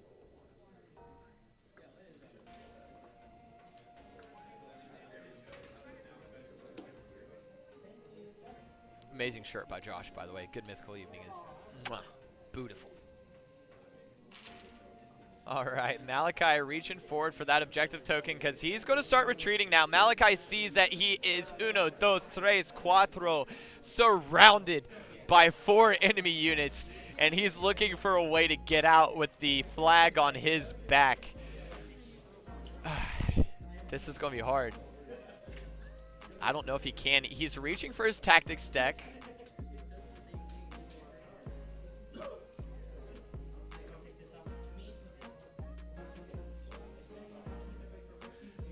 Hour and 11 in the match, and they're only in round 2. They need to start moving. They spent a little bit of time talking, figuring strats out to each other, but now that they told me that there's an infinite combo in play, that I guarantee that's what they were talking about for that 5-10 minute stint, is that infinite combo on how the rules work and how they're going to rule it together.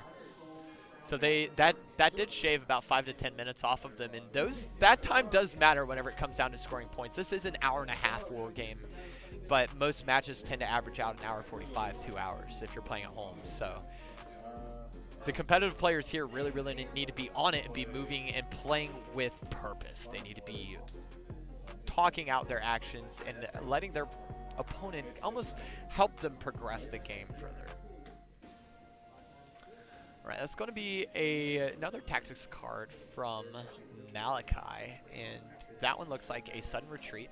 Fair enough. Sudden retreat, target the defender. They perform a retreat action. If your commander's unit will roll.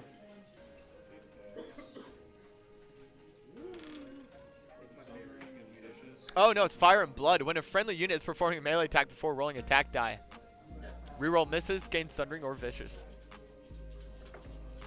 All right, Swords Masters going in on the Sworn Brothers. We are getting it, folks. This is the infinite roll-off. Time to show you guys why it's an infinite roll-off. Take a look at these. Sword Masters. The Unsullied Officer gives them Relentless. After this unit is attacked, it may perform an attack action. We are now looking at the Sworn Brothers below. He has Relentless. After this unit is attacked, you may perform 1 attack action. What is now going to happen is those black Sworn Brothers are going to be fighting against the red Sword Masters, and they're going to keep on rolling attack dice and defense dice until somebody doesn't have a plate anymore. Malachi coming huge with 6 damage off rip.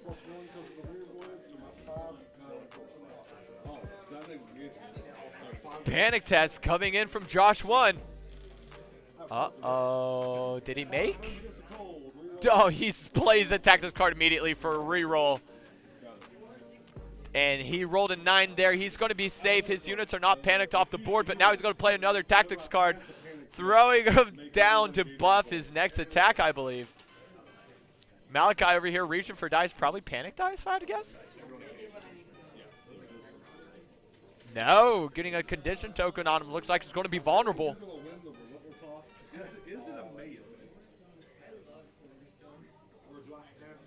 Oh, come on. Do the combo. Do the combo. They're not going to do it. Josh has opted to not use Relentless. Dang. I really wanted to see that. I really wanted to see both units just fighting each other to the death. But I think Malachi's attack was too big. Taking out half of the Sworn Brothers with 1 swing. Josh was like, yeah, I don't want to swing. But he would be rolling 7 dice with Sundering and vulnerable and hitting on 3s. Like, it's not bad. It's not bad. I think he should have gone for it, man. I wanted to see the balls to the walls, I attack, you attack combination here. Instead, Josh here is saying, hey, I'm going to charge you right there in the middle. We're just going to lock up here your pikemen, my conscripts. Actually, no, those aren't conscripts. Those are Veterans of the Watch with Donal on them. Veterans of the Watch have 765 on their attacks. They have precision on their weapons. They have 5 movement speed, 4 up save, 5 up morale. Hits on 3s. Every time they're attacked and somebody misses, that misser takes a hit. Anybody who they are engaged with has -1 hit. Beautiful combat unit. Beautiful, beautiful combat unit. Josh rolling well, taking 2 off rip. Josh rolling a little bit more, trying to do a little bit more damage. And Malachi, can he respond in kind? Oh no, that's a crackback. Big crackback from Mal.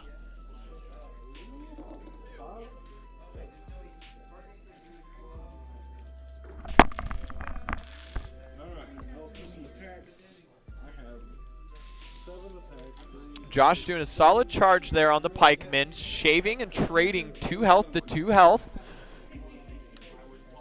Not the worst result in the world.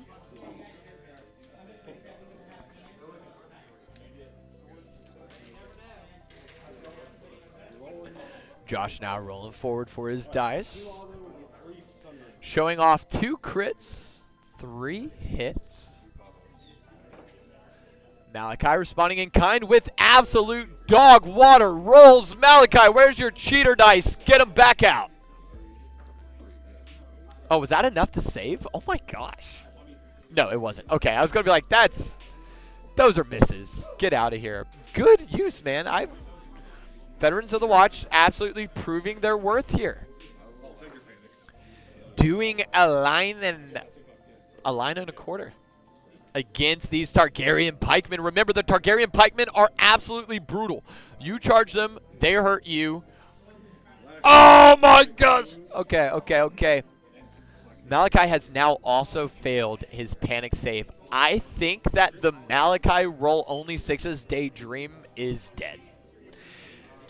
Malachi was so hot in round 2. We saw regularly 7 hits, 8 hits, 4 6's out of 6 dice. But this round is different. New round, new me. Malachi is getting waylaid by the Veterans of the Watch, but he is able to take out a rank, reducing the damage that they're going to be doing in the future. Josh measures distance of healing and decides to remove some of his conscripts off the board. 3 conscripts off the board, killed 3 of them, and heal 3 of his Veterans of the Watch. Josh is now sitting in a very powerful position, as if he wanted to do the infinite combo, he could start it now. He has 3 full ranks, but he does have that unit already activated this turn. Malachi putting Ilario over on the swords, giving himself a free attack and opting to use Ilario's ability instead to heal. Fantastic choice on that healing there. Both players being relentless towards each other. Tactics card wanting to come down from Josh. Rolls a charge, dice up. Oh my gosh! And he joins against the pikemen. Josh now has conscripts teamed up with the Veterans of the Watch to fight these pikemen. The conscripts, however, are no bueno. They're not the best unit. They're mainly a healing unit. However, by charging, he is allowed to restore wounds because he activated 2 wounds specifically. And the conscripts can hit the pike masters. They just probably won't. That's going to be how many hits? 3 hits. 3 hits coming in from the conscripts. So that's going to be 3 saves from the pike masters. Now, I'm sure that some of you were confused there. Why didn't Malachi's pikemen run through the conscripts that charged them? Well, I have a very easy answer for you on that. You see, they can only do that set for charge ability once per turn. That is an order ability. In this game, you see these green tokens. Look at that green horn token on the right side of that right card in the top right box. That green symbol means that that is a once per turn ability. Normally, players take a little special order token with that same symbol and put it on their tray to show that they've already used their ability this turn. And Malachi has done such as that. And that means that Josh knew that his conscripts were free to swing however they wanted. Not getting any damage, though, because Malachi's luck seemed to have returned for that roll specifically. Oh, no. Josh, what are you doing? Josh taking his sworn brothers up north with the objective, pivoting them full south. Okay, yeah, he's taking that back. Says nay. Don't charge the Dario unit. Yeah, that's the right play. Josh looking for a retreat here. Now seeing how sharp the teeth are of those unsullied pikemen, deciding to back his sworn brothers up a couple inches, making a charge not guaranteed, adding one more level of decision-making on Malachi's plate, and that's going to slow him down. Honestly, probably not that much. It's more of a gambit, if anything. He did leave himself open with kind of a dead activation. It's more of a gambit of whether or not Malachi wants to join the flank. And that is what Josh is allowing. By Josh backing up those northern sworn brothers, Malachi is now free to turn his Dario pikemen, his Dario buff pikemen, into the flank of the conscripts and make sure that they can't heal remotely anymore. I think Josh knows that's what Malachi wants to do and wants to let him do it.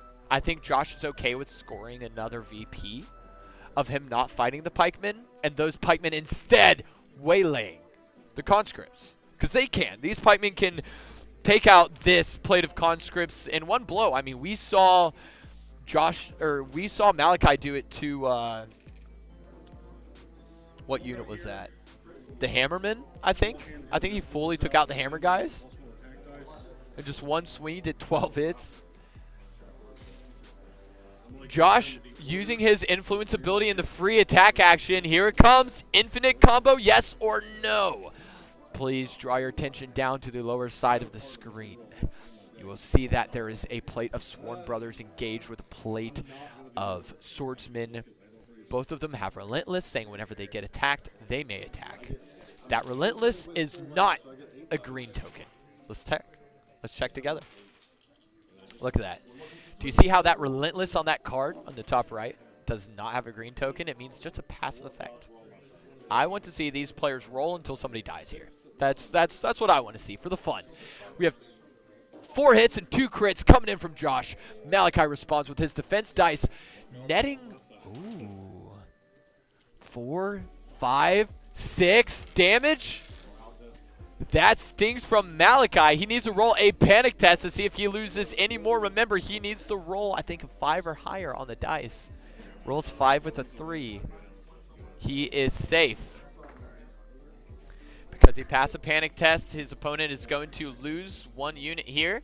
And they're going to wash up round 2, moving into round 3. Malachi deciding to not respond with Relentless. I'm going to go in there and call them pansies for not giving us the infinite head-to-head. Be right back.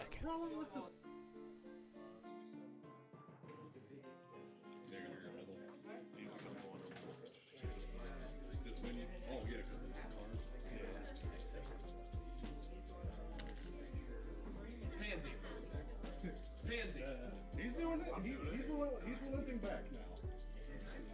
Okay. I was a pansy.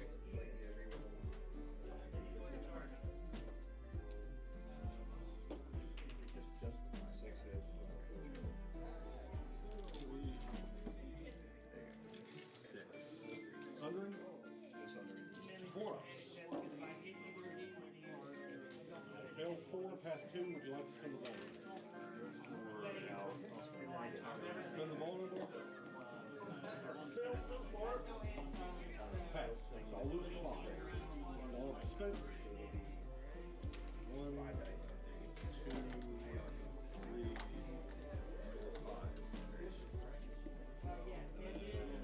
Panic. I need a 5. Good. What's vicious? Oh, so I needed 7.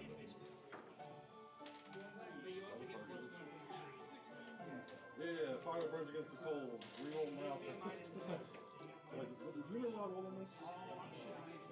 And we are back. You guys did see me standing in front of the players calling them pansies. And they have both heard my insults. It has resounded and reverberated through their eardrums, and they have said, nope, we're now relenting. We are now going to have infinite combos. It's on board. And here we go.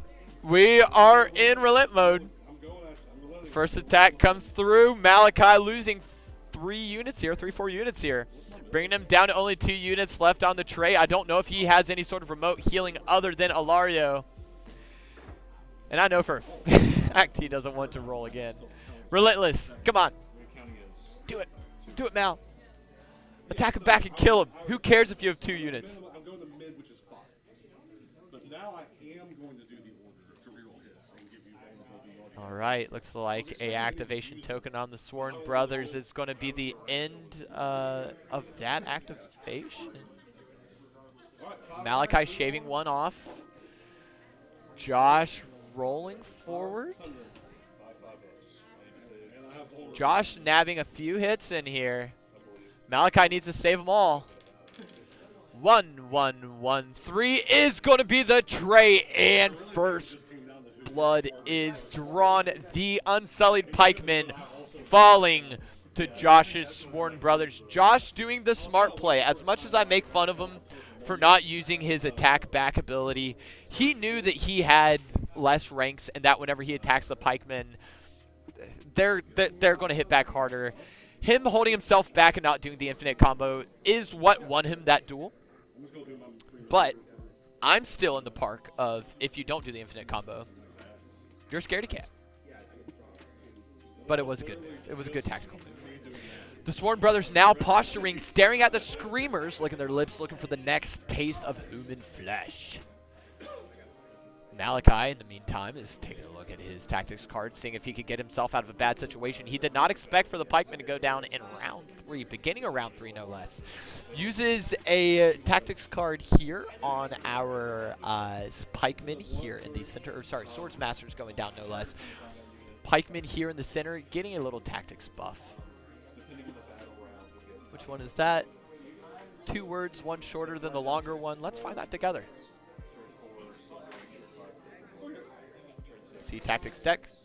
2 words, one shorter than the longer one. That is going to be a new card. I'm very curious what that card is. I'm going to go take a look. Yeah, I'm going to do the conscript thing to maybe have them not die.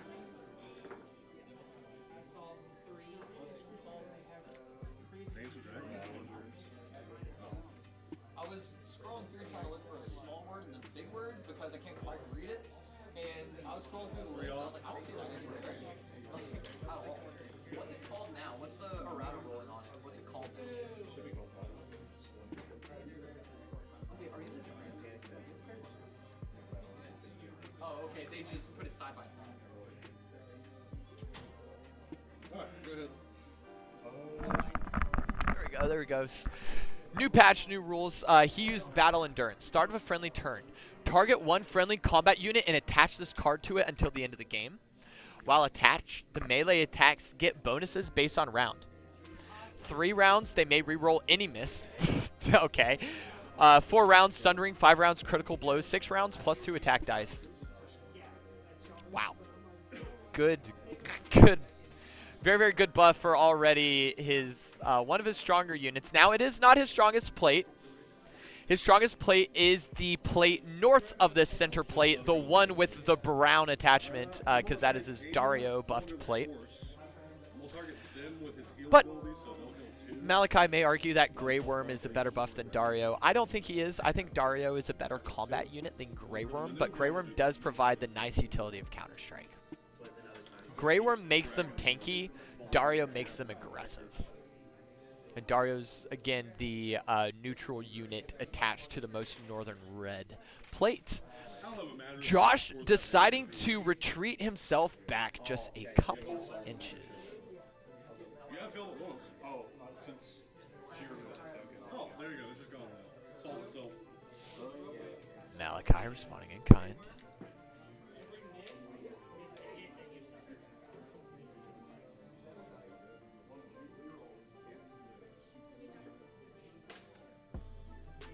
Malachi going through more of his tactics cards. He's already played a few this turn. And here comes another one. Okay. Another tactics card. He's playing heavy tactics today. That one is going to be, I think, Retry or Lash Out.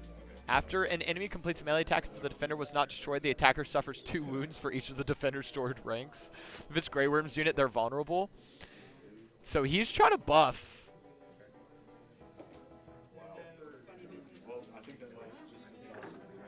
Pretty hard here. Oh, wow. Northern Unsullied Pikeman nailing the charge distance.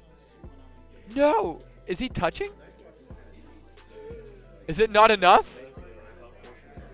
No way. Is it not enough? Oh, no. There's a gap there.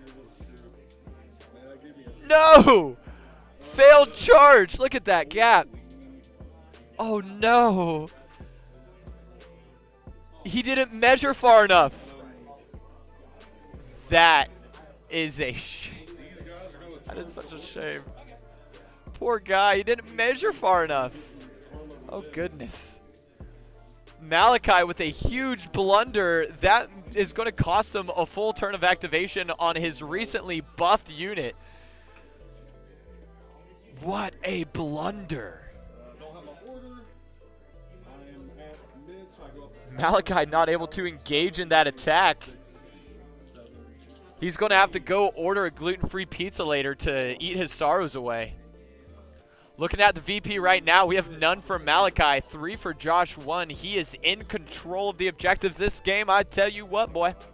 I'll tell you what. Josh's South Sworn Brothers taking out the Dothraki Screamers. Malachi is getting picked apart. Was the door open for that? That's hilarious. The door's open for that. You heard me for sure. Poor Malachi. I love you, buddy. It's okay. I know you're listening in.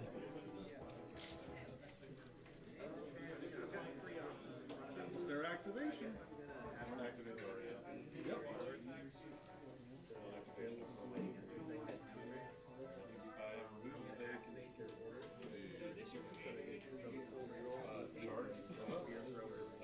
Malachi rolling dice over here, trying to get something going on. Rolls in for the charge and completes the charge.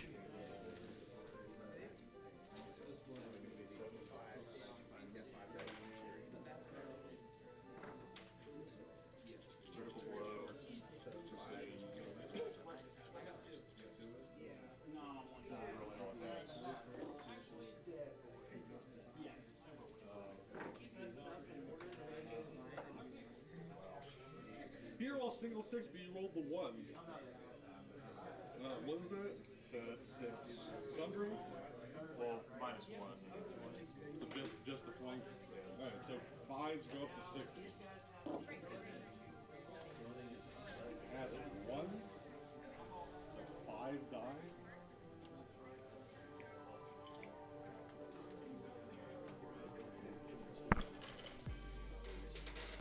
Sworn Brothers taking advancement, trying to get the south objective right now. Malachi trying to waylay into that top plate of conscripts, bringing them down to only 2 units left. The conscripts are side by side with the veterans of the watch, one of Josh's best units in his entire army, facing off against 2 full plates, 2 nearly full plates of Unsullied Pikemen. The Unsullied Pikemen are Malachi's best units. So we have a healer and a DPS on Josh's side by side, shoulder to shoulder, fighting a flanked position of 2 heavy Thornmail defensive units. To those of you who play RPGs, you guys know exactly what I mean whenever I say Thornmail. I mean that whenever you attack them, you get hurt. That's what Thornmail means. Like, hey, you attacked them, they have spikes in their armor, you hurt yourself. That is the Unsullied Pikemen that are currently surrounding these 2 center units. They want to be attacked. They want to. Josh taking the south objective, knowing that he can win this VP game. Malachi on 2 final units, but do not count out Malachi. These conscripts are going down soon, and these Sworn Brothers are just a kiss away from death. Malachi moving his NCU to the crown, going to pop. Healing or no? Are you healing with your Ilario ability? Forces a panic test on the Sworn Brothers. Josh passes. They have set for charge or whatever. Josh pointing out his veterans of the watch. Except for charging. I think the smart thing to do is retreat, and then retreat within 2 plus 4. Charge dice, I assume? I'll go 6 sideways. Retreat dice is what's happening. He's getting his veterans out of there. He knows that as soon as Malachi finishes off the conscripts north of the veterans, those pikemen would get a free charge in. He doesn't want that to happen. So he retreats his veterans away immediately, conceding the middle objective. This gives Malachi the opportunity to go after the northern objective and the center objective at the same time, controlling the narrative of the game. Josh looking at another retreat, trying to get this flag as far away from Malachi as possible, because if Malachi does kill these conscripts with his center pikemen, his northern pikemen have the ability to charge. He wants to see another whiff. That whiff earlier, we saw what, like half an inch, a quarter of an inch, maybe gap between the unsullied pikemen's plate and the conscripts. That was probably the blunder of the game. If Malachi loses this game, it's because of that. It's because he wasted an activation on his best unit. Malachi putting his tactics cards down. Josh moving forward with more debuffs. And that's going to be an activation token, I believe. Josh rolling big here. Let's take a look. 2 crits, a hit. Another hit. Okay. 2 crits and 2 hits. That is okay. Not enough to take down a pikeman, though, ever. Malachi responding with blocking them all. Uh-oh.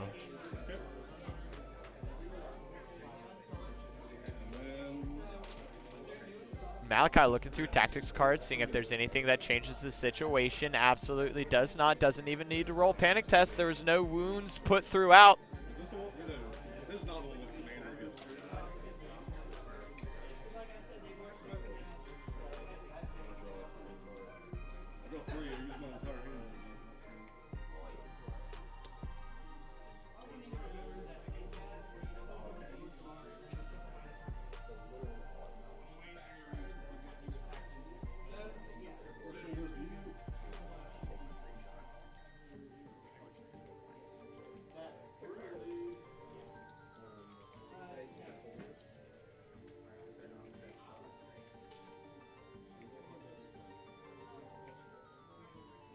Sorry guys. There we go. This could have trying to get a side scan on side cam on full screen for everybody, so we could take a look between the different angles. So Malachi's blocking up the So shot. I get to go first. There we go. Yeah, we're on 4, and you've got the first. Both players conversing about the round right now. Looks like they're going to wash up, move themselves into round 4, and start up immediately. We have Ilario taking over the swords, going to give a little bit of healing, as well as a free attack from the pikemen on the center's conscripts. Their days are numbered. That is going to be 2 crits and 5 hits. Brutal. 6 hits coming across. Josh says, no. Josh said, nah, I'll just take these off the board. Don't worry about that. I think that they're vicious, actually, with that buff. Yeah, I think they're vicious with the buff, which is what automatically is going to kill them off. Or not the vicious, the precision. Is going to automatically kill them off. Fantastic play from Malachi. Able to turn it into a pivot from one okay, guys, this is what I was talking about earlier. This game is make or break by the tactics board versus the combat board. Malachi did not activate a combat unit that round. He activated a non-combat unit.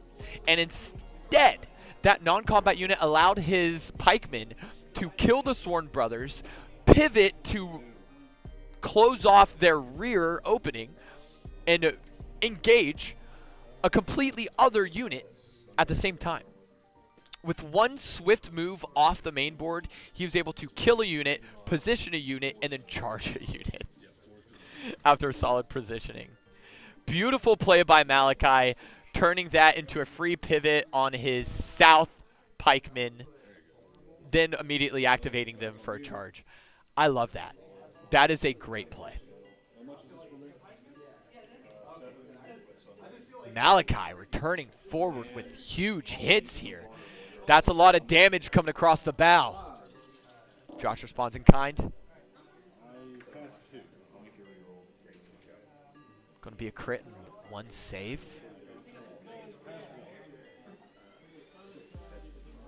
Oh, no. 5 damage taken off of the sworn... Oh, of the veterans of the watch. Oh. Remember, the plate that Malachi just attacked there is Josh's Veterans of the Watch. This is his key unit to his army. This is how his army works. This is his best unit, as it is considered, as you would say in card game terms, Voltron. He's taken multiple combos of different kind of units, jammed them together and equipped them to each other to create the best plate possible for the Night's Watch. And it is being laid down by a Grey Worm defensive unit of pikemen. The pikemen are too good at both defense and offense. Again, CMON Games, I implore you, look at your Unsullied again. Look at your stats, see if you need an errata.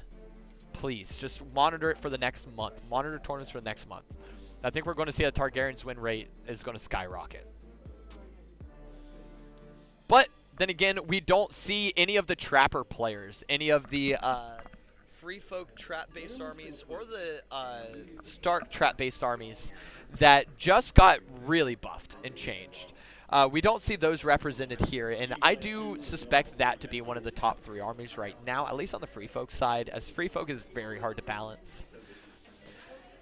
Oh man, Malachi hates to see it. Josh playing a card and full healing the plate that he's been working on. The Veterans of the Watch are back up to full health, folks. Malachi. Not too happy. Rolls big on the dice, though. Multiple shots. It's going to be multiple hits. Veterans, can you respond with 7 hits? Or 7 saves? Let's take a look. Oh my god, yes you can. 3 crit saves, 2 saves, and 2 misses. That's going to be 2 damage on Josh's side. Oh! Vulnerable token gets expended on Malachi's side, forcing a reroll, changing only 2 damage to 6! What a decision, and what a great vulnerable token expended. That is right on par for what we want, and that's going to be a 1 damage morale test failed. Malachi putting the plate worse for wear, showing Josh that he can take out 2 ranks anytime he feels like it.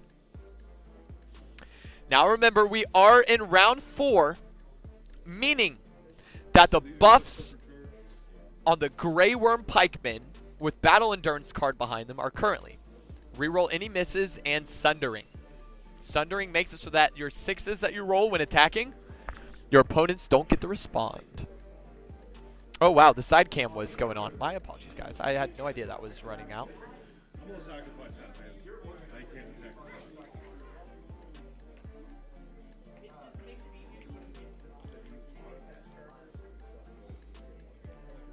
I don't think that's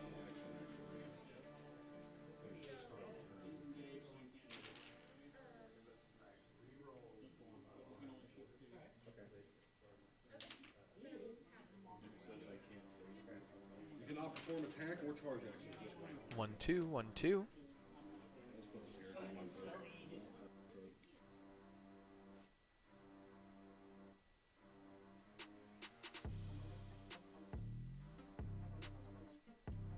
A little bit of posturing going on. Malachi placing tokens across the board. Remember, folks, this is the final round of this tournament. Josh v. Malachi. The winner of this will most likely take the cake, but I have been surprised on the point scorings in tournaments before.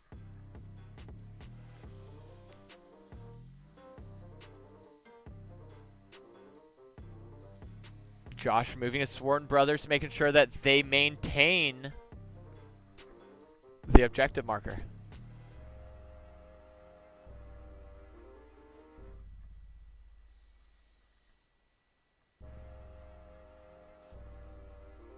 Both players doing their best right now to figure out how to get to 10 points. It's what they want. I need to go give people a timer update and let them know that we are on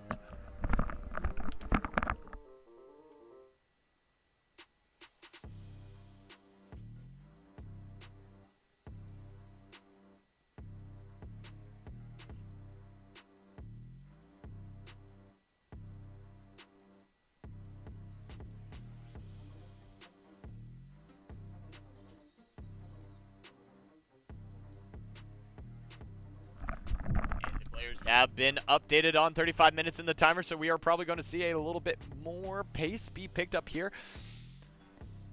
Malachi debuffing with a vulnerable token to the Sworn Brothers to the north.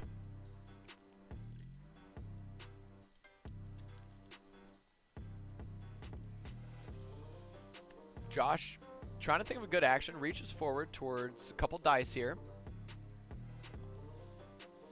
Looks like he's going to be going for potentially an attack or a charge. The conscripts aren't around, so he can't heal any units.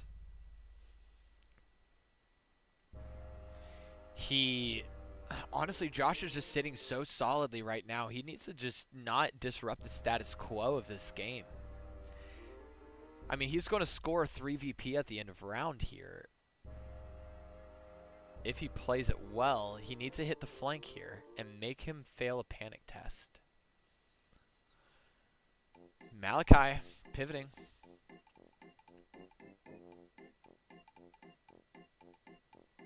Now that is a backtrack.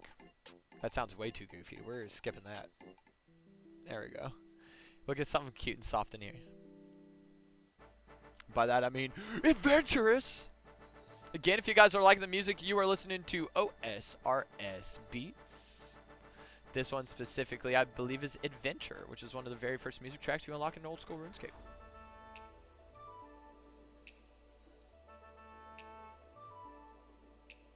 Josh looking at a Taxes card here, hoping to use it down. Flicking him. Players are looking for a good action to do.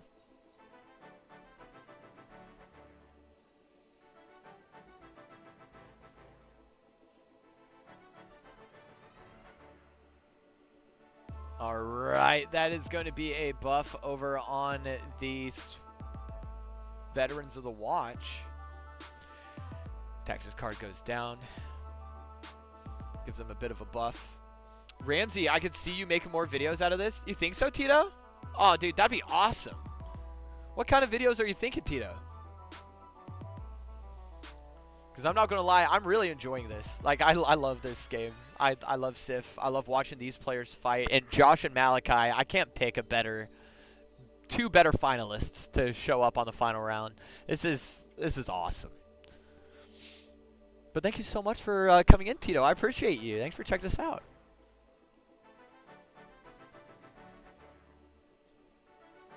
Okay, players trying to scoop up the end of round. That's going to put Josh at 9 points. Remember, each of those gold tokens are 3 points. Each of those silver tokens in the black tape from Malachi's side are 1 point. So Malachi's 2 VP to Josh's 9 right now. This is brutal. Josh is controlling the objectives in this game way too well. Both players are going to be pressing into the next round, wiping off the tactics board. Josh going in for a little break. Maybe getting some water. Maybe going potty. I can go in and play for him. Let's go do that. Not playing. It would be enjoyable, though, to do that. It would be enjoyable, though, to do that. What do we see in the background right now, though? We see a little bit of Chopper versus Wes back there. I see the shiny head. Chopper versus Wes over on the left table. And then behind them, we see Josh Caldwell versus Parker. And over on the right over here, if Malachi can let us see them. There we go. We see Josh 2 facing off against Kev. Josh 1 needing to retreat for a potty break. Meanwhile, I want to ask again, what is your guys' favorite house in Game of Thrones? What's your favorite family in Game of Thrones? Mine are the Martells. I like the Doran Martell line specifically. I like the little subterfuge, intrigue type storylines that can benefit from that. And that's also my style of DMing too, is very intrigue based. So D&D with me is very Game of Thronesy, honestly. Especially whenever you let me RP for more than 10 minutes. Let's start coming up with crazy ideas and crazy plots to put you through. Josh returning back. Quick intermission. Had to call his mom and let her know that he's winning. Saying, Mom, I'm 1 VP away from winning the hand of Jaime Lannister, known as the Hand of the God King. Yes, you heard me correctly. The trophy today is a gold, non-oil washed, fake golden hand, gilded hand, the Hand of the God King glove.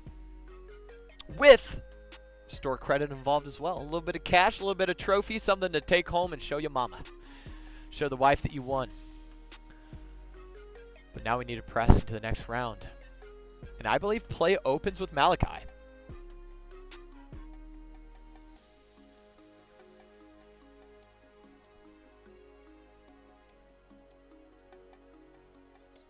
Both players staring at the board here. They know that this round is now the most pivotal. They know that Malachi knows that he needs to push Josh off of every single objective in this game. And guess what? Malachi only has 2 plates. So he's going to need a miracle to get Josh to not score this next round. There's 30 minutes left in round. Malachi needs a miracle. He needs to take out this plate right here, this plate of veterans. Josh's best plate of veterans. And then charge forward to go knock off that objective token on the Sworn Brothers. If he can't, he loses. He loses next round. At the start of next round. Malachi going in for a major attack here. We need his hot dice to roll hot once more. We are in round 5. I think that they forgot to move the token.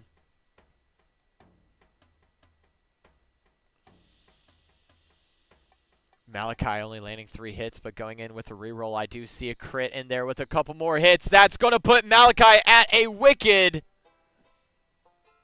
6. 5 hits and a crit. It's not enough. It's not enough. Josh has to respond. It's not enough.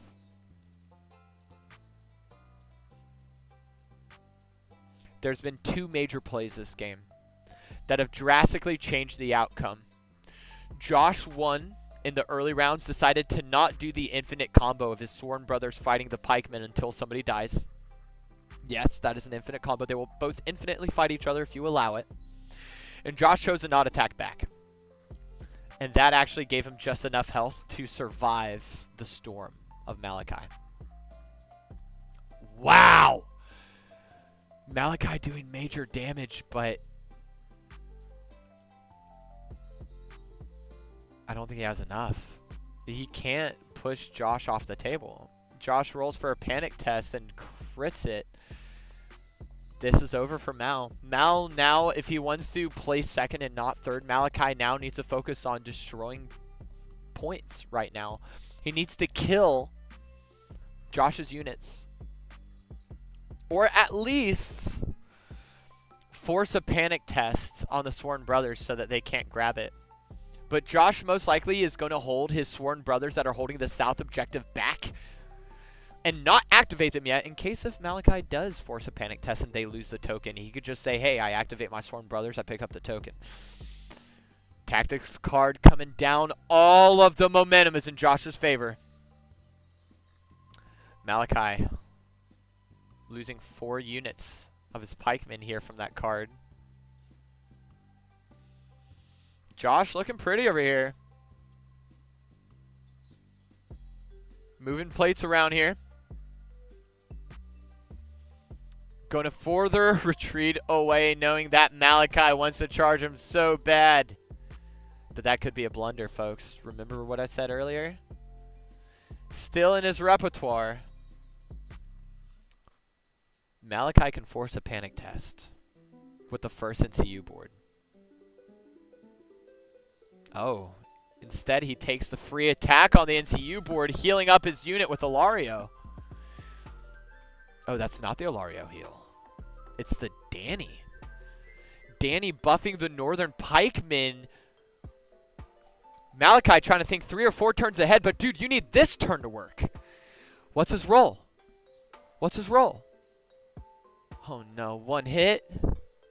Oh no, his luck has ran out, has it? 4 hits. That's not going to be enough, Malachi, and you know it. He rolls again with Weakened Token. Malachi doing no damage on an attack action on the NCU board. It's okay. It's okay. He still hasn't activated his... No, he has. Yeah, it's over.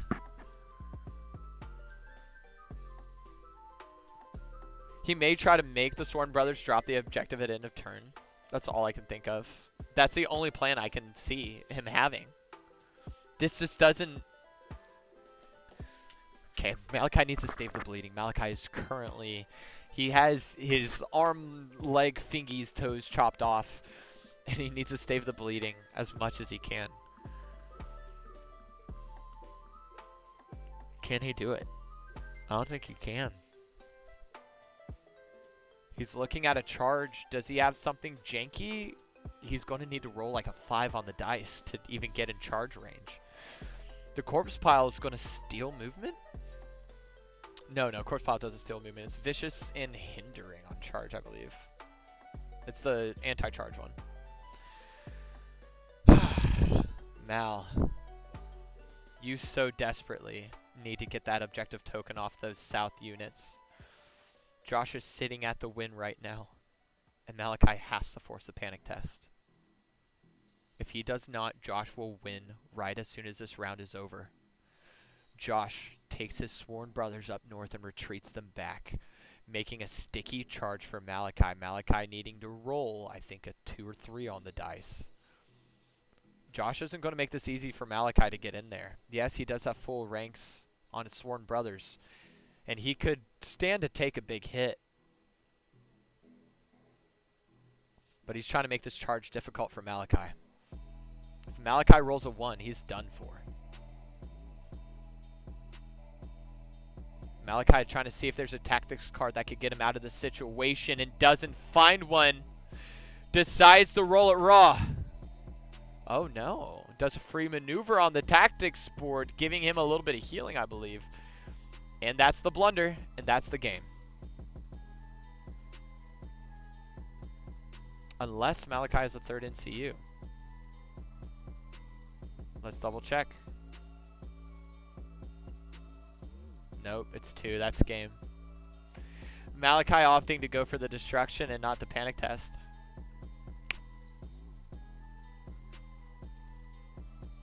Alright, let's see how much damage Malachi can do before he's out, though.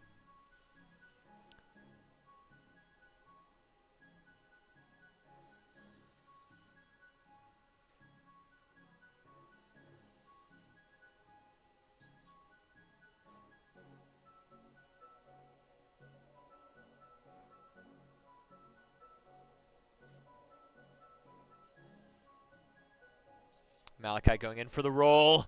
What does he have? Come on, buddy. You've been rolling hot all day. Why have you stalled? Come on. Come on.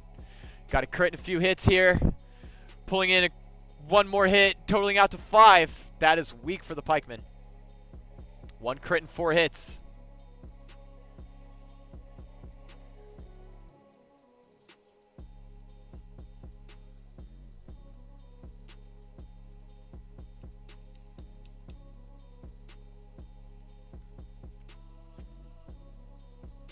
Josh defending beautifully.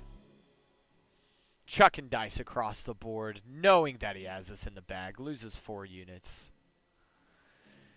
Gives away the objective marker. Unless Malachi has a tactics card that says opponent makes a panic test in hand, he's done. This is game.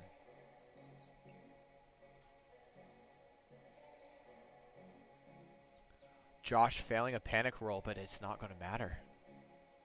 Josh here at 9 VP. Remember, you need 10 VP to win, and as soon as this round is over, Josh has a south objective token. That's that blue circle in his tray. What do you have for me? Anything, Mal? Anything at all? Do you have a panic test? Do you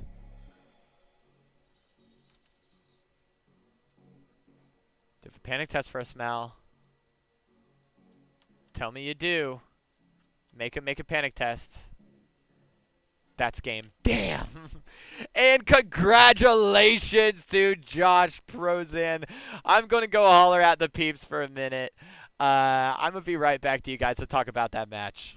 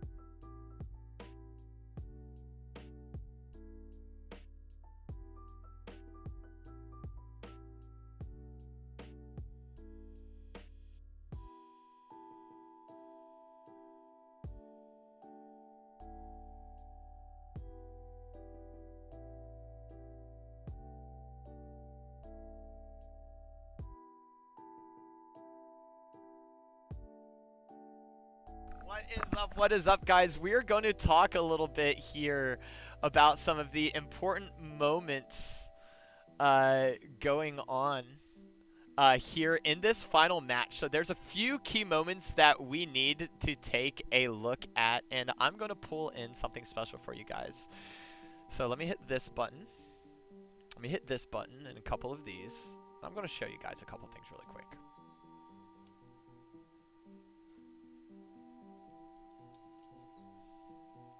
Adding source here called review. I'm going to take the screen 2 here and go blip, bloop, blob, and blob. Here we go, friends. Now, we can do a little bit of review. Let's do a little bit of review, folks, on some of the important moments of this final match and where it was make or break for the players, okay? So let's scroll back here. We're going to go back here to probably... Where is it at? Here it is. Now we're finding it. Now we're getting into it. It's right here. Nope, not right here. Right. There we go. This play right here from Josh 1 versus Malachi is for sure one of the plays of the game. Okay? What you are staring at is the south side right by the unit that has only 2 horses. That is Malachi's Swordsmasters versus Josh's Sworn Brothers. And both of them have Relentless, saying if they get attacked, they get to attack back. Well, guess what? The way how the rules of the games are made, that happens infinitely. And as long as the players want to keep attacking, they can keep on back and forth trading back attacks. Here we see Malachi rolling decent damage. I think I recall him doing okay on damage here. And Josh going in for the defensive saves, failing it big. Yeah. Huge damage from Malachi, dealing 6 damage. And Josh, with a full rank down, decided that he didn't want to attack back. He held himself off on it. And I called him a pansy on stream. I think Josh won. I think I called him a pansy. Oh, he's playing. I did. I called him a pansy on stream, and I went out and immediately was like, why didn't you guys give me the infinite combo? And Josh said, I wasn't feeling it, dog. And I'll tell you what, that Sworn Soldier unit, that's the one that won the game. That's the one that won the game. So, right, there's that Sworn Soldier unit with, what, 6 wounds on it? Look at that. You see that unit down south? Right here? That's them. Him deciding not to attack back gave him just the right amount of survivability to keep one objective up on top of Malachi all game. And then our other play of the game is the blunder of the game.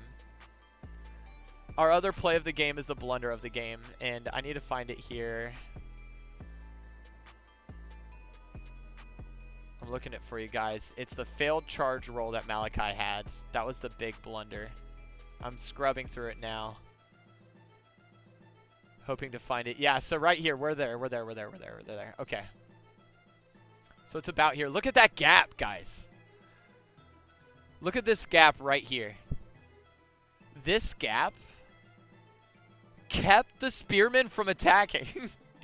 This is Malachi's best combat unit, and he did not roll high enough on the charge distance dice, leaving a quarter of an inch. There's no contact. These spearmen wasted their activation, and that was the big play. Because what Josh has here are called the conscripts, and the conscripts are extremely weak units that are paper thin. And this is Malachi's big DPS unit. This unit, most likely with decent rolling, let's say average rolling, will kill the conscripts, allowing this unit to charge into this Sworn Brotherhood, taking the objective, and then leaving a 2v1 here against the Sworn Brothers that did not infinitely combo attack. So this little gap right here is Reddit worthy. This won a tournament.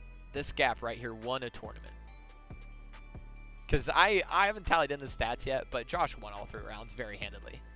And he played against the best players, and he was the leading player into this seed. And then we found out a little bit more about Malachi's decision making here. Here, if you guys recall, we need to look here at 1, 2, 3 points. 3, 6, 9 points for Josh. 3 points for Malachi. Josh currently controls an objective down here of that unit that did not attack back, that did not want to do the infinite combo and kill each other. Sitting back here with the objective marker. And look, this unit can't charge this unit to get the objective marker back because they have their own objective marker. And the rules of the game say if you have an objective marker, you have a 2-inch movement speed.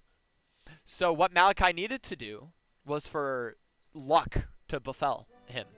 Malachi needed to charge this unit, knock off their objective token. He did. Good job. But then he needed to move this NCU to the panic spot on the board and hope that Josh failed a panic save on his Sworn Brothers. Guess what? Josh knew this. Josh had a reroll panic save card in hand. If you ask me, that's worthy of being called a champion. He was ready even with the backup plan. So, congratulations to all of the players. I'm going to go over on the stream camera right now and show you guys what the players are winning, okay? So I'm going to show you guys what the players have won today. I'm going to walk up to the camera and show you.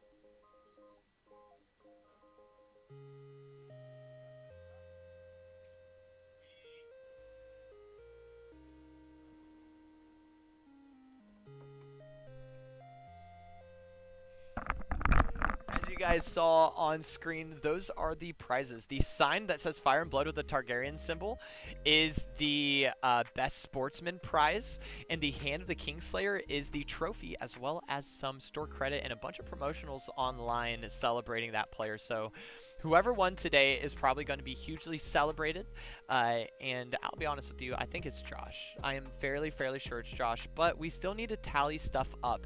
And as I tally up, I want to spend more time with the players here and do a nice closeout ceremony. So with that, I am going to let you guys know who won the whole tournament. It was Josh. Most likely Josh. Who won the whole tournament via social media. So be looking out in our Facebook and our Discord tomorrow for the big announcements of who actually won and who placed first. But we will expect to see Josh won in first place. So congratulations, Josh won. You have shown us why you are the #1 Josh at the Grove, and I wish you the best day. To all of my viewers, you guys have been fantastic. Thank you so much for coming in and hanging out. I hope that you guys enjoyed a little bit of background noise while I was in here talking tactics and freaking out about big adults rolling tiny little dice, and a lot of them. So all of you have a fantastic day. This is Ramsey from Game Grove. You can check us out on Facebook, Game Grove, Discord, Game Grove, Twitch, Game Grove WV, YouTube, Game Grove WV, or our website if you were looking for cards. We will have Wargames on the website extremely soon here for the month of September, and that'll be gamegrove.gg. So